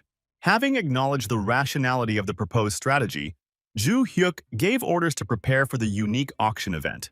Confidence in the unquestioning fulfillment of any demands of the organizers was based on the general desire to get a chance to acquire the legendary artifact.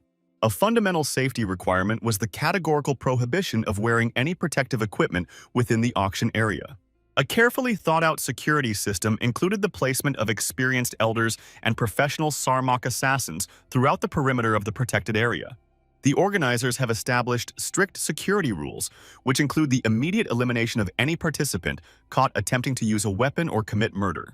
A preliminary analysis of the situation made it possible to confidently predict the appearance of undesirable individuals who were prohibited from participating in the event. The ceremonial opening of the unique auction was marked by a loud welcome address to the numerous participants gathered in the historic building. After thanking those gathered for complying with the established requirements, Ju Hyuk officially declared gold coins the only acceptable currency for participation in the auction. The general agreement with the proposed terms allowed the organizer to begin the auction, presenting the legendary Blackstone without setting a minimum starting price. The unexpectedly high first bid of 600 billion gold coins was met with a seemingly unperturbed reaction from the experienced auction organizer. Ju Hyuk's inner shock was caused by the realization that representatives of the highest gaming aristocracy and influential organizations were present at the auction. The rapid growth of offers from 800 billion to 2 trillion gold coins demonstrated the exceptional interest of wealthy participants. The unexpected appearance of a new bidder, who calmly offered 30 trillion gold coins, caused quite a shock among those present. The mysterious buyer turned out to be an influential ruler of the continent of Pora, named Rendal, known for his impressive wealth and Middle Eastern origins. Representatives of the continent of Pora have traditionally encountered serious difficulties when attempting intercontinental travel within the game space. The wealthy ruler's determination to acquire the legendary artifact outweighed all possible difficulties associated with transporting the valuable acquisition. The further increase in the rate to 31 trillion caused genuine surprise in Ju Hyuk, who was closely following the progress of the trades. The unexpected increase in supply to 53 trillion gold coins was accompanied by a calm smile from the wealthy participant and general amazement from the observers. The experienced Serdian, observing the development of the auction, predicted the auction would end at the 50 trillion mark and likely hostile actions after its conclusion. The accuracy of the prediction was confirmed by the appearance of an unknown terrorist who committed suicide under the slogan of glorifying absolute evil. Keeping his cool in a critical situation, Ju Hyuk immediately called on his loyal Johan to quickly resolve the incident. The tense atmosphere reminded Ju Hyuk of Serdian's insightful warning about the inevitable attempts by opponents to disrupt the auction. The opponent's complex strategy included banning the use of teleports for intercontinental players and organizing mass riots during trades. The hostile organization's apparent plan was to discredit Ju Hyuk by creating controlled chaos in the isolated space of the auction house. A close inspection of the bribed opponents allowed Johan to note their exceptional determination in their efforts to provoke large-scale unrest. Analyzing the actions of his opponents, the experienced Johan noted the absolute accuracy of Serdian's prediction, which completely coincided with the actual development of events. Alarmed by the colossal force of the explosion, Luxo expressed serious concern about the potential for significant damage to numerous auction participants. Ju Hyuk's calm explanation emphasized the exceptional status of the assembled participants, who had come from all over the world for the unique opportunity to acquire the Black Stone. The high level of development of the world-class rankers present ensured reliable protection against such attacks even with a minimal amount of equipped items. The intense interrogation of one of the detainees was suddenly interrupted by the unexpected suicide of the prisoner, whose body began to slowly dissolve into thin air. The lightning-fast reaction of the experienced Johan, who had foreseen similar behavior from the other prisoners, made it possible to prevent the mass self-destruction of the detainees. Johan's return was accompanied by a sincere apology to the Lord for his failure to identify the true perpetrators of the terrorist attack. Ju Hyuk's positive assessment of the successful prevention of the second attack was based on an understanding of the exceptional resilience of the assembled participants to such provocations. The official statement of the authoritative captain of the Justice Union categorically denied the involvement of the main participants in organizing the terrorist attack. The presence of the influential captain at the event was explained by his insightful foresight into possible provocative actions on the part of his opponents. The captain's strong support for the continuation of the auction confirmed the continued friendly attitude towards Ju Hyuk despite the incident. Ju Hyuk's irritation was caused by the impossibility of precisely identifying the specific union behind the organization of the large-scale provocative action. The negative mood was intensified by the realization of the possibility of independently using the unique black stone without the need to sell it publicly. The altruistic decision to sell the artifact was based on the understanding of the possibility of its effective use for the development of civilization and the achievement of peace. The unexpected admission of the presence of additional black stones was accompanied by a firm intention to suspend sales until the organizers of the riots were identified. The sensational announcement about the number of black stones available sparked active discussion among numerous participants in the prestigious auction event. The calm explanation of the situation included information about the ongoing isolation in Korean society and growing pressure from unknown opponents. A clear position regarding future sales excluded the possibility of the Divine Star and Helen alliances acquiring the remaining stones even after the customers were revealed. The simple explanation of the reasons for the refusal as personal animosity led observers to the logical conclusion about the possible involvement of large unions in organizing the unrest. A careful analysis of the situation led many participants to understand the possibility of a profitable collaboration with Ju Hyuk. After establishing a connection between the terrorist attack and the suspected alliances, the final stage of the event included a polite request that all participants, except the winning bidder, be removed to allow for confidential negotiations to conclude the deal. Randall's knowledge of Full House status meant that it was impossible to conduct an official exchange transaction to conclude such a significant trade. Understanding the limitations of the trading system led to the preparation of the full amount of 50 trillion gold coins for direct cash transactions. Ju Hyuk was surprised by the absence of the traditional procedure of checking the goods by the buyer's trusted representatives, familiar to him from numerous film plots. Randall's calm explanation underscored his confidence in his interlocutor's exceptional leadership qualities and his desire to demonstrate the corresponding respect. The buyer's noble behavior made Ju Hyuk feel ashamed for his fleeting thoughts about the possibility of dishonestly completing the deal after receiving the money. The transfer of the valuable artifact was accompanied by reflections on the need to maintain moral principles, even in the face of the imposed role of absolute evil. A deep understanding of the consequences of possible deception determined the inevitability of the transformation of the entire world community into irreconcilable opponents of the dishonest seller. Genuine interest in the plans for using the unique artifact prompted Ju Hyuk to inquire about the new owner's intentions regarding the acquired treasure. Randall's initial statement about the decorative use of the stone surprised his interlocutor, who attributed the strange decision to the typical quirks of wealthy people. Subsequent clarification revealed the humorous nature of the initial response and the existence of a serious plan to utilize the unique properties of the acquired artifact. Randall's sensitivity to social issues included an understanding of the difficulties of people who had lost their livelihood opportunities in Olympus due to various disasters. An additional concern was the issue of access to education for children unable to attend the academy, which is mandatory for all citizens. The noble desire to provide support to those in need was manifested in the desire to ensure that all children had the opportunity to receive an academic education. The limited financial capacity to solve social problems was compensated by the potential to use the unlimited energy of the acquired black stone. Randall's aristocratic background determined his desire to take on increased responsibility for the well-being of society as compensation for his privileged position. Ju Hyuk's satisfaction with the outcome of the deal was based on the transfer of a valuable artifact to a person with high moral principles and noble intentions.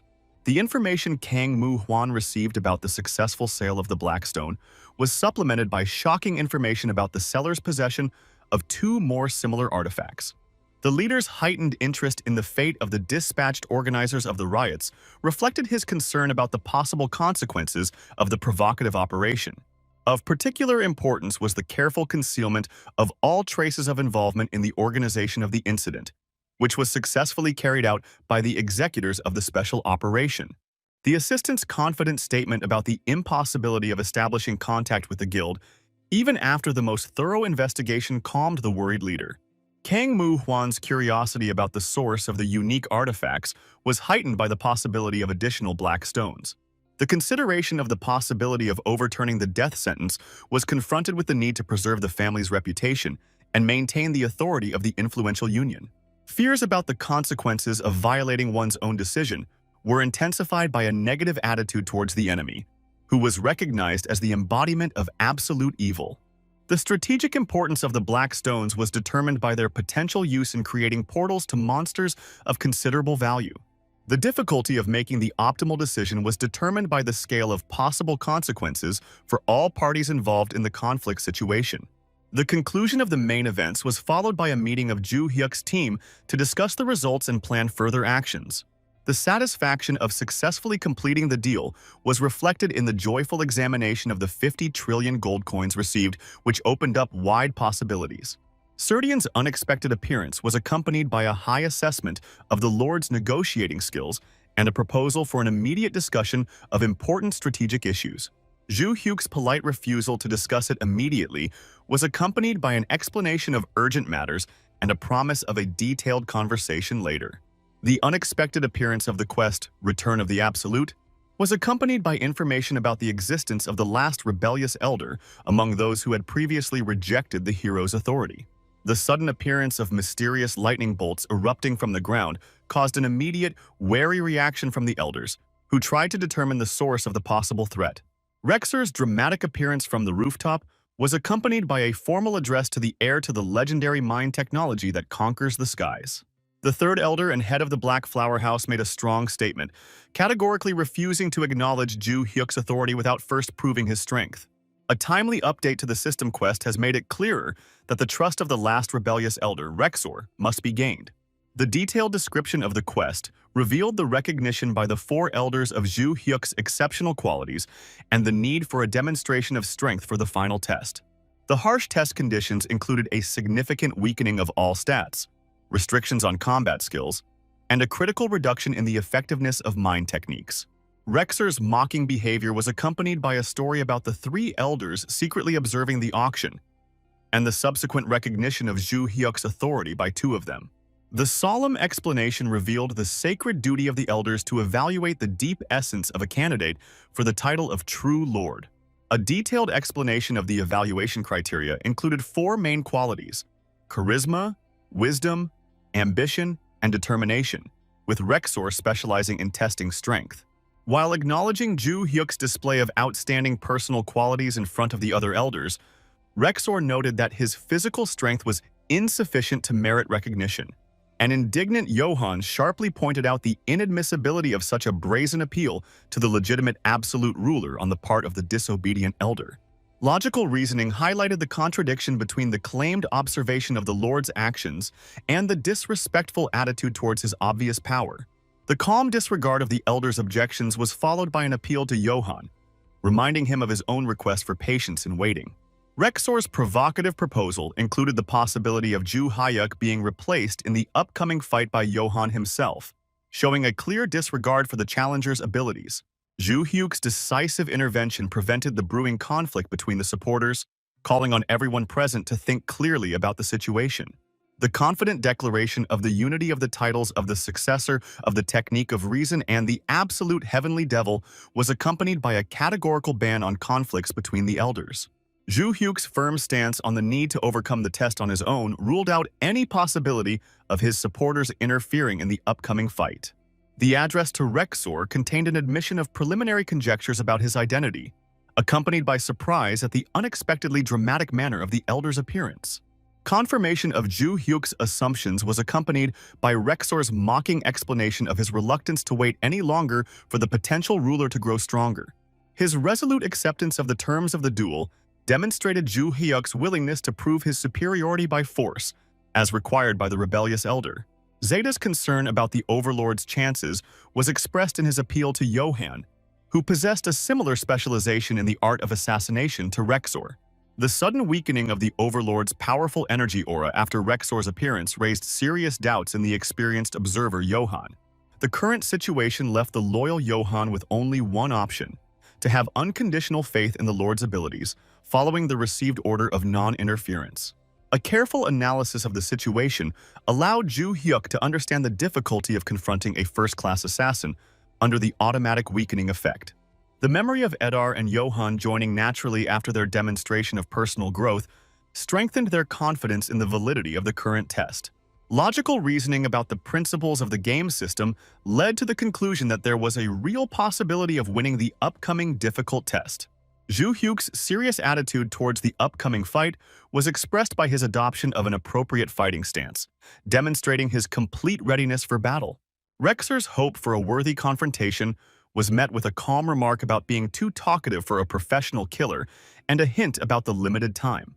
The rapid start of the test of the opponent's professionalism was followed by a successful attack from Rexor, which left a noticeable mark on the cheek of the unwavering Zhu Hyuk. Careful observation of the enemy's actions allowed us to appreciate the exceptional skill of a first-class killer, demonstrating incredible speed and silence. A serious assessment of the situation made Zhu Hyuk aware of the potential danger of confronting a professional adversary determined to kill. Confidence and control of the situation was shaken by the unexpected appearance of an enemy overhead, accompanied by a powerful attack from above. The Elder's panicked reaction to the Overlord's apparent defeat was calmed by Johan's confident call for them to watch the duel more closely. Zhu Hyuk's incredible display of strength, stopping his opponent's sword with his bare hands, was followed by a mocking question about his sudden loss of confidence. The immediate punishment for the carelessness shown was expressed in the demonstrative destruction of the enemy's sword by the bare hands of the powerful ruler. The imperious demand to stop underestimating was accompanied by a powerful attack on the opponent and a serious warning about the absence of leniency in further confrontation. Zhu Hyuk's calm explanation revealed the special properties of the glove he was using, which was capable of significantly increasing the pain of the target. Johan was genuinely impressed by the Overlord's ability to achieve a decisive victory even without the use of the legendary heaven-conquering mind technique. Zhu Hyuk's detailed explanation revealed his ability to assess the situation from the first scratch he received, demonstrating superiority even in a weakened state. A careful analysis of the damage received confirmed that the base power remained at a significant level of 99 units even with the weakening effect. An additional factor in the success was the timely decision to use special artifacts from the personal arsenal after a long period of abstinence. Johan's emotional reminder emphasized their leader's exceptional status as the successor to the legendary technique and absolute of the Heavenly Devil.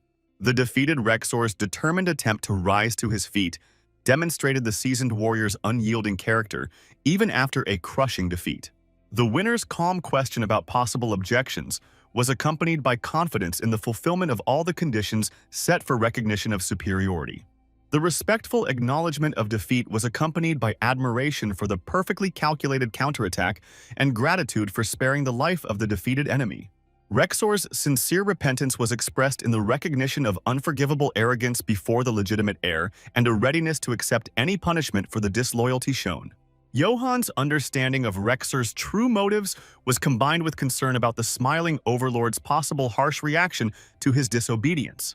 The final conclusion of the conflict was accompanied by a wise recognition of the duel as proof of Rexor's sincere devotion to the ideals of the Heavenly Devil. The ruler closely observed the actions of his warrior Rexor and decided to show understanding for his desire to show strength rather than impose severe punishment for such behavior. Thanks to the ruler's wise decision, Rexor received the honorary position of Elder of the Heavenly Devil and became one of the most trusted assistants in managing all important affairs of the state. The stern warrior, unexpectedly for all those gathered, showed his sincere feelings and burst into tears right during the important ceremony, recognizing the power of the ruler Zhu Hyuk. The devoted warrior Rexor fell to his knees before his master, and holding onto the hem of his robe, began to loudly beg forgiveness for his unworthy behavior and swear eternal loyalty. The new Heavenly Devil Elder sincerely admitted his mistakes and expressed deep gratitude to the ruler for his kindness and ability to forgive even the grave misdeeds of his subjects. The elders looked on in surprise at the unusual behavior of the always stern Rexor, while the ruler Zhu Hyuk rejoiced at the successful completion of an important task to restore absolute power. Advisor Serdian resolutely approached the ruler and asked for time to complete their interrupted conversation, his whole appearance demonstrating the particular importance of the issue under discussion. Having carefully assessed the recent events in the kingdom, the wise advisor Serdian decided that now was the most opportune time to discuss his important proposal. Inspired by the arrival of a massive sum of 50 trillion gold coins, the experienced advisor Serdian presented a bold plan to create a new capital and organize the relocation of the entire population. The elders gathered at the council and the ruler Zhu Hyuk himself were astonished by such an unexpected proposal, since the issue of moving the capital had never been raised at meetings before. All the inhabitants of the settlement came to the important meeting, except for a few elders, who at that time were carrying out urgent tasks far beyond the protected area. The wise advisor Serdian opened the meeting and immediately addressed the main question that was troubling everyone present. Why was it necessary to abandon a settled place and move the capital? The advisor explained the simple reasons for the move. The land no longer yielded crops, the settlement lacked important buildings, and maintaining the farm required more money than building a new city. The people immediately asked advisor Serdian about the location of the new capital, and he without hesitation named an amazing place called Nain, telling about its wonderful advantages. Nature has reliably protected this place with high mountains with steep slopes, through which even the largest enemy army with all its military equipment would not be able to pass. A large, full-flowing river flows through the entire territory of Nain and provides residents with clean water all year round, completely solving the issue of water supply at any time of year. The favorable location of the mountains and the river creates an impregnable fortress, where even a small detachment of defenders can stop the advance of a huge enemy army numbering 1,000,000 warriors. Ruler Zhu Hyuk listened carefully to his advisor's proposal and acknowledged the correctness of his arguments, remembering that Serdian never made frivolous proposals. An experienced advisor spoke about the possibility of creating a powerful magic circle in a new location, which previously seemed like an impossible dream, but would require significant financial investment. According to Serdian's advisor's calculations, 10 trillion gold coins were required to begin construction, and such a huge sum forced the ruler Zhu Hyuk to think seriously. Recalling Randall's recent investment of 50 trillion, the ruler realized that his doubts about a smaller sum spoke to the limitations of his own vision of the future. The advisor acknowledged the large size of the required investment, but considered such expenses necessary to protect against a possible invasion by imperial troops and to create a reliable defense of the state. The success of the construction will be ensured by the recently appointed 8th and 11th elders of the council, whose knowledge and experience will significantly speed up the completion of all necessary work. The lands of Nine were considered an ideal place to live, long dreamed of by many rulers. But no one had dared to start moving, so now everyone was waiting for the wise decision of the overlord. The wise ruler understood his responsibility to the people and considered the costs of the new capital reasonable, comparing them with the enormous expenditures of other countries on the defense of their territories.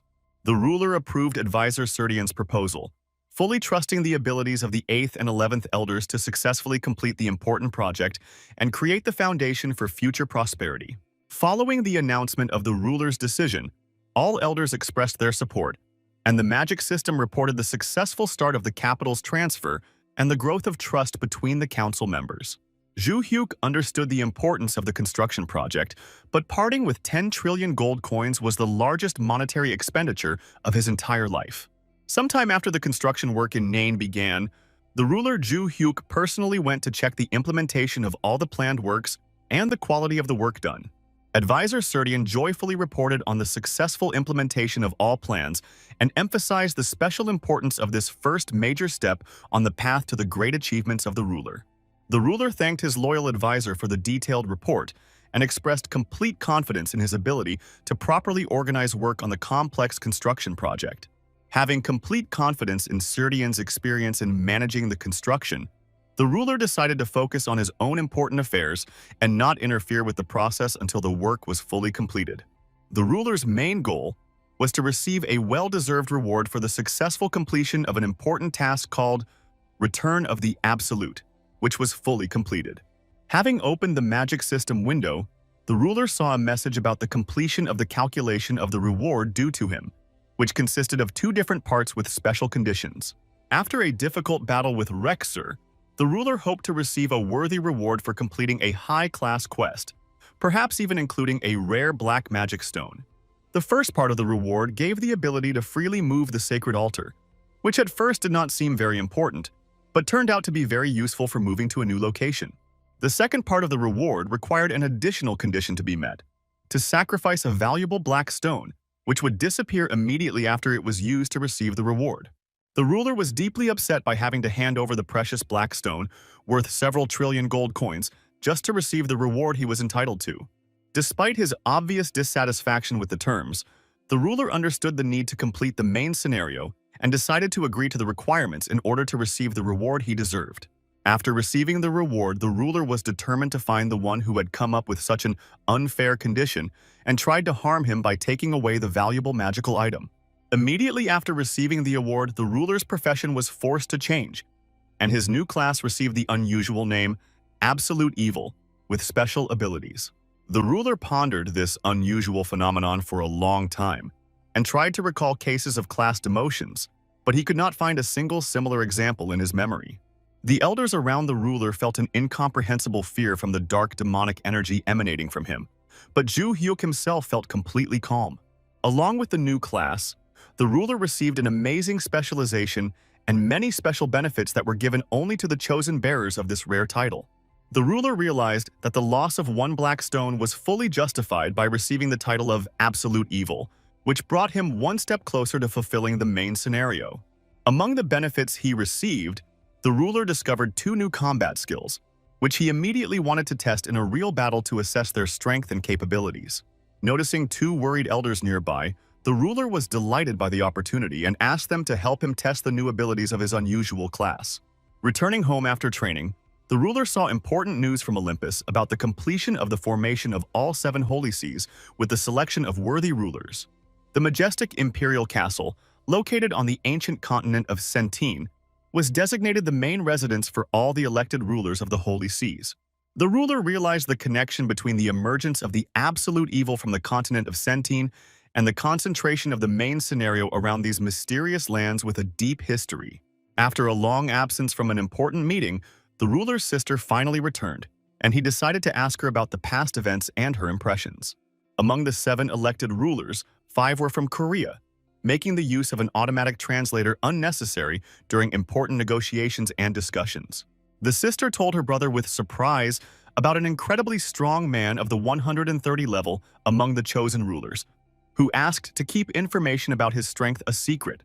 Hearing about such a high level, the ruler remembered his teacher's story about a mysterious, unofficial warrior whose strength exceeded the 100th level and wanted to know his true capabilities.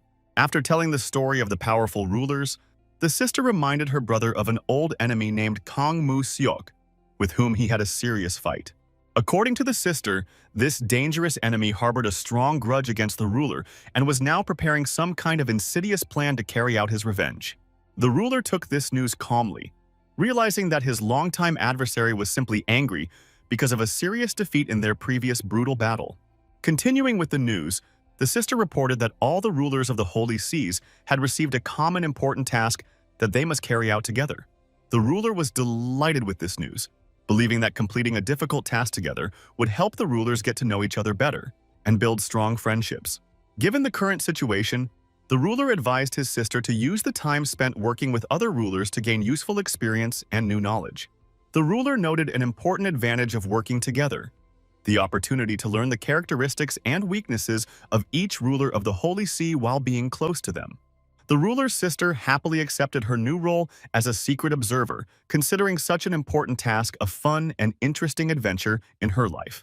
The girl didn't even suspect that her brother had entrusted her with a serious and responsible task that no one else could handle better than her own sister. In a conversation with her brother, the girl suddenly remembered some important preparations that he had mentioned in their previous conversation. The ruler nodded thoughtfully in response to his sister's question, and said that he had just been about to talk to her about these important preparations. Looking closely at his sister, the ruler asked her to free up the next day for a joint trip to an important place on a special matter. It turned out that the brother was planning to formalize the purchase of a new spacious apartment, registering it in the name of his younger sister as a gift. The next day, the brother and sister came to the real estate agency and told the friendly employee about their desire to buy a new house. An attentive, bespectacled employee politely asked the young men to describe their wishes and approximate budget so that they could select the most suitable options. The young man confidently named the prestigious residential complex Hills, where they wanted to purchase a new, spacious apartment for comfortable living. The employee looked at the young visitors in surprise and described the excellent infrastructure of the chosen complex, suggesting their interest in long-term rental. In a calm voice, the young man explained that they planned to pay for the apartment entirely in gold coins and clarified the possibility of this method of payment. Despite the surprise, the employee confirmed the possibility of payment in gold and asked to wait a few minutes to agree on the terms of the transaction with the apartment owner. After preparing all the documents, the employee drew up a contract in the younger sister's name and promised to contact them on the day of the planned move. The ruler spent 5 billion of the 50 trillion he received on buying a nice apartment, avoiding overly luxurious options to remain cautious. Looking at his sister's happy face, the ruler was delighted with his decision to register the apartment in her name, which turned out to be more important to the girl than the cost of the property itself. The ruler understood that people might associate the purchase of the apartment with his sister's new status as a saint, so he decided to become even stronger to protect the family from possible problems. Having connected to the magical system of Olympus, the ruler immediately met his boss, Rufendal, and told him about his plans for the near future. The chief suggested going to the dangerous Girgartu cave, intended for warriors of level 50, which caused the ruler some doubts about the correctness of this choice. The experienced Rufendal spoke of the grave danger inside the cave, where tens of thousands of poisonous creatures, huge centipedes, snakes, and ants, instantly attack those who enter. The ruler calmly confirmed his knowledge of the cave's dangers, which greatly surprised Rufendal, who considered the presence of an experienced fire mage necessary for such an expedition. The young sorceress Saesong decided to stay close to the powerful ruler during a dangerous campaign, hoping for his protection from numerous enemies. The ruler asked the girl with a smile about her lack of confidence in her own strength, and the surprised Rufendal realized that he had no intention of protecting his companions. The experienced sorceress Saesong, who had reached the 50th level of power, explained to the others that it was not a matter of doubting their ability to defend themselves from enemies. The ruler knew of the young sorceress's rapidly growing power, which had already surpassed Luna herself from the Holy See, and had a large army of loyal followers. The ruler reminded everyone of the serious work of the elected rulers of the Holy Seas, who are carrying out an important joint task to strengthen their union. The brave travelers entered a dark dungeon where experienced mages were already fighting, using fire magic against hordes of giant poisonous insects. Pleased with the success of his mages, the leader of the small union suggested that the warriors rest while his people collected valuable resources after defeating their enemies. One of the experienced magicians suddenly noticed a rare red stone, which they had been searching for a long time in this dangerous dungeon to complete an important task. The senior mage was delighted to find a rare red stone, the sale of which would help his group survive for a whole month without serious financial problems. An experienced leader spoke about his past at the Divine Life Union, which he had to leave due to the company's complex policies, which seemed like the end of his career. Loyal subordinates followed their leader, and together they built a successful business, donating half of their income to the Divine Star Union for the use of hunting lands. The alarmed mages informed their leader of the approach of a powerful Full Chow warrior, which caused great concern in the experienced leader. The scouts added that a huge eagle was flying next to the approaching warrior, and his companion turned out to be a powerful necromancer with dark powers. Among the approaching travelers, the mages recognized the well-known bearer of the title Absolute Evil, which caused even greater concern among the defenders of the dungeon. The experienced leader Markan could not understand the reason for the appearance of such a powerful warrior in their lands and did not know how to act correctly in such a situation. The powerful ruler calmly explained to the alarmed Markan that he would not harm his people unless they began hostile actions first. Continuing to calm the frightened magicians, the ruler suggested that they calmly go about their business, ignoring his presence. The ruler once again confirmed the absence of hostile intentions on the part of his group and expressed his desire to simply move on with his important business. Reassured by the ruler's words, Markan offered the help of his fire mages to protect against dangerous creatures if there were no such wizards in the group of travelers. To everyone's surprise, the ruler's enormous pet named Coco joyfully pounced on the poisonous ants and began eating them with gusto. The ruler watched his pet's strange behavior with surprise, while the other travelers stood to the side in confusion, not knowing how to react. Alarmed, the mages warned their leader of the danger of the pet's uncontrolled attack on the poisonous ants, which could lead to serious problems. The experienced leader Markan quickly assessed the danger of the situation and ordered his men to immediately pack their things for an urgent retreat from the danger zone. Late in the evening, the girl discussed with the warrior Kangmu Seok the video that appeared online of the complete destruction of the ancient dungeon after the recent events. The impatient girl was interested in Kangmu Seok's plans for revenge, as he was ashamed of his defeat as a future representative of the divine star. The girl recalled the successful appointment of her opponent to the post of the first ruler of the Holy See, which caused her great irritation. Realizing the possibility of the enemy receiving support from the sons of the heavenly ruler, the girl persistently asked her ally to hurry with revenge. Kang Moo-seok politely thanked her for the advice, hiding his hatred for the arrogant girl who had only gotten a place at the academy thanks to the support of influential patrons. Interrupting her gloomy thoughts, the girl recalled rumors about the appearance among the rulers of the Holy Seas of some unknown person of no noble origin.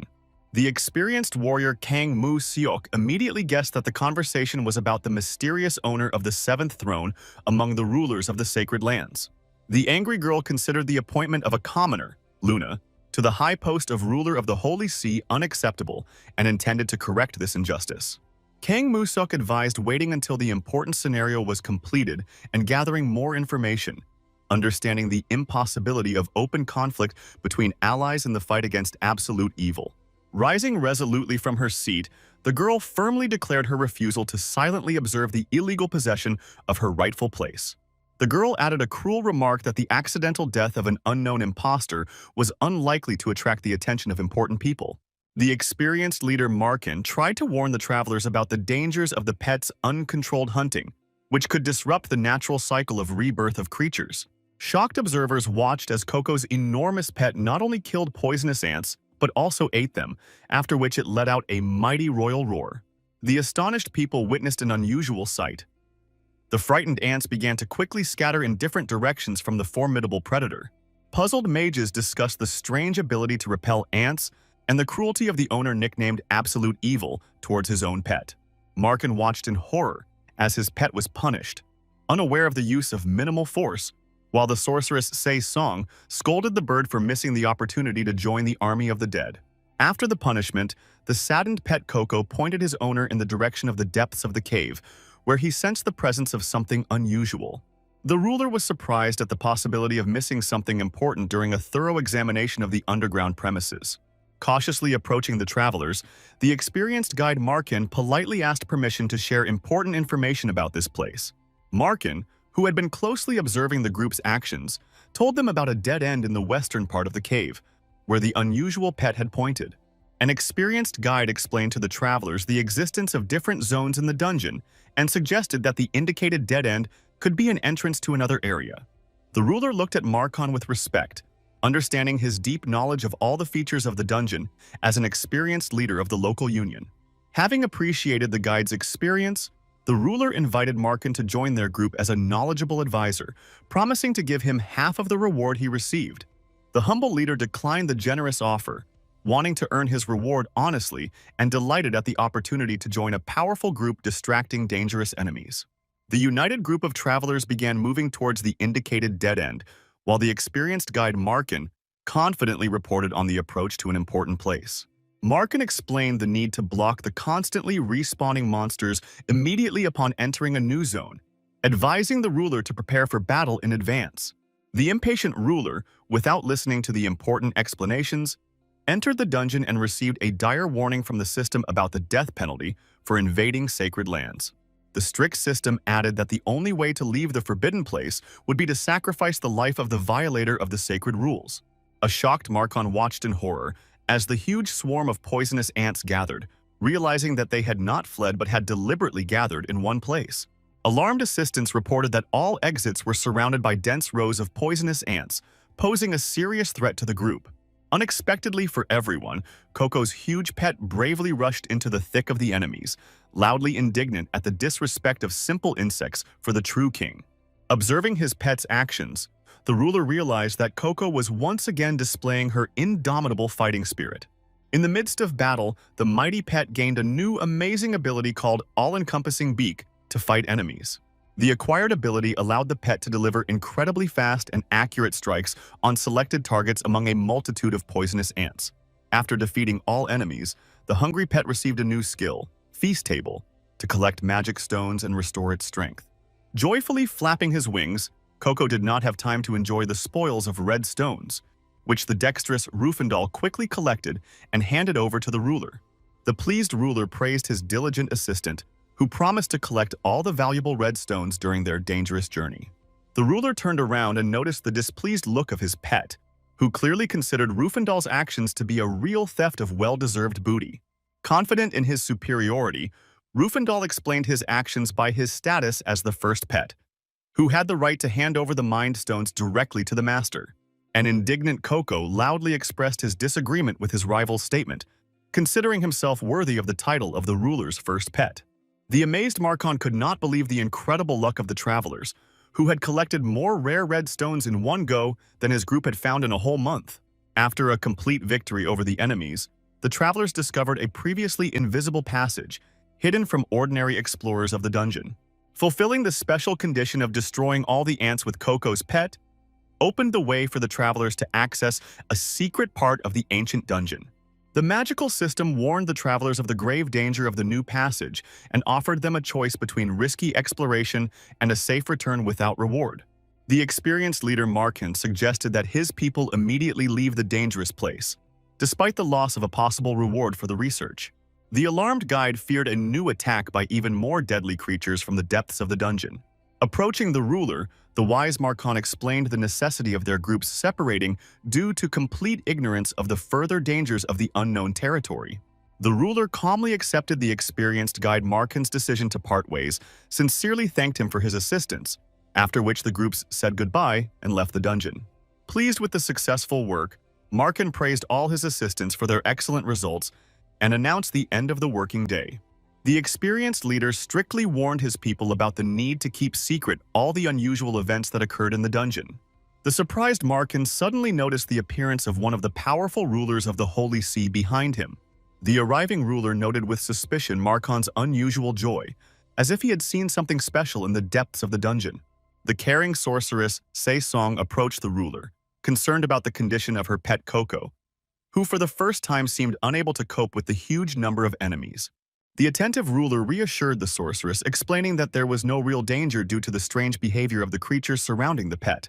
Continuing his observation, the ruler noticed the unusual behavior of the ants, which looked more like frightened fugitives than dangerous enemies. Noticing the ants' attempts to attack Mariana, the ruler quickly picked the girl up and asked her to be careful while checking Rufendal's defenses. Confident in his powers, Rufendal reported the incredible strength of his magical defense, which he received thanks to special enhancements from the ruler. The attentive ruler noticed the confusion in the eyes of the young sorceress Mariana, who could not collect her thoughts in the current situation. Having collected his thoughts, the ruler asked the sorceress to prepare to use a special soul slavery technique to conduct an important magical experiment.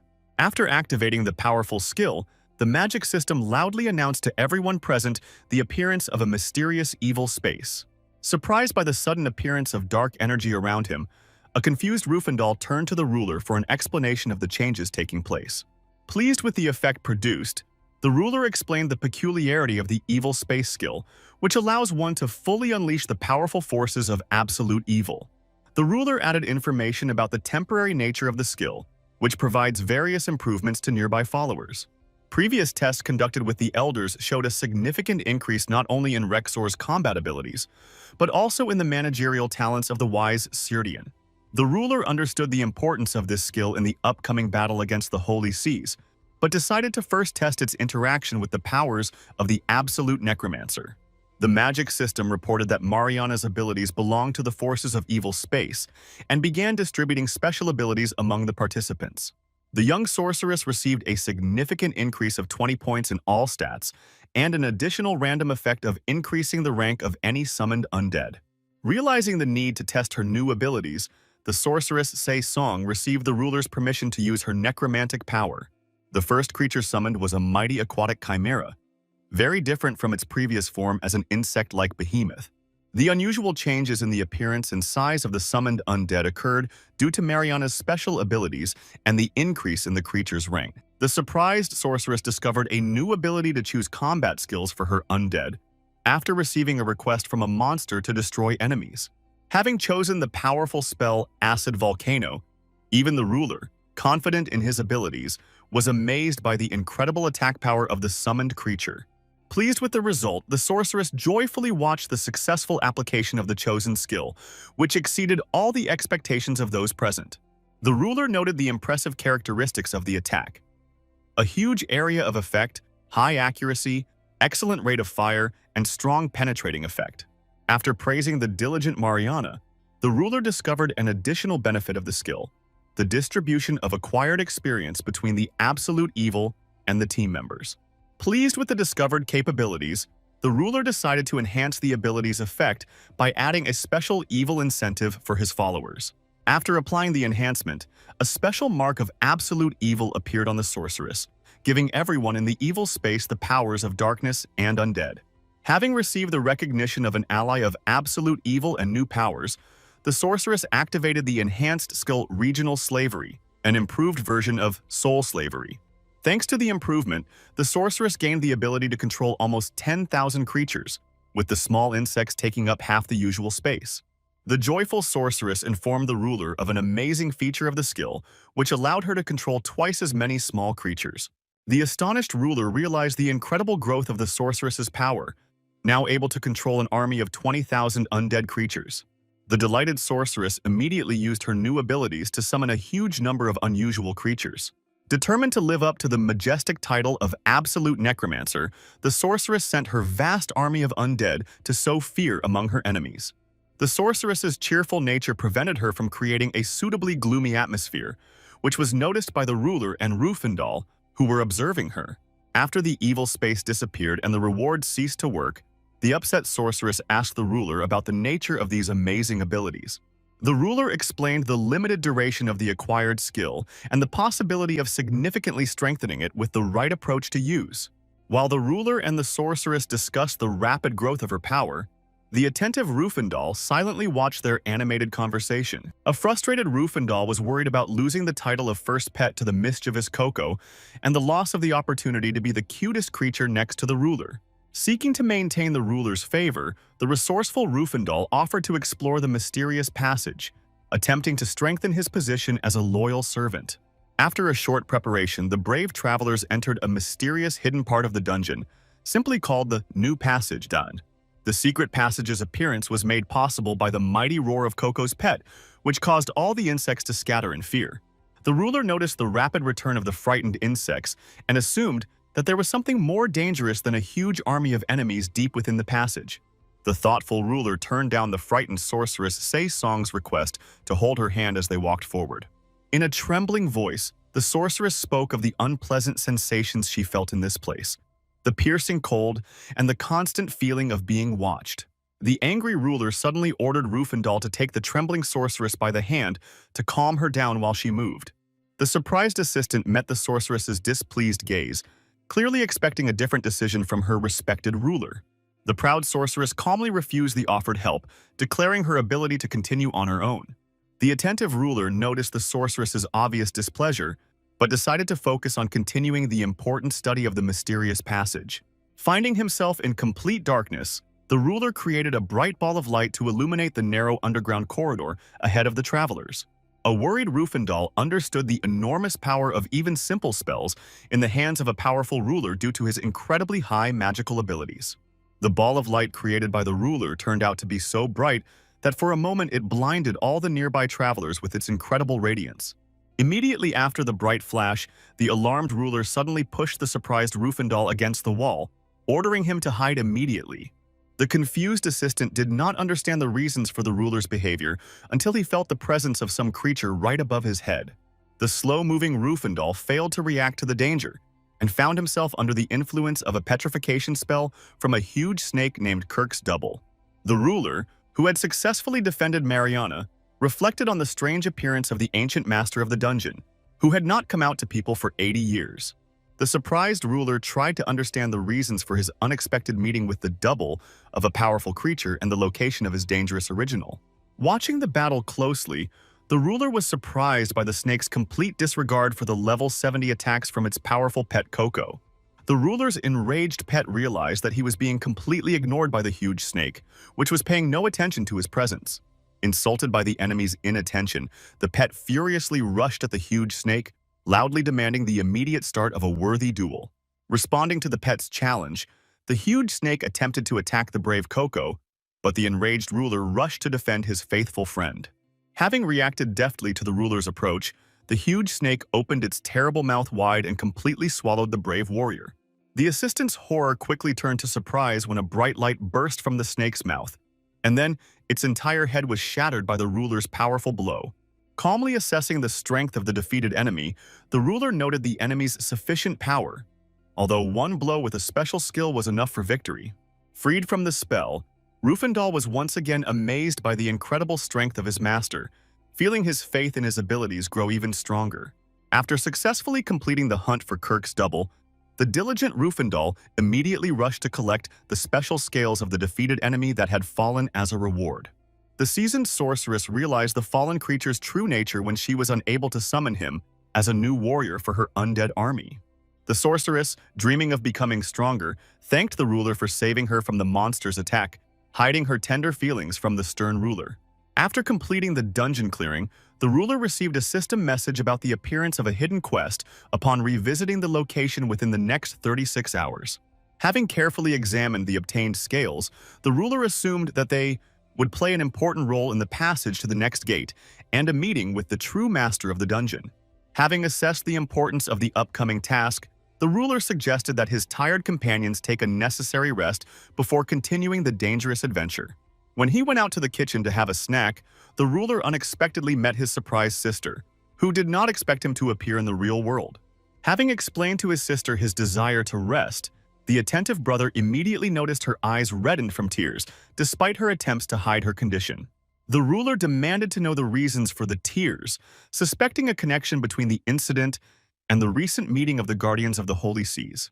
Concerned about his sister's condition, the ruler insistently asked to tell the whole truth about what happened at an important meeting. The upset girl spoke of the cruel words that forbade her to intervene in conversations due to her lack of noble birth. The arrogant rulers ordered the young girl to silently follow all instructions, considering her unworthy of being appointed to the high post of the seventh throne. The angry ruler demanded to know the name of his sister's offender, but she only knew that he belonged to the rulers of the Holy See. The lonely girl turned out to be the only stranger among the rulers who had known each other for a long time, including the ill-disposed Kang Mu-seok. Offended by the unfair treatment, the girl ardently defended her simple parents, not understanding the sinfulness of being born into a poor family.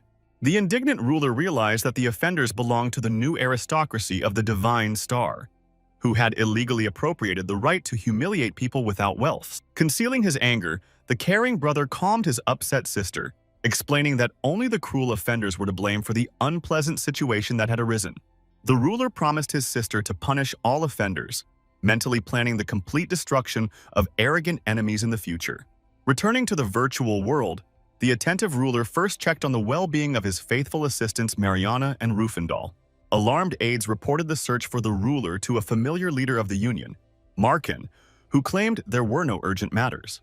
An excited Markin warned them about a meeting with director Kang Mu-seok, who was waiting for them immediately after the Union left the dungeon. The arrogant director reminded the hunters of his mercy, which allowed them to use the hunting grounds in exchange for their past services to the Divine Star. The enraged director declared Markin's betrayal, daring to help a man sentenced to death in the strictly controlled hunting grounds. The cruel commander permanently closed access to all hunting grounds of the Divine Star Union to punish traitors who aided the enemy. Having lost support, Markin spoke about the forced dissolution of the Union and the placement of all his people in other organizations.